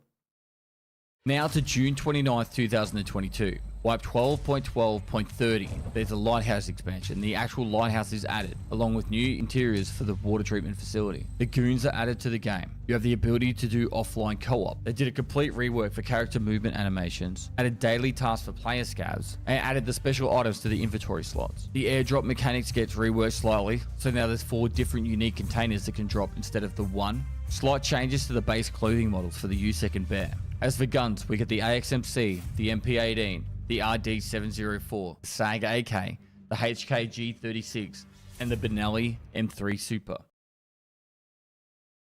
So yeah, a much smaller patch, this one, and I think it was this is the mid-year wipe.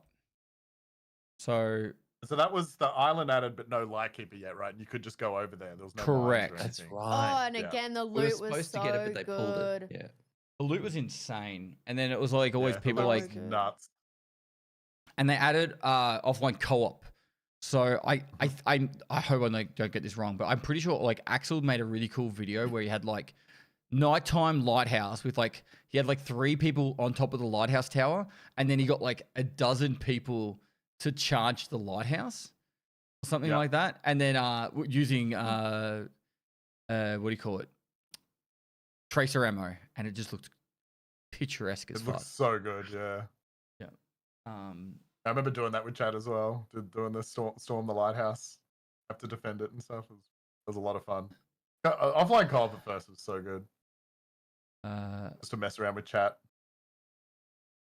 The goons were added. The best AI they've made. The best AI they've made. I like them. They're only annoying when they catch you off guard, like, and you're in the open and there's nothing you can do. I think that's probably. I think it's part of their Tarkov, voice lines right? are cool. The way they fight is pretty cool. Like Yeah. I think they're pretty broken now. But they used to like have where the 2 would push and Bird Eye would stay away. Sometimes now Bird Eye pushes first, but The only issue I have really like was them. Bird I just Eye's hate the rotation. silent. I hate Bird Eye's silent footsteps, but they've got rid of that. that was Just bad. Yeah, having that a was little bit bad. of audio is better than no audio. Yeah. Someone in chat was saying that they gifted a sub and haven't got their armband yet. So guys, if you gift a sub or T1 to any of us, you've got to look at the clip on my chat under !drops, and it will fully explain it. But you got to like click the claim on the drops inventory, and then it'll be on your Twitch to your Tarkov like profile page. All the information's there. Sorry to interrupt, guys. But yeah, goons. This is where, you know how you said like the running was weird? This is where they changed that. It's weird looking back at it, but this is where they did a full rework of the movement. Was special slots weren't in the game until this point, I don't think. So you had to like actually carry in all your markers every single time you died. Oh, that's right. Yeah. Yeah, you'd put have them in all your up container. ass. Yeah. And special slot So when you items. did Lighthouse, you needed like 12. You just had like some in your container and the rest in your backpack. There was 1 slot for the compass. That's right. I think they added 1 initially. Yeah. That's right. There's only 1, yeah. But realistically, all you could put in there was the markers, the Wi-Fi camera, the jammer, the compass. No. Can you put the rangefinder in there? And Yeah. the rangefinder, yes. Yeah. But like now, I love that you can put a survival kit in there. It's like opening up 3 spots in so my good. container. I hope they keep that. There's a multi-tool go in there. Didn't know that. Yep. And then they changed the airdrops to make it that it was like now the med crate, weapon crate, etc. Whereas before it was just a crate. General and stuff. And then just guns. Anything else to add, or we move on to the next one? Keep it rolling. Here we go. Oh, no. Lighthouse also has the first toaster in Big. Huge. ballet. Yeah. Huge. First toaster in That's my streamer item. Nearest I got to a streamer item. All right. Okay, roll it. Now up to December 27th, 2022. Patch point 13. The new map, Streets of Tarkov, is added.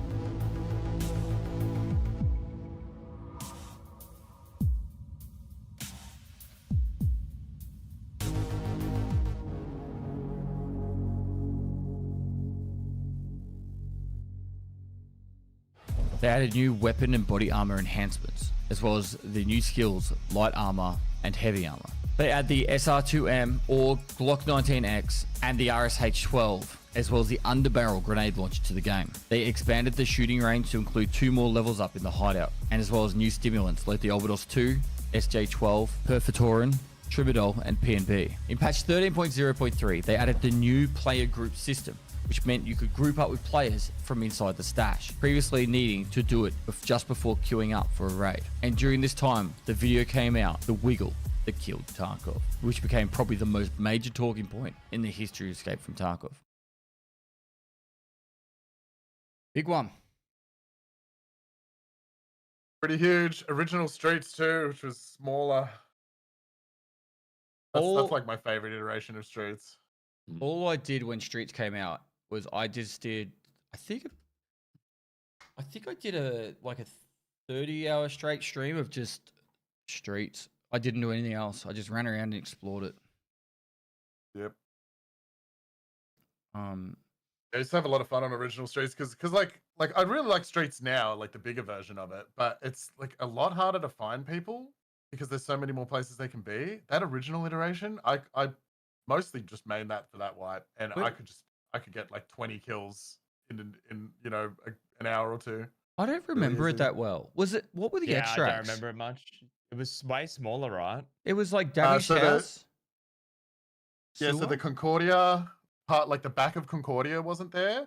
So then it was just Concordia, and then you would extract that rather than crash site, it would just be that fallen crane. And there was construction was there. Yeah. The construction was still there, yeah. And then the Sewer River was one of the extracts.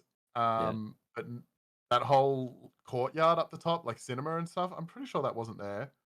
Beluga and that wasn't there, right? Factory section. Beluga wasn't there. No, Beluga wasn't there. Or it was like Pinewood. It was like Pinewood and down that. Oh yeah, the subway was the other extract. Yeah, because you would go down the subway. But you couldn't go to the subway. It was. Where you did revision, it would cut off. You know the revision truck there? That's where it would cut off. Mm-hmm. Yeah. And you go down into the tunnel, and if you went any further, the sniper scav would shoot you. They'd start shooting you, And even when you went down into the tunnel, the sniper scav would shoot you.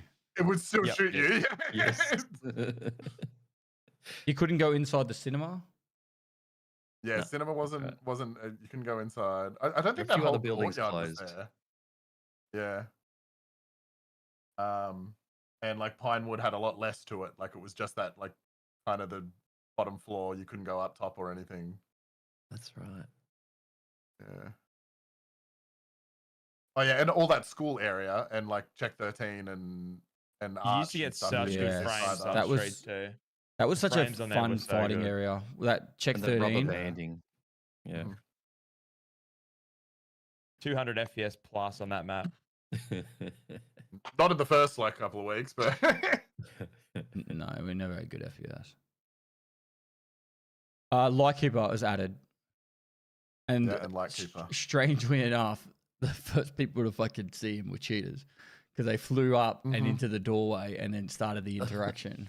So there was leaks like within a few hours of 1.0 of people going into Lightkeeper and talking to him. Yep.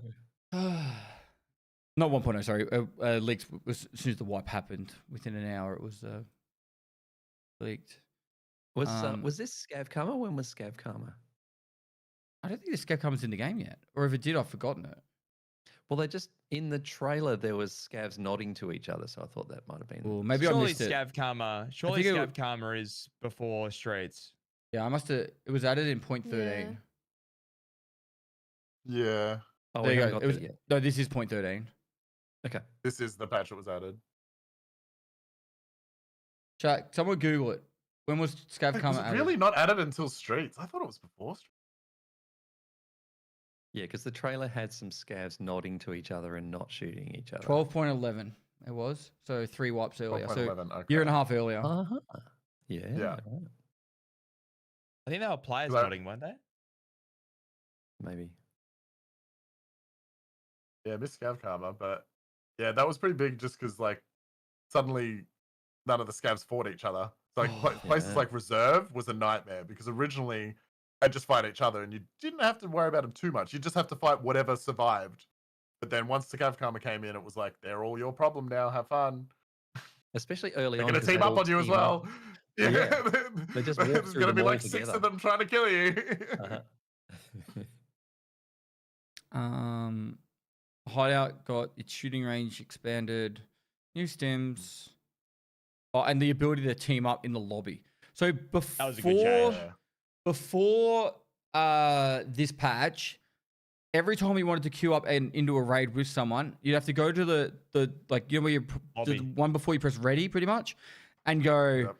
All right, I'm looking for friends or whatever. Or if you're friends, you already magically popped If up they were on top of friends, the they're list. already there. Yeah. And you have to say, I invited you, then they have to accept the invite, then you queue every single time. Every Yep. single time. Every single raid, you would have to get them to accept the invite and then wait for them all to accept and then queue. Yeah, so I'm so glad I always played solo because It was a pretty nice change, yeah. if you were a group of 3 doing that every time before, that fuck that. Right. Nightmare, bro. Up until this point, I pretty much had only ever played solo. It was maybe our playthrough Red was around here, where we did the Kappa playthrough. But before that, The like first one. Yeah. that's probably because I was learning callouts with you in that playthrough. I was like, Yeah, I Red, was teaching you callouts. Yep. I'm getting better. I still remember saying Hill 2 and you were like, what the fuck is Hill 2? And I'm like, oh boy. We're in for it. Are you meant to be the guy who fucking knows everything about Tarkov and you've been playing for 6 or 7 years? It's... And it's like, it's a hill. There's 2 of them. But most controversially, Goat Moth made, I almost called him Goatsy, made, we have to. made the wiggle that killed Tarkov, which was very, very, very, very controversial. It was such an annoying time as like a Yeah, content creator. it was to be very honest. annoying. It was very rough. It was the only conversation and any opinion you had was wrong. And everyone always wanted to debate it. It was like, yeah, it was fun. Crazy because people had already been making those kind of videos for years at this point. Like one would happen like every year. Yeah, But that one just took off. Yeah, that one took just blew up. It's He because did edit it well and stuff. Like he was very good at storytelling in it. Like he did well in that sense. I did make a video responding to it, the fuck? and I straight out came out and said it was a very entertaining video, and it made a lot of very good points. And I think that was Yeah. the main thing. It was a very entertaining video. I kind of wish he cut out the fucking last 35 minutes or whatever it was talking with his mate. I didn't even watch it. But I just watched the video that he actually made of the actual thing. But I made a video very soon after that talking about the cheating pandemic. And it kind of talked about why people cheat more than, you know, like how it all is. And I made one comment that people still fucking like get uppy about. And it was like, and by the way, I don't script my videos. I just free talk them. I make some dot points and then I free talk.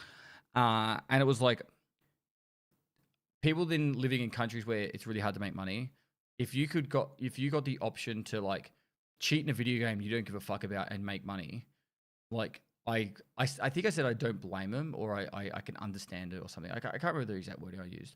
But people like hated me for that. But like I still stand by it. Like if your minimum wage in your country is like $250 a month, but you can make $500 a month just cheating in a video game, I don't give a fuck about that. Yeah, video. I mean, the Like, sad truth is that like it might be a smaller percentage, but some of them are putting food on their table, right? yeah. It's sad as fuck, but it's definitely a part of it. Yeah. Like there's fucking big companies in like China and that farm gold for WoW and sell it and stuff like that. You know? And, Really? Yeah, people do that in RuneScape and stuff, right? Like that shit happens. and my video said like there's a couple ways to combat it. And this is pretty much going to be the only time we're going to talk about cheating, right, Charles? But the pretty much ways to combat it is don't buy from R&T websites, don't use cheats yourself, and call out your mates from cheating. If you could do those 3 things, you actually do more than like what you got. It's a cultural thing. We have to curve the culture. Yeah. Unfortunately, it's just how it is. But like buying on an RMT website, you're buying from people that cheat or use or develop cheats. Like that's how they're getting the stuff. They're making money from it, right? And then they reinvest it into making more cheats and stuff. And then third party, all the carry sites and all that, don't use any of them. That's because if they stop making money, then they stop cheating. It's a business. It's like drugs. You're never going to stop drugs, right? Like if there's money to be made, people will fucking exploit it. Like Pestily, Pretty much. drugs aren't bad. Mm. Fucking, all right, fine, share the myth. Everyone pass it around. Any more comments, or should we play the next? Let's move on to the next one. Red wants to go to the gym, as you can't tell.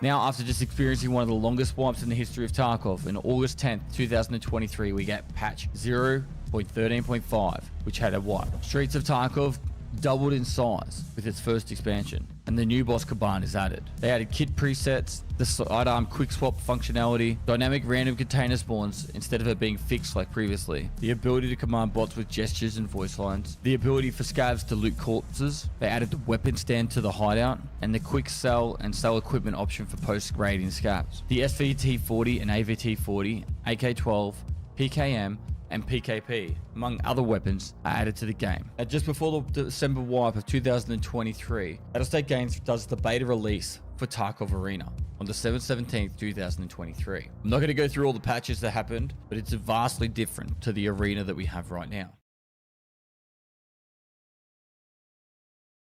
So, Streets expansion doubled in size. It was only 6 months later, and I think that's why I don't remember the old one that well. Even though I played it a lot. So, Streets is probably one of my favorite maps now. I think Ground Zero is my favorite. It is a really good map. Yeah. I just hate the lagginess of it. Like, I have a really good PC, but still sometimes, like, you can tell. You can feel it. You can feel the My difference. last two PCs have been built solely to deal with Streets. Like, every time I spec it solely to brute force through Streets. And then another patch happens and my FPS goes down. That's why I switched over Literally to AMD. every patch, I think I lose 20, 30 FPS at times. Yep. You always have to clean install. I got my 9800 X3D and I had 150 frames pretty much everywhere on Streets for 2 weeks. I got it just before wipe for 2 weeks and I was like, this is amazing. This is so good. And then wipe happened and I'm down to 80, 90 FPS now. I was going to say that happened, right? I swear we were peaking and then a patch happened and then we were screwed. It just went down. I was like the most giddy I'd ever been, bro. I was literally playing every raid going, just so happy. And then it went away. They've never explained why the performance got so bad, but was it the new Unity engine that killed it? No, my assumption is this: every time they add more scavs to the raids, it drops the frame rate. So like you could tell when the bosses are on Streets by your frame rate. Right, like realistically, you keep an eye on it. You'll have like 20 less. So much clutter on that map. There's so much clutter. And if both bosses are up, it's cooked. And if someone shoots the GL, it's cooked. Nikita is obsessed with trying to make Streets have as many AI as possible. And early Streets didn't have a lot of scavs, and now they do. Like, you know how like you're in Streets sometimes and you like kill a scav, and then like 2 more are on you. And remember that there was that wipe, and it's probably around this one, where you would spawn it, like you would kill 3 scavs, and then like 6 more scavs would come there, and then you kill those ones, and you couldn't even loot them because like 3 more scavs would come there. It's either this wipe or the one after. Or, like it just goes to the point where like I think it is the next one or the one after that. But it's like it's so ridiculous that it's ruined the FPS. Yeah. That's why Labs is amazing for FPS. Like you go to Labs, you get 200 plus FPS. Still a lot of loot. Only, like, 3 raiders spawning every like 5 minutes or whatever. You can tell when they spawn in too sometimes. You get a little lag and you're like, oh, raiders here. I mean, when you got it yesterday with the cultists, you were like, did you get that lag? And then all of a sudden we're getting attacked by cultists. A good example, go to the middle of interchange. How many scavs are around you in the middle of interchange and how bad your FPS goes? And then go to like the edge of interchange. Obviously there's loot as well, but the scav moving just... Yeah. Streets, Kaban was added. Probably one of my favorite bosses. He's really cool and his boys. I have never used the preset. Like literally ever. No. I've tried it. I try it like every time they change it, but there's always something that makes me just not keep using it. It's mostly availability. So like you make a preset and it's like, okay, I'm going to use this pottery schmuck, this bloody head, blah, blah, blah. Then you die twice, and it's like, well, that preset's useless now for the next 6 hours. I got to have another preset for when that, like, you know, because it's just like item limits and stuff. Doesn't really help Well, at it all. used to, presets does the dumbest things. If you put a gun on a preset, it tries to buy just that middle metal Receiver. piece. And Yeah, then it it would buys rebuy all all the the other stuff, yeah. pieces.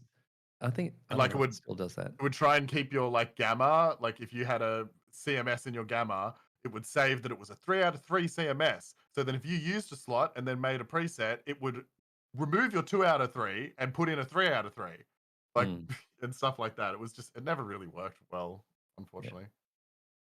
Maybe it works fine now. I just haven't given it another go, but I don't know. That's if you get a stoppage, you get a fast swap now of your pistol coming out. Which is cool, but I don't think I've ever used it. No. Isn't it a different keybind or something? The fast swap? It's just automatic. Okay. So when you have a stoppage now, it'll flash. This part I'm talking about, this is when duffel bags are no longer just in the exact same spawn. They're like in a location, but now you might get 4 duffel bags instead of 1. Or you might get none. But you know, like there's definitely way more spawns of duffel bags. Weapon stand was added, so it was extra free storage. I filled mine with 5.7s when it first came out. Classic. That's all that was on there. All right, quick selling on scavs. So at the end of a raid, you can quick sell. Wait, so that's 2 years old now. Fuck. And then Arena. Getting old. I have actually thought about this recently. If Arena came out as it is now, back then, it would be actually huge. I think people would actually enjoy it and not complain anywhere near much about Arena. I think Arena is actually in a pretty good state right now. Because first 2 iterations were not great. And it was the worst fucking game mode. And only ranked too. There was no unranked. Yeah. They did everything the complete opposite. Like it was so they did it such a weird way. If they and like started with the anybody who free-for-all? got high rank was fucked and like If they started with free for all, would have been nice for people to punch on. Oh yeah. Free for all and just unranked. Like it was so weird. Free for all and the bomb, the one where you got to plant the bomb. If they started with those 2 game modes, the game would have been way more successful. Yeah.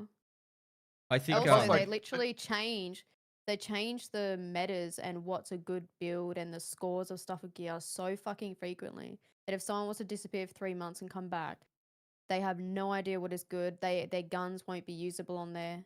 Like you have to rebuild your kits. It's pretty bad. Yeah, and also the kit system and the score is not easy to understand.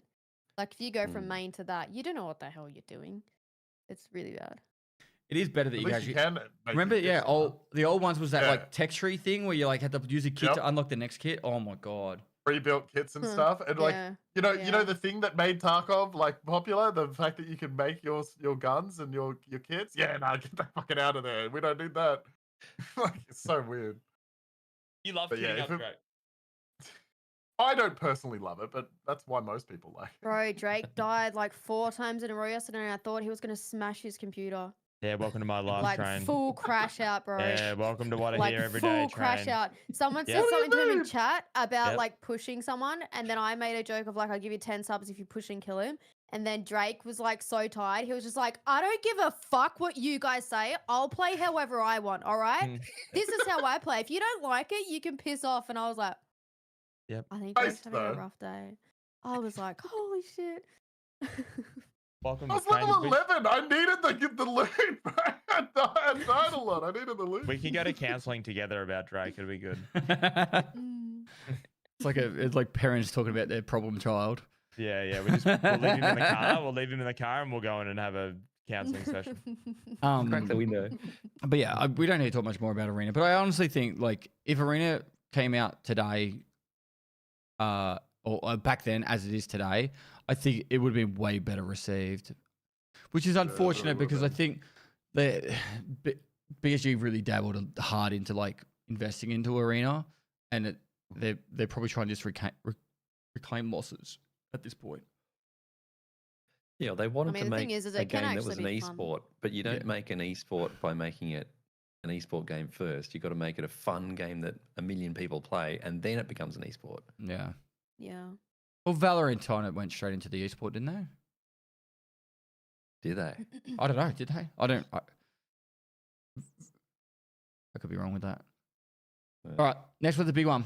Patch 14. Let's do it. There you go. Following that, on December 27th, 2023, we get patch 0.14.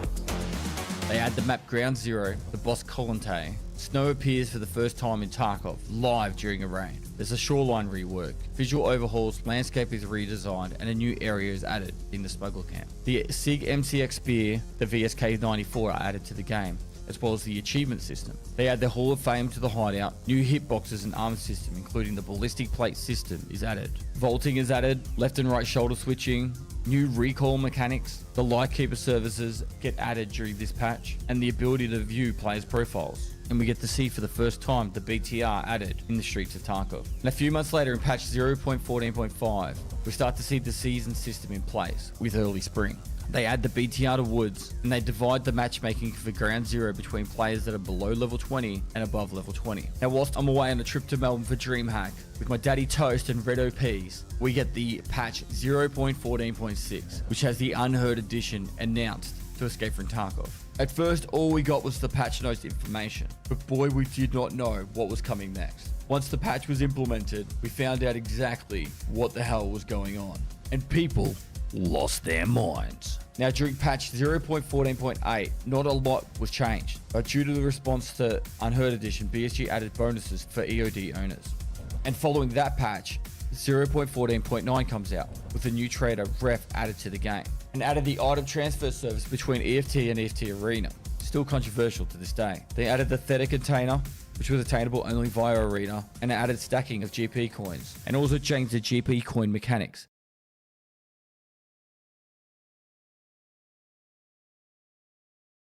What a huge wipe. Yeah. I will say straight out of the bat, remember when we were in Melbourne and we're eating burgers?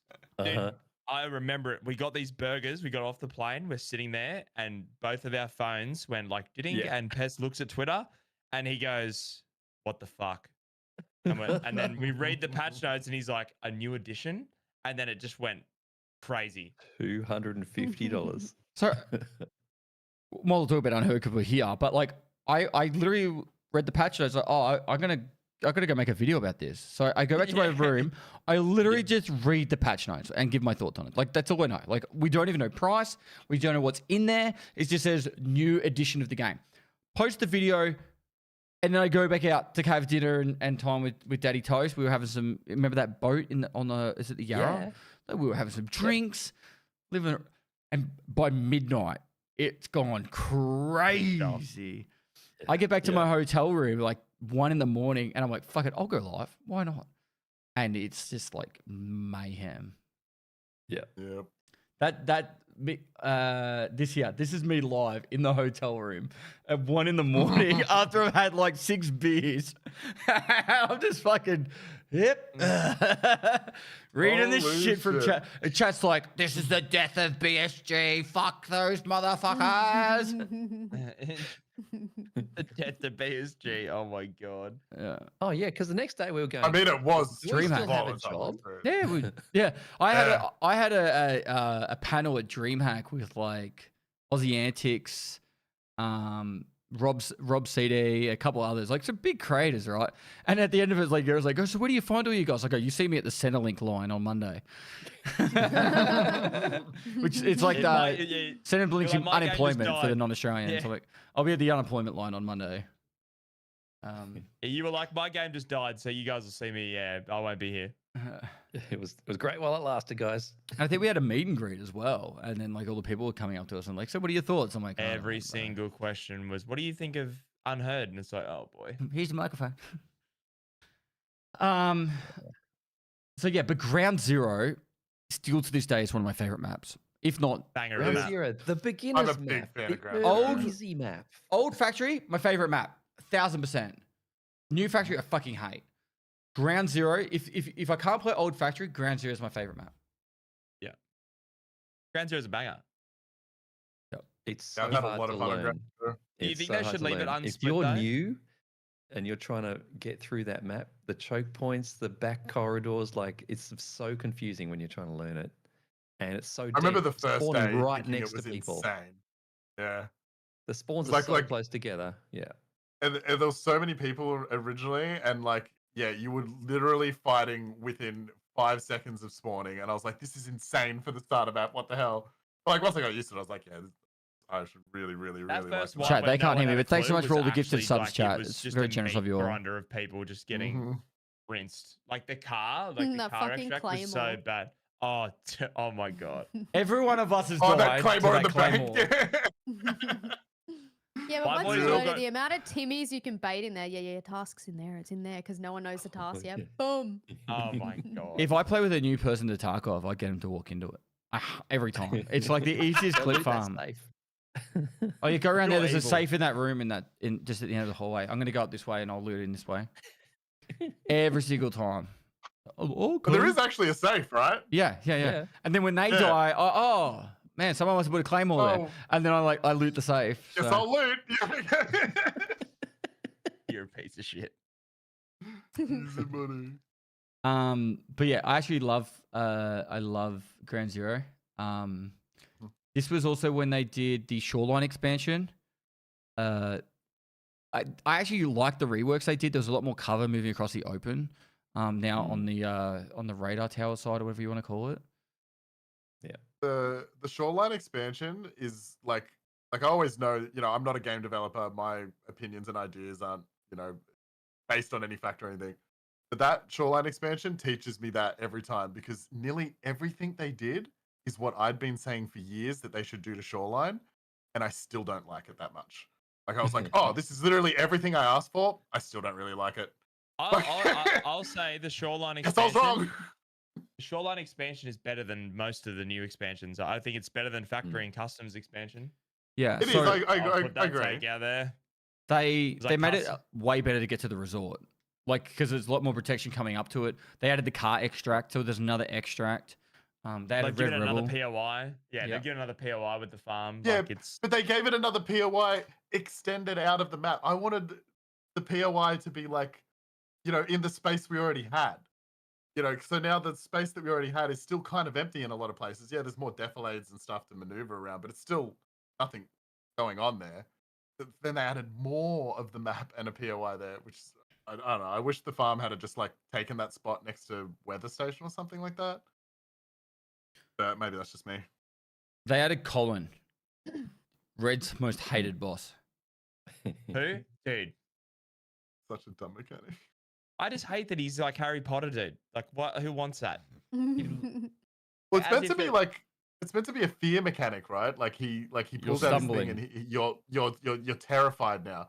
I don't know why. Like I think that would be better on Tagilla. He Yeah, but is you- terrifying when he pulls Yeah, out his melee. PMC's for Tagilla and Killer. I don't think he's scared of Colin. No, like this guy pulling out his little baton does not scare me in any way. Like, what are you gonna do with that? Fuck me? Like, come on, bro. Oh god. Wow. Mean that. Maybe. Where were you guys when it started snowing? Oh, I was just I was in waking bed. up and I was watching Yeah, I a was in stream bed. and I saw it start snowing on stream. I was asleep and then I woke up and everyone was like, Pest was in stream when it started snowing. Yeah, I don't think I was. Yeah, I wasn't in raid. I think I was watching Pest. I'm pretty sure. I went. I was in rain. I was on It was reserve. beautiful. It was like daytime sunny. I walked out into where the cage rooms are, and people were like, go outside. And I run back outside, and it's a blizzard, and everything's white. Like, literally, like this image here, I think might be that moment. And I'm like, what the Actually so fuck is cool. happening? Yeah. Dude, look at your confused face, bro. Huh? Yeah, I think it is because that's the Harry Potter Tower, right? Like I walked out of the Harry Potter Yeah. Tower and just gone, Yep. what the fuck? It's really cool when PSG does that stuff.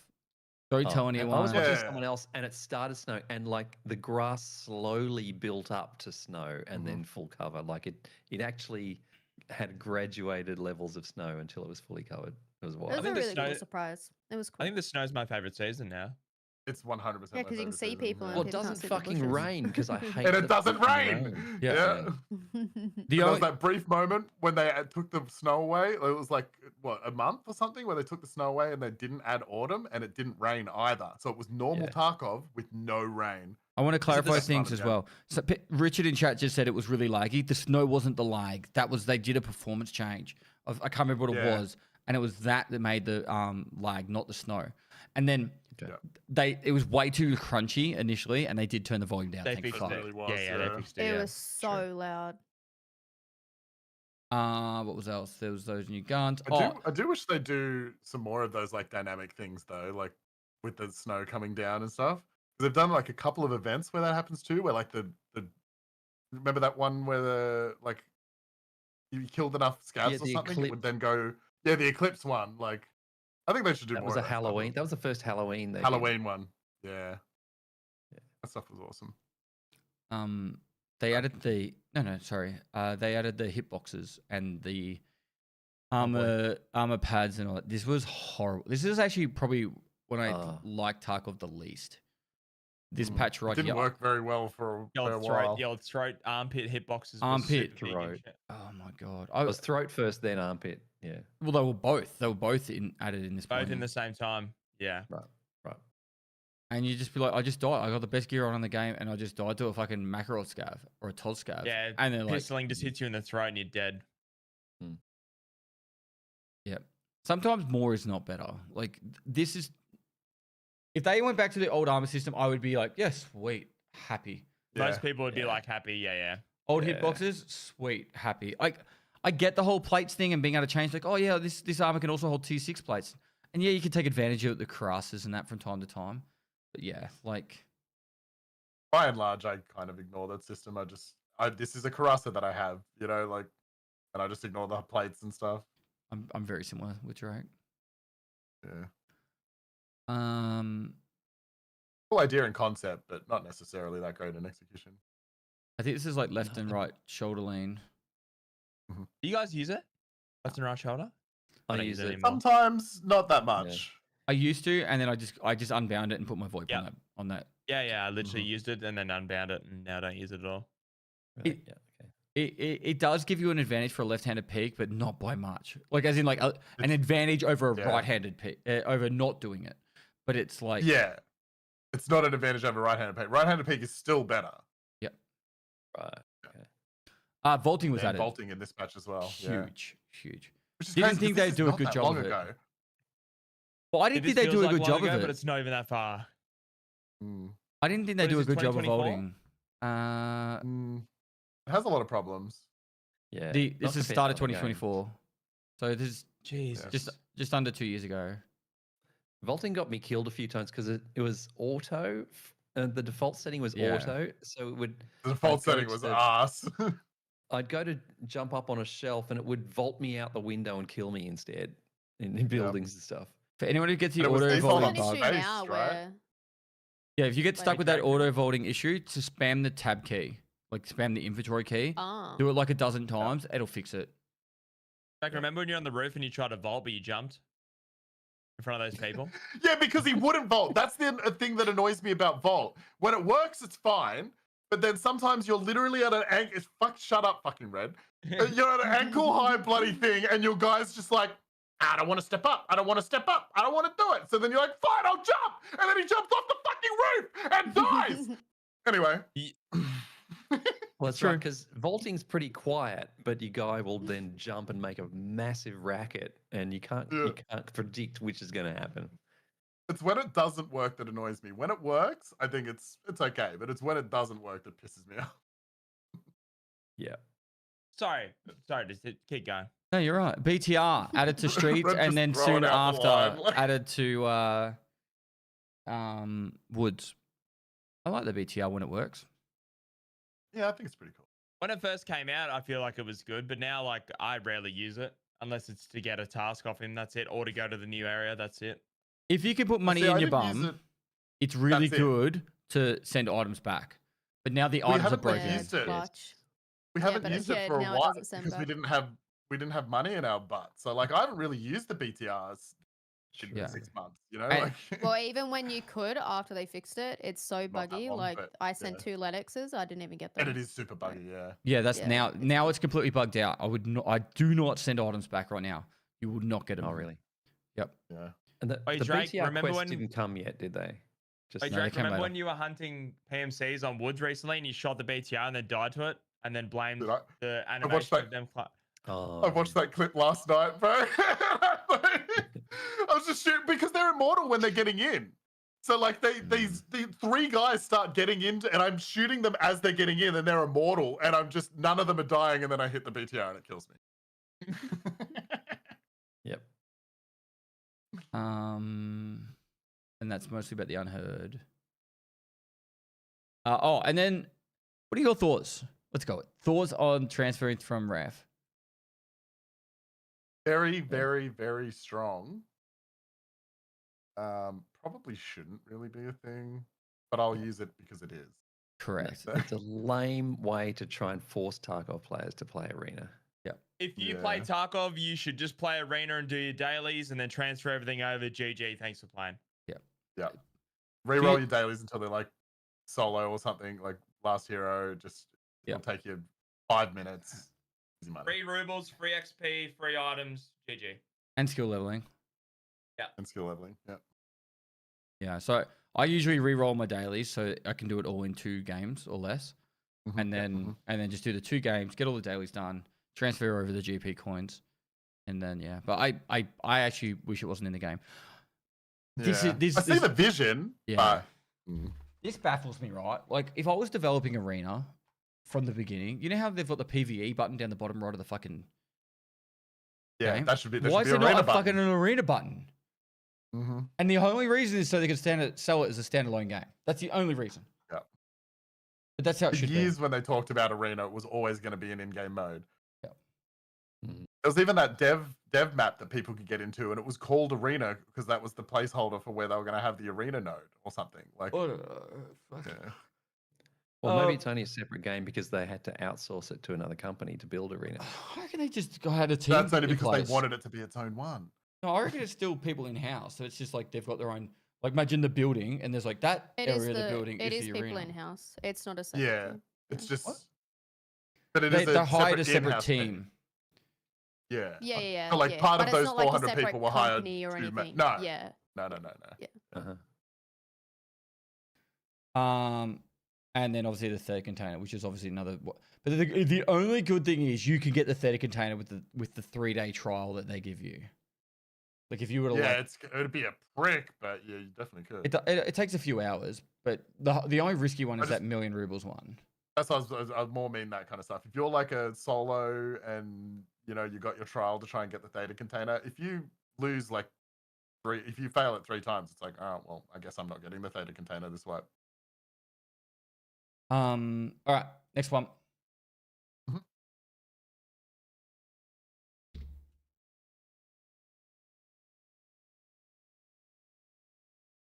Now on August 19th, 2024, we get the patch 0.15.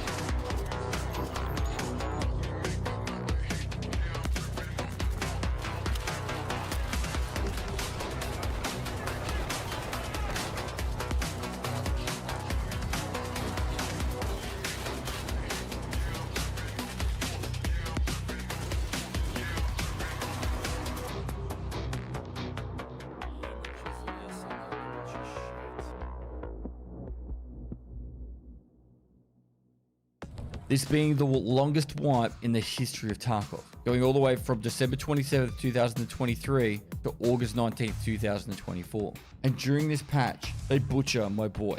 Factory gets a complete rework. Now, whilst a large amount of people have really appreciated and liked the new factory, the old factory was a beautiful playground where we all got to enjoy some baseline PvP and a very simplistic system with not too many ratty locations. The new factory, being dark and gloomy, with tunnels everywhere, totally changed the whole dynamic of factory. Whilst looting is way more beneficial in the new factory, there was just a great charm about the old factory. They added the new boss Parmesan to the game, which is based off a karma system that's invisible, and no one still understands the full way on how it works. The wipe starts with the marathon event, introducing the transit system, where you could transfer from map to map. This had an achievement to go through every single map in the game via transit. Tripwires are added to the game. Have you seen the new save? It's just in here. Have a look. Literally just on the outside of this door, bro. You go through that window, it's right there. Yeah, neat. In offline mode, I was trying to get. They introduced bipods and weapon mounting. The gear rack and Coulter Circle are added to the hideout. The SR3M, Uzi, and Desert Eagle added to the game. They update some of the weapon models, including the ASFL, VSS, and the PP91. They add the ability to do smooth zooming and adjustments to optics. Anti-clipping system is added to the game, so the gear no longer visually overlaps. Added active headset adjustments. Switched in the in-game season to summer. And lastly, they added changes to the sound system of the environment throughout the game. So now you'll hear dogs barking or frogs creaking, rats in vents, water in pipes, and pebbles as you run along. Now, patch 0.15.2 made it that the transit system was now implemented that you could transit on every raid no matter where you were. As previously, you could only go in one direction. And they also added the in-game event for mortars. A few months later, we get patch 0.15.5, where they add the ability to access your inventory while matching. They added rewards for achievements and the ability to pin and lock functionality in your stash. They added the MPS AA-12 shotgun, Gen 1 and 2, and soon after with the following patch, they started the event, which was Zombies on Labs. The zombies soon left labs and went out throughout all the other maps. It was one of the coolest events in the history of Tarkov.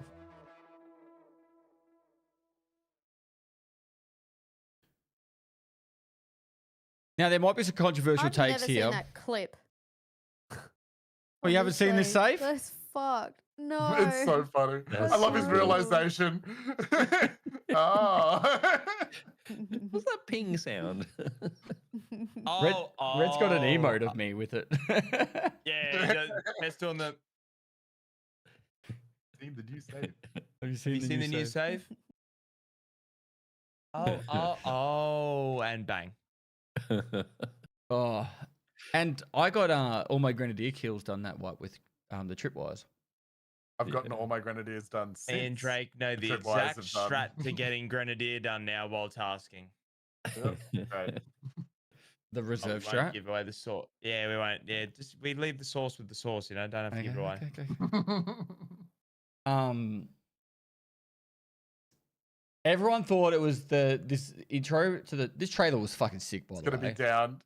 Yeah, low key. By the way, now that we've gone through all of the trailers, they're so fucking good at trailers, bro. That trailer's the best Even one their so first far. one. Even their first one is amazing, but then you get to this state and it's like, Jesus, they got even fucking better. yeah. He puts out bangers. Mm. I'll gas him up Great on trailers. that. But this bit here coming in where they're like gonna get slammed by the sledgehammer is just fucking sick. Yeah. Oh, And he checks Alright. his pistol. Starting with factory, right?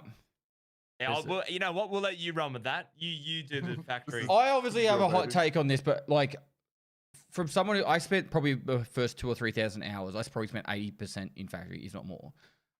Factory was just a really great map for people to originally just get. Like, if you go, hey, you want to get better at Tarkov, you want to get better at PvP, go factory. Force yourself into factory, go in with a pistol, kill some scavs, get the gig, build up.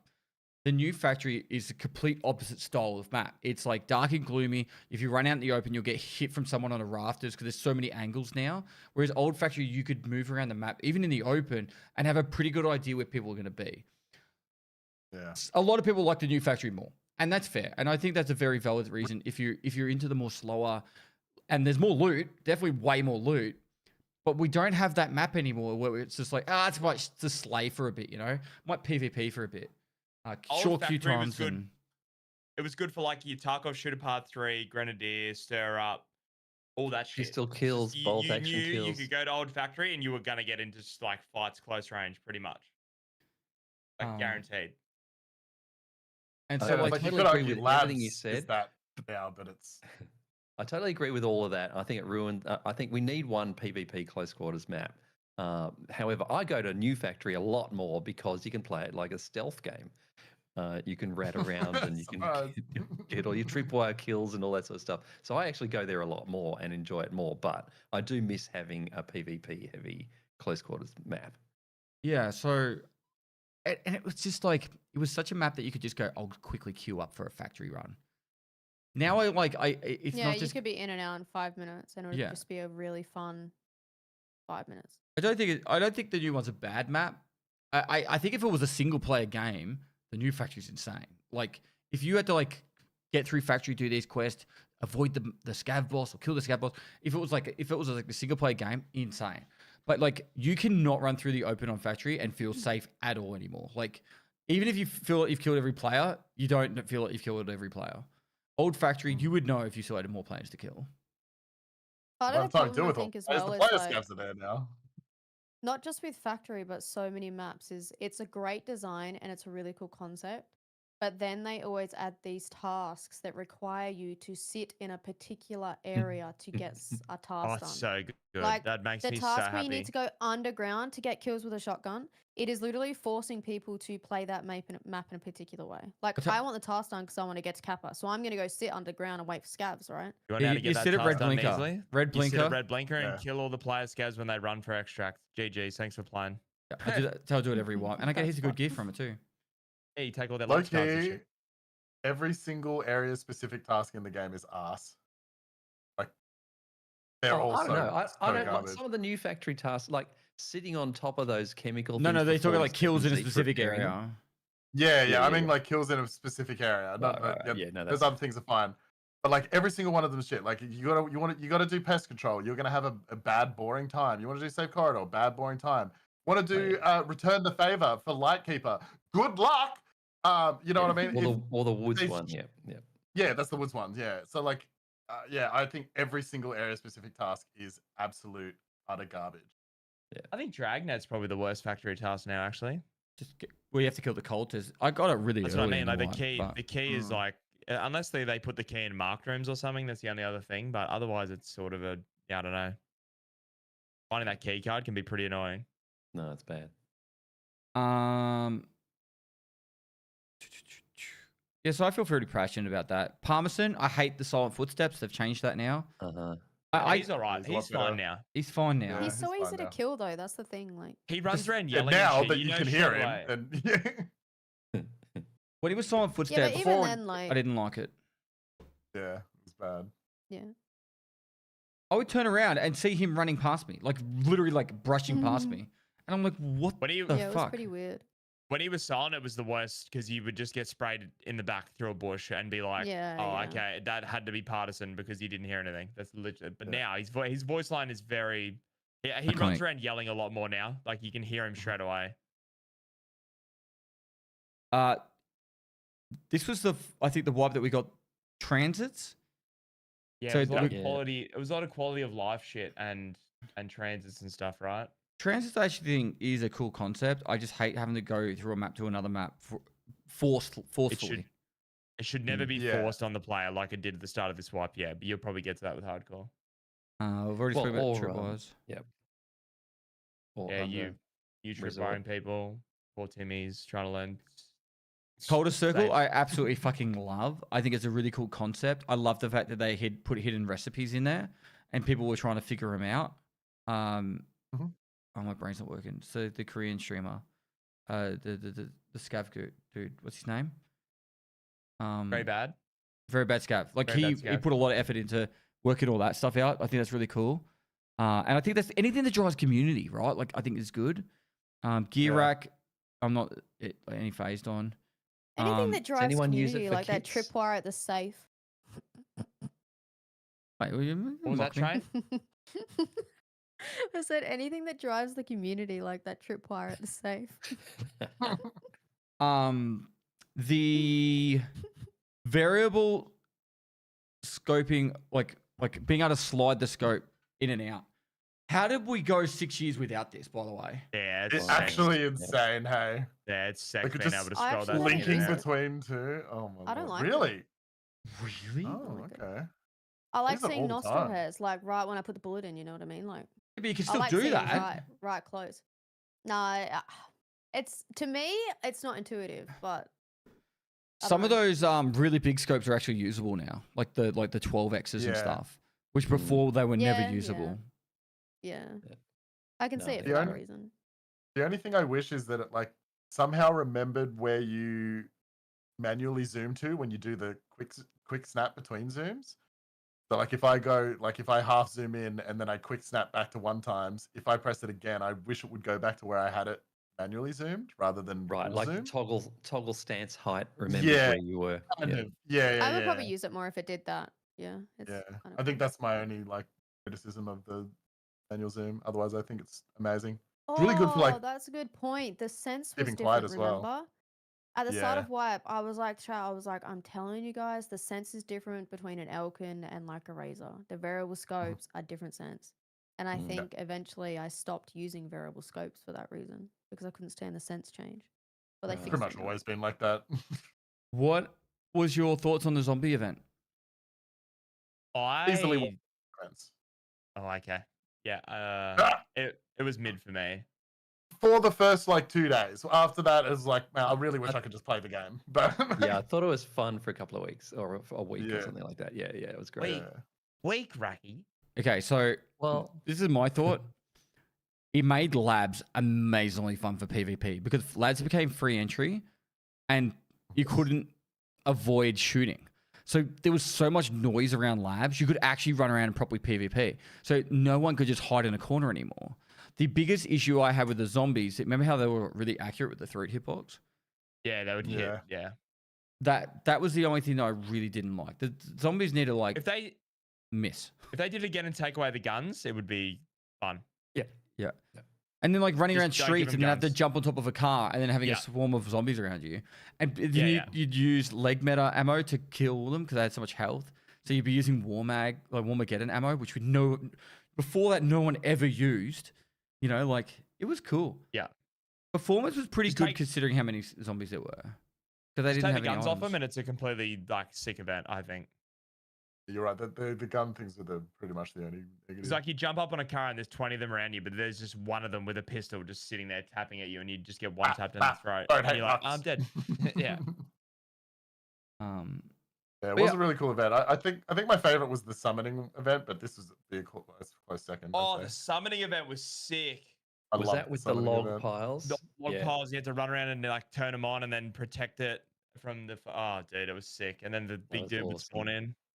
Yeah. Just let me yell at my chat for a sec. Okay. Guys on YouTube, fucking just play nice. It's our chat. All But right? now I want to know what he's saying. Can you unmute? Stop arguing with each other. You don't agree with something, you just fucking move on. Damn, look at him. He's going in. Can one of you guys like dox and tell us? Oh, getting in trouble. Just don't worry. YouTube chat's fucking arguing over You can PvE. talk train. Oh, you two. You had all your ones in chat and we didn't know why. It was all shared ones. Oh, okay. So what happened was every time I looked over, it's like shared chat, right? And I think we can all accept that mostly we see Pest's logo. Mhm. And I was like, chat, I just can't. Like, I was like, are you guys fucking there? Like, I kind of miss you guys. Like, can you all just spam one, please, so I know you're present? And then it was just ones. And I was like, all right, I'll see you guys later. Bye. That's great. That's awesome. It was just checking if that was still there, you know? We're a community. That's great. Oh. Okay. Are we moving on? Are you ready for the wipe that made me hate the game probably more than anything? This wipe got me so fired up that I hated Tarkov. You ready? Let's go.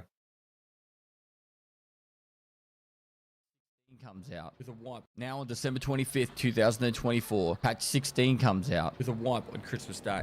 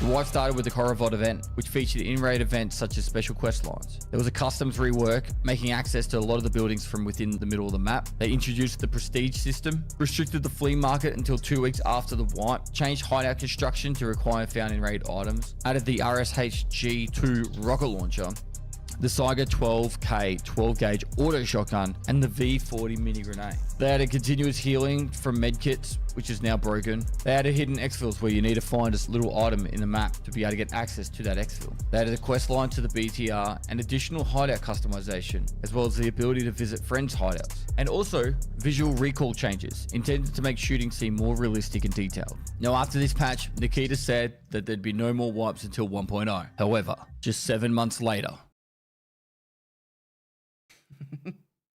just 7 months later. Very You can't ominous. stop it there. No, you can't do that. Another wipe. To be Nah, continued. Surely, dude, you're edging. Sorry, okay, I'll talk about why I was actually like very frustrated with this wipe. This was the most buggiest wipe we'd ever had. This is probably when you bought your AMD fucking processor, and straight after it, you lost about 30 to 40 FPS on every map. I was raging on Twitter. Like, how did this patch ship? It was so buggy. Remember doing the Korovod event together, and like we'd get to customs and one of us would disconnect on the transit, and like you'd have to start again. Reset. Yeah. It's like, it was just a clusterfuck. And like, Tarkov's my favorite game of all time. I love this game. If you can't tell, I'm passionate about it. But it's less like, but I copped a lot of flack from the community saying Pestily's fucking over Tarkov. He's angry. He hates it. He's like burnt out. It wasn't. I was passionate about the fact that this was a horrible patch. It was a really horrible Christmas patch. Day wipe. It was a Christmas Day wipe. Pissed off all the streamers. Yeah. But like, yeah. Fine for me because I have no life, but yeah, everyone else was pissed.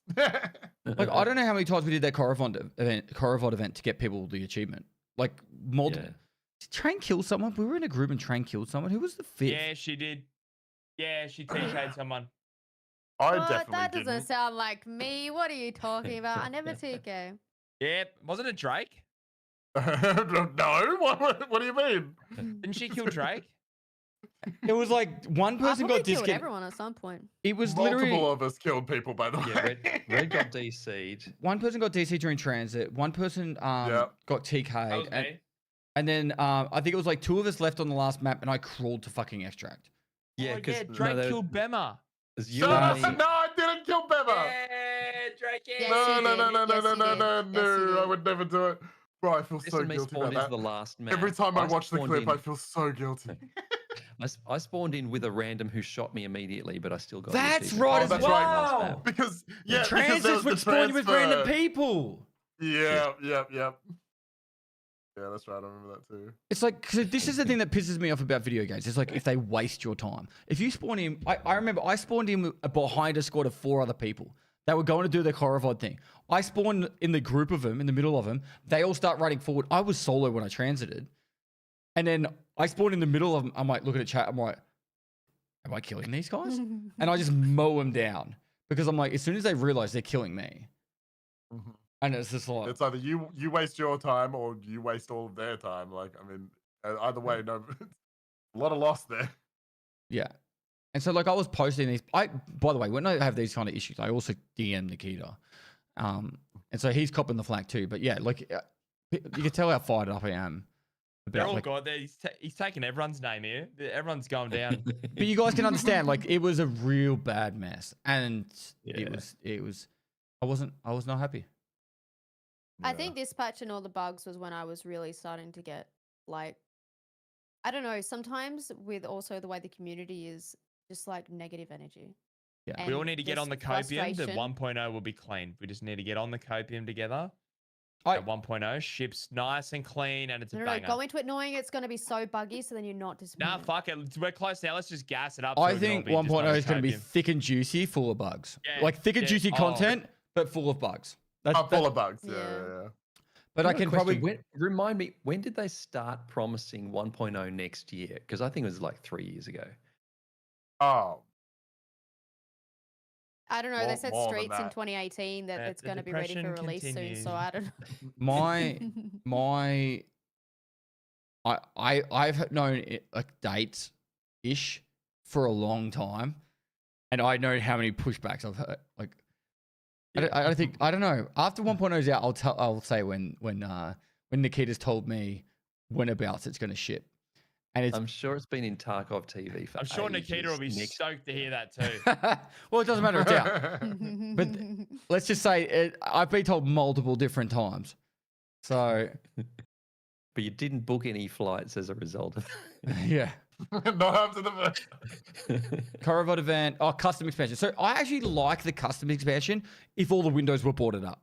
I could get behind it if all those the exposed area in the middle. I'm fine with that. The biggest issue I had with the customs expansion was those the two buildings near construction and Elbow, where you can literally see people crossing the bridge and getting the bronze pocket watch. I just wished all those windows were boarded up and you couldn't see through, because then you just wouldn't have people sitting in those windows sniping you as you're trying to like just move. You can do setup boy, so is easy it- now from in there. Yeah, but boy, is it easy to do setup and shoot a board now. Yeah. Set up, you can just sit up on the rafters and watch people walk through construction. They have no idea you're there, and you're just like, "Ah, see you, mate." But I like more loot. Don't get me wrong. I like more choices in moving around the map. I like being able to kill more stuff and all that. But just and I don't think we've spoken about this in any of the patches. But I'm not a big fan of propane tanks in maps. Oh, I hate I hate that. Hear me out though. Wish Hear they me didn't out, exist though. in any. They've got those stupid armor tasks, and there's a little strat that you go down towards the ZB extract, blow up like 3 canisters, and it gets your Cool, armor. yeah, that's worth having canisters in the entire game for the entire wipe. I agree. Or just change the quest. Don't stand too close like I did. Yeah, they could just change the quest. It's so shit. Maybe give a good Well, countdown if you're going to blow I them don't know up why too. they went back to the forward armor. They should have left it at the 6B43. Oh, yeah, that 'cause then you change just should not speed have it been off made. scavs or whatever. Yeah, that going back to fort for that task is a horrible choice. Yeah. Oh yeah, my Pest, you God. like the gas tanks, right? After yesterday with that smooth Count to 3 for me, Red. 7, And boom. 11.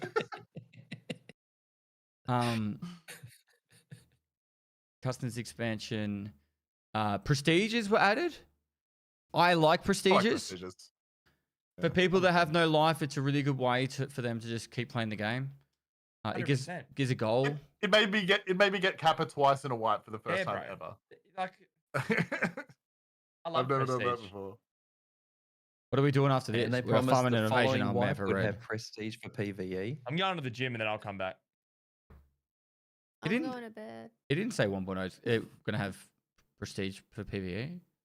No, when Prestige first came out with 3 levels or 2 levels, they said next wipe it'll have more levels and it'll have Prestige on PvE. But then they changed their mind. Did he? And Wait, I does don't PvE, does PvE have remember that. prestige yet? No. No, No, I asked- he and said they they're said never it's getting it. I asked during Why? my interview. He said that he's thinking about an iteration for them. But by the sounds of it, it's going to be so fucking annoying to try and escape from Tarkov. Oh, by the way, 2 prestige moving forward, you're going to need to escape from Tarkov. yeah, that makes sense. So you're Great, better I'll off just getting tell prestige my 4 wife now. and kids, I'll never see them again. This is great. Awesome. Cool.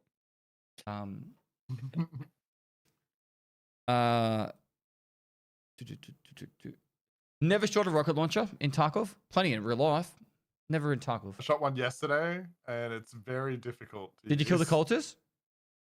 No. I shot it at a person and missed entirely because you see that little tiny hole. You see that little, you see that little tiny hole? It was funny. Yeah. It was See funny. that little tiny hole? That's all you can see through, but you can't see fucking shit. That dude crossed the map and extracted by the time I fucking shot. Like, Yeah, you have to it's hip fire. rough. It's rough. I'll have to try and do that today. Get the achievement for killing a cultist with one. Yeah, we should try and do that, I guess, if we can. We got the knife one yesterday. That was awesome. That All was- in one that was raid. cool. Yeah, Toast, you weren't there. We got all 3 of us got the kill a cultist with the knife yeah, I in missed the one out. I raid. missed out. Yeah.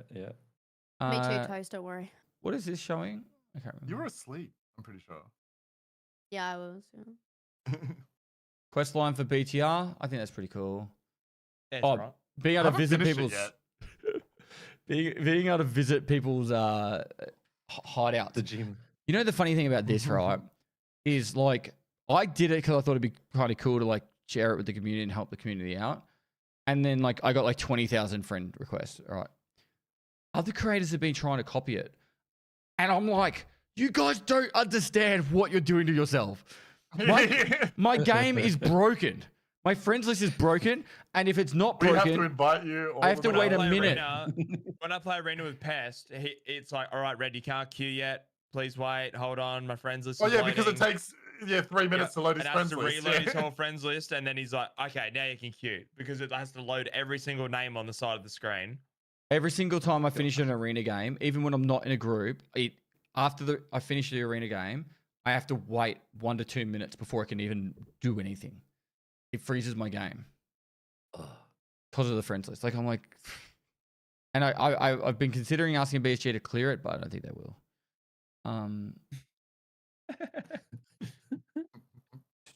I think that's it. So you ready for the next one? Oh boy, here we go. Oh yeah.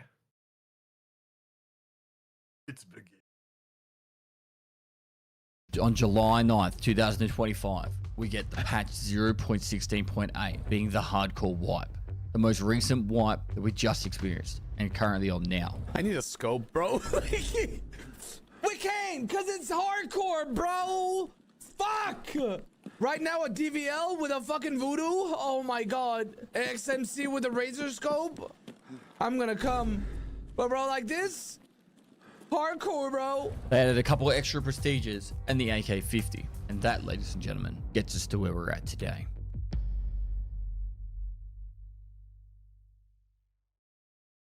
Hey, amazing. Let's go. Oh my god, the glorious crash out.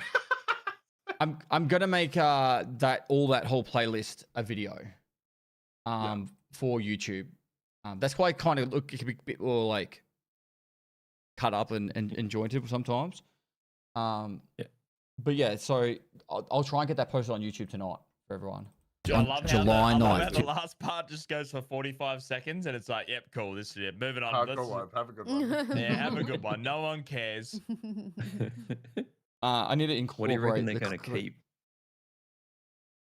That video, by the way, without us pausing it, like to be able to sit down and watch that video, with, like back to back will be actual nostalgia. Yeah. I think it's good though that chat, have you enjoyed our feedback and our thoughts and our memories of each patch and all that? I'm sure they've appreciated it. I think it's been a really this was meant to be done in person. If anyone doesn't know, this whole event, I had actually flights booked, accommodation booked. Everyone was meant to come to my house, including Trey. But I cancelled it last week on everyone because I've just got so much stuff going on in my personal life that I was just like, I can't deal with these motherfuckers at my house. So, I don't blame it. I don't blame you, right? I know. Well, like I have to feed Red. My whole pantry gets emptied. Daddy Toast needs special fucking tomatoes from France or some shit. Drake's like, where's my local weed supplier? And we won't say anything mean about Train. And so like, thank you. Train would have been lovely. Train's lovely. But you get the point. Like, I would have done the night shift, so he can't complain because I'm always there doing night shift. So I was gonna have us all sitting like on the couch and that, and we'd be watching this together, and we'd be talking with microphones and those. That was the big difference. And then obviously we'd be doing other shenanigans and games and fun. But that was the purpose of how I was gonna do this event, including why we have the armband that we Red Ops made up and named, and I got the design done. I got the design. Oh, of course, Drake. I said the first part of the name, and then Red changed it to be the better part. Bro, you have no idea how much fucking. I get a random message to like, I was in the beta, but I don't get the armband because I'm not willing to pay. I was forged in beta, and I'm like, Red Ops made the name. I literally saw people say stuff like that, and I was like, no, this is because I said, would it be cool to base it off like the fact that this prepared us for 1.0? And I originally said. Tempered or forged in fire, and then Red goes forged in beta. Perfect. Yeah. Like it's just because it has the word beta in it doesn't mean. I did miss the labyrinth. I feel like I've been ran over by like 4 trains in the past like 2 minutes. Okay, I've not got that many split personalities. Chill. When was the labyrinth? I missed that in that video. Oh, it's not the end of the world, but I know. Yeah. Did it come 15? With the Shoreline rework? Was it? I don't know. It was in It had to be patch 15 or 16. It was the end of the one of the. It was 15. I'm pretty sure end of 15. This was the last thing I played for that wipe. Because I hated it so much, I just stopped playing. Yeah, it looks like it was patch 15. Yeah. Labyrinth was sick, but then all it became was like a spawn attack. I would have been happy with Labyrinth I got over it. if I then. didn't have to do could queue Shoreline into to it. get to it. Yeah. That's it. Yeah, I just hated queuing into Yes. Shoreline and fighting just to Bro, do remember a when map they that I- remember when they bugged it out, Drake, when we were on that night? And Yeah. for that like 5-minute sector, you could just queue it with a key card, and we were like, "Oh my what a god, they fixed it!" And they took it away, and it's like, "Oh, okay." Yep, and I went back to PoE 2. That was so fun doing those escape rooms at the start without looking it up. They were so fun to do.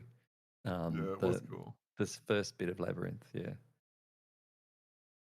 Imagine if they made I'm like hoping a that the standalone map. 1.0, the storyline quests are going to be guessable like that without looking them up. I think it's going to take us a long time to get through the 80 to 120 quests that I imagine that will be the main quest line. Did he give you a number? No, I didn't ask, but that's what the number they were using back in 2018, 2019. To be fair, I need to go back and watch the interview. I was. It's a good literally interview. Woke up half an hour before I did this, so Put it yeah, on I when need you're to in go the back gym and or watch it. whatever. Yeah. I'll put it on while I'm driving and shit. Are you going to be on later to look at that armband? Oh yeah. I'm literally going to be gone for like 2 hours. All right, That's it. cool. I'll be back. All right, so that's pretty much the end of the history of Tarkov. It actually went for about 5.5 hours. I said it'd be about 4 or 5 hours. So That was awesome. big shout out I to enjoyed that. Mr. Drake Silla, Train __ Toastrak TV, and Red OPs. Mods, can we get some link spammage, some / shout outs? Guys, He please knows go what my name is. give everyone a follow. Hey, Red OPs. And check out their content. If you got a Prime sub, give it to one of these guys. Don't let Amazon keep that money, and help support the other creators in the Tarkov community. Tomorrow we're doing the Tarky. So the time it started today, it's in 18.5 hours. In 18.5 hours, the Tarkies will be on. These guys were going to be presenting awards, but they're not at my house. So I'll be presenting all the awards, but they will be live, suited up in their finest attire, watching. And they'll watch it from their what do you call it? From their stream. So if you want to hang out with them and watch it with them and watch their reactions, it's going to be a lot of fun. It's actually like the Tarkies is a award show featuring clips from the history of Tarkov, and not this history of Tarkov, the entirety of the playing of Tarkov, submitted by you guys, and we've also sourced other ones, and it's a very, very entertaining. There's some absolute banger clips, like absolute banger clips. If you guys aren't laughing, then I'd be very, very surprised. I'm looking very forward to it. From here, I have to do a couple of admin things. So while I'm yapping, give these guys follows and primes. I wish you guys farewell. Thank you for the time. I'm going to get out of here. Goodbye. No Bye, walkers. chat. Hey, man. Wait. Love Wait. Let me tell you something. We also have to say thank you to Pest because he put it on. And as much as this streamer item and the armband is yours and your design, it's probably the closest that some of us. Hey, you chill out there, Ranger. All right, you just pause 1 second. Ranger means All redhead. Oh! This armband will probably be the closest that we get to being a part of an item in the game, potentially, most likely. So we have to thank Pest for that. Yep. The Ranger Thank you. left, but we still got I one do here, thank Pest. Thank you, so it's Pest. okay. No walkers. No walkers. Thanks I'll for go all the subs too. full Aussie. I did say, like, I've said a couple of times when people were, like, mentioning the armband and stuff, I'm like, Pest could have just kept this for himself. It's the fact that he, like, gave it to the rest of us is very kind. Like, Very kind. Much appreciated. Yeah. Okay, I'm gonna be completely honest. I didn't think it'd be this popular. neither did I, I'm not going to lie. It's amazing. I thought it would be cool. Like, I remember when we first talked about it, like, a couple of months ago or whatever, I was like, wow, that would be really cool. But I didn't think, like, you know, as you said, Yeah, when it is you, more popular. your first, like, went stream crazy while for you were me. asleep, like, wow. But in saying that, like, it does say a lot about, like, you, like, at the end of the day. Like, people want to support you. Or At the end of the FOMO. day, this is them supporting us, you know, instead of BSG. So. A little bit of both. A little bit of There is a support. drops campaign immediately after launch, by the way, where it's like, I don't know if you noticed it. I've barely looked, but it's like a pouch for like 5 gifted subs. I don't even actually know it. What is it? I did not know this. You get free drops, which are like ceiling, wall decorations for your hideout. Wait, no, that's one gifted sub. You get Nikita's voice for free by watch time. Shit, I did not know There's this. figurines for 13 figurines. I think watch time. Where are you Yeah. reading this? This is a Twitter they posted. They did. Okay. Yeah. And I they're missed 4 it. hideout targets for free. Then for 5 gifted subs, you will get a baseball cap, an M2 Brown, which is another type of sword, and a belt bag secure container, which is like a Gucci bag. But it's a 2x3 secure container. So if you're a standard account, you could pay 25 USD to get a 2x3 container, which you better just upgrade in your account. But hey, if you want to support streamer, Yeah. then it's 3 gifted subs for a PMC dog tag with the Twitch logo on it, and it's 1 gifted sub for a ceiling and wall and floor skin for the hideout. So If you give the 5, do you get all of the? yes, if you get 5, you get all 3 items. Yeah, you get all of it. Right. Yeah. Okay. Cool. So, I didn't even know about And that's that. on the 15th. I was trying Yeah, to. right. I was like deliberately tried to sabotage every creator in the Tarkov community, to siphon all the subs to me before the wipe. But now everyone gets it. God damn. And what I learned from the interview that the game goes down on the 14th and comes back on the 15th. Yeah. By the sounds of it. Yeah, I was wondering if that was how it was going to be. Yeah. And you're gonna be able to buy it on Steam tomorrow. Sound like it might be like Yeah, you can it might be pre-order. 15, 20 hour downtime if it's And going the down pricing. on the 14th, and they're saying it's going to come back on the 15th. Same pricing on probably gonna be Steam down as for it a is very on long Escape time. from Tarkov, but there'll be a launch special, so it'll be cheaper It'll be on Steam. discounted on Steam for tomorrow. But all the in-game Which I think purchases is and smart. that, like extra stash lines and that, you have to buy through their website. So you could buy it through Steam and then link it to, or you'd link it and then or whatever. What else is on my agenda? So I'm probably gonna disappear for an hour now. I'll put the season 9 hardcore on. Then I'm gonna come back. I'll play games with Drake and Toast or whoever. If we're gonna go look for this armband for Red. And then sometime this afternoon, I'm going to stop my stream. I'm gonna start it on my wife's computer upstairs, showing the hardcore season 9, and I'm gonna have to spend like 3 hours setting up for the Tarkies because it's like to do the Tarkies, I have to like rearrange my whole stream deck and put all the videos up and all that. So there'll be a bit of like stop and start for the stream this afternoon. But if you're wondering what the fuck's going on, it's because I'm setting up the Tarkies. Can't wait. That's pretty much everything. So thank you guys. Make sure you give everyone a follow. Awesome. Train, did you hit your 40,000? I'm 50 followers away. Can we get a / shout out train __ and then we'll do everyone else after that. There's a timer, like a cooldown to be able to do it. Thank you. And then we go sleepies. Guys, make sure you go give everyone a follow and don't miss out on the Tarkies. It's probably gonna go for about an hour and a half, 2 hours, but it'll be a good hour and a half, 2 hours. Special premiere from Wellen. He made a song specifically for the launch of Tarkov. Music video and it's fucking banger song. And John B's premiere of his music video will also be on the Tarkies. So you can have 2 songs. Should be good. I'm excited. It's gonna be fucking cool. Oh, it's gonna be amazing. Wear your best suit. Black tie. All right. See if I can find my tie. I'll see you guys later, and I'll just talk to chat for a little bit, and then go from there. Thanks for having us. Yep. Thanks, All man. right. See you guys. Bye. All right, chat. Did you like that? Was that good?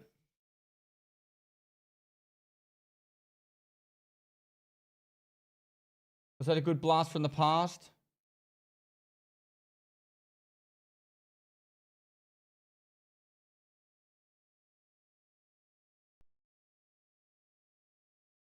No, it's not. What's not? Is his actual dad?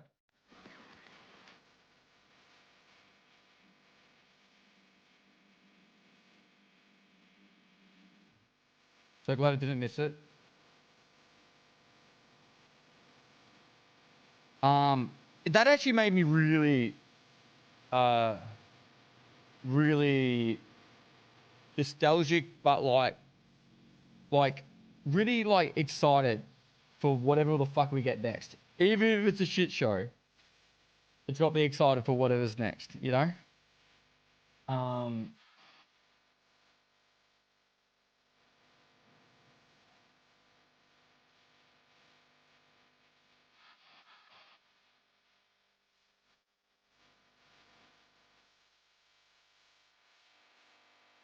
Sorry, what's messaging me? Alright. So, if you guys don't mind, I wouldn't mind having like a half-hour break or an hour break. I might just say hello to my wife and my son and go to the bathroom. And then I'll come back and I'll play some Tarkov. So I'll put on Hardcore Season 9.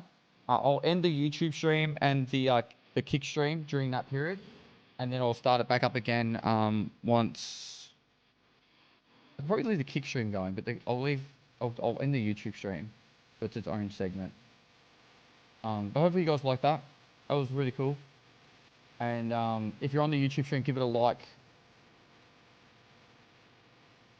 And interview again? Would you want to watch the interview? How long did the interview go for? An hour. Yeah, I can do that. I'll put the interview up. I'll just have to show my VOD for that.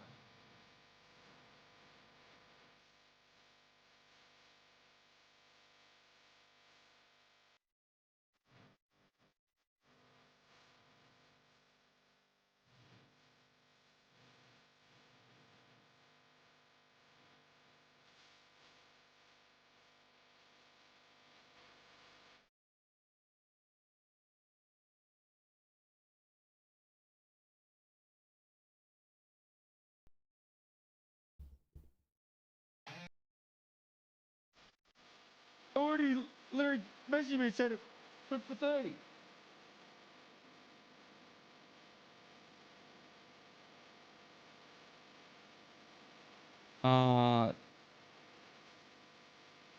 Yeah? Okay. Okay, so the current task in Tarkov, they're the side tasks. And Is this good or not? Like this. But yeah, I'll be back. I'll be back in an hour, okay? Chat, is his voice volume loud enough? I'll put him up a touch. I know you guys said you wanted him a bit louder. Too much, Pest? What do you mean too much? Oh, there's double me. That's why. Fixed.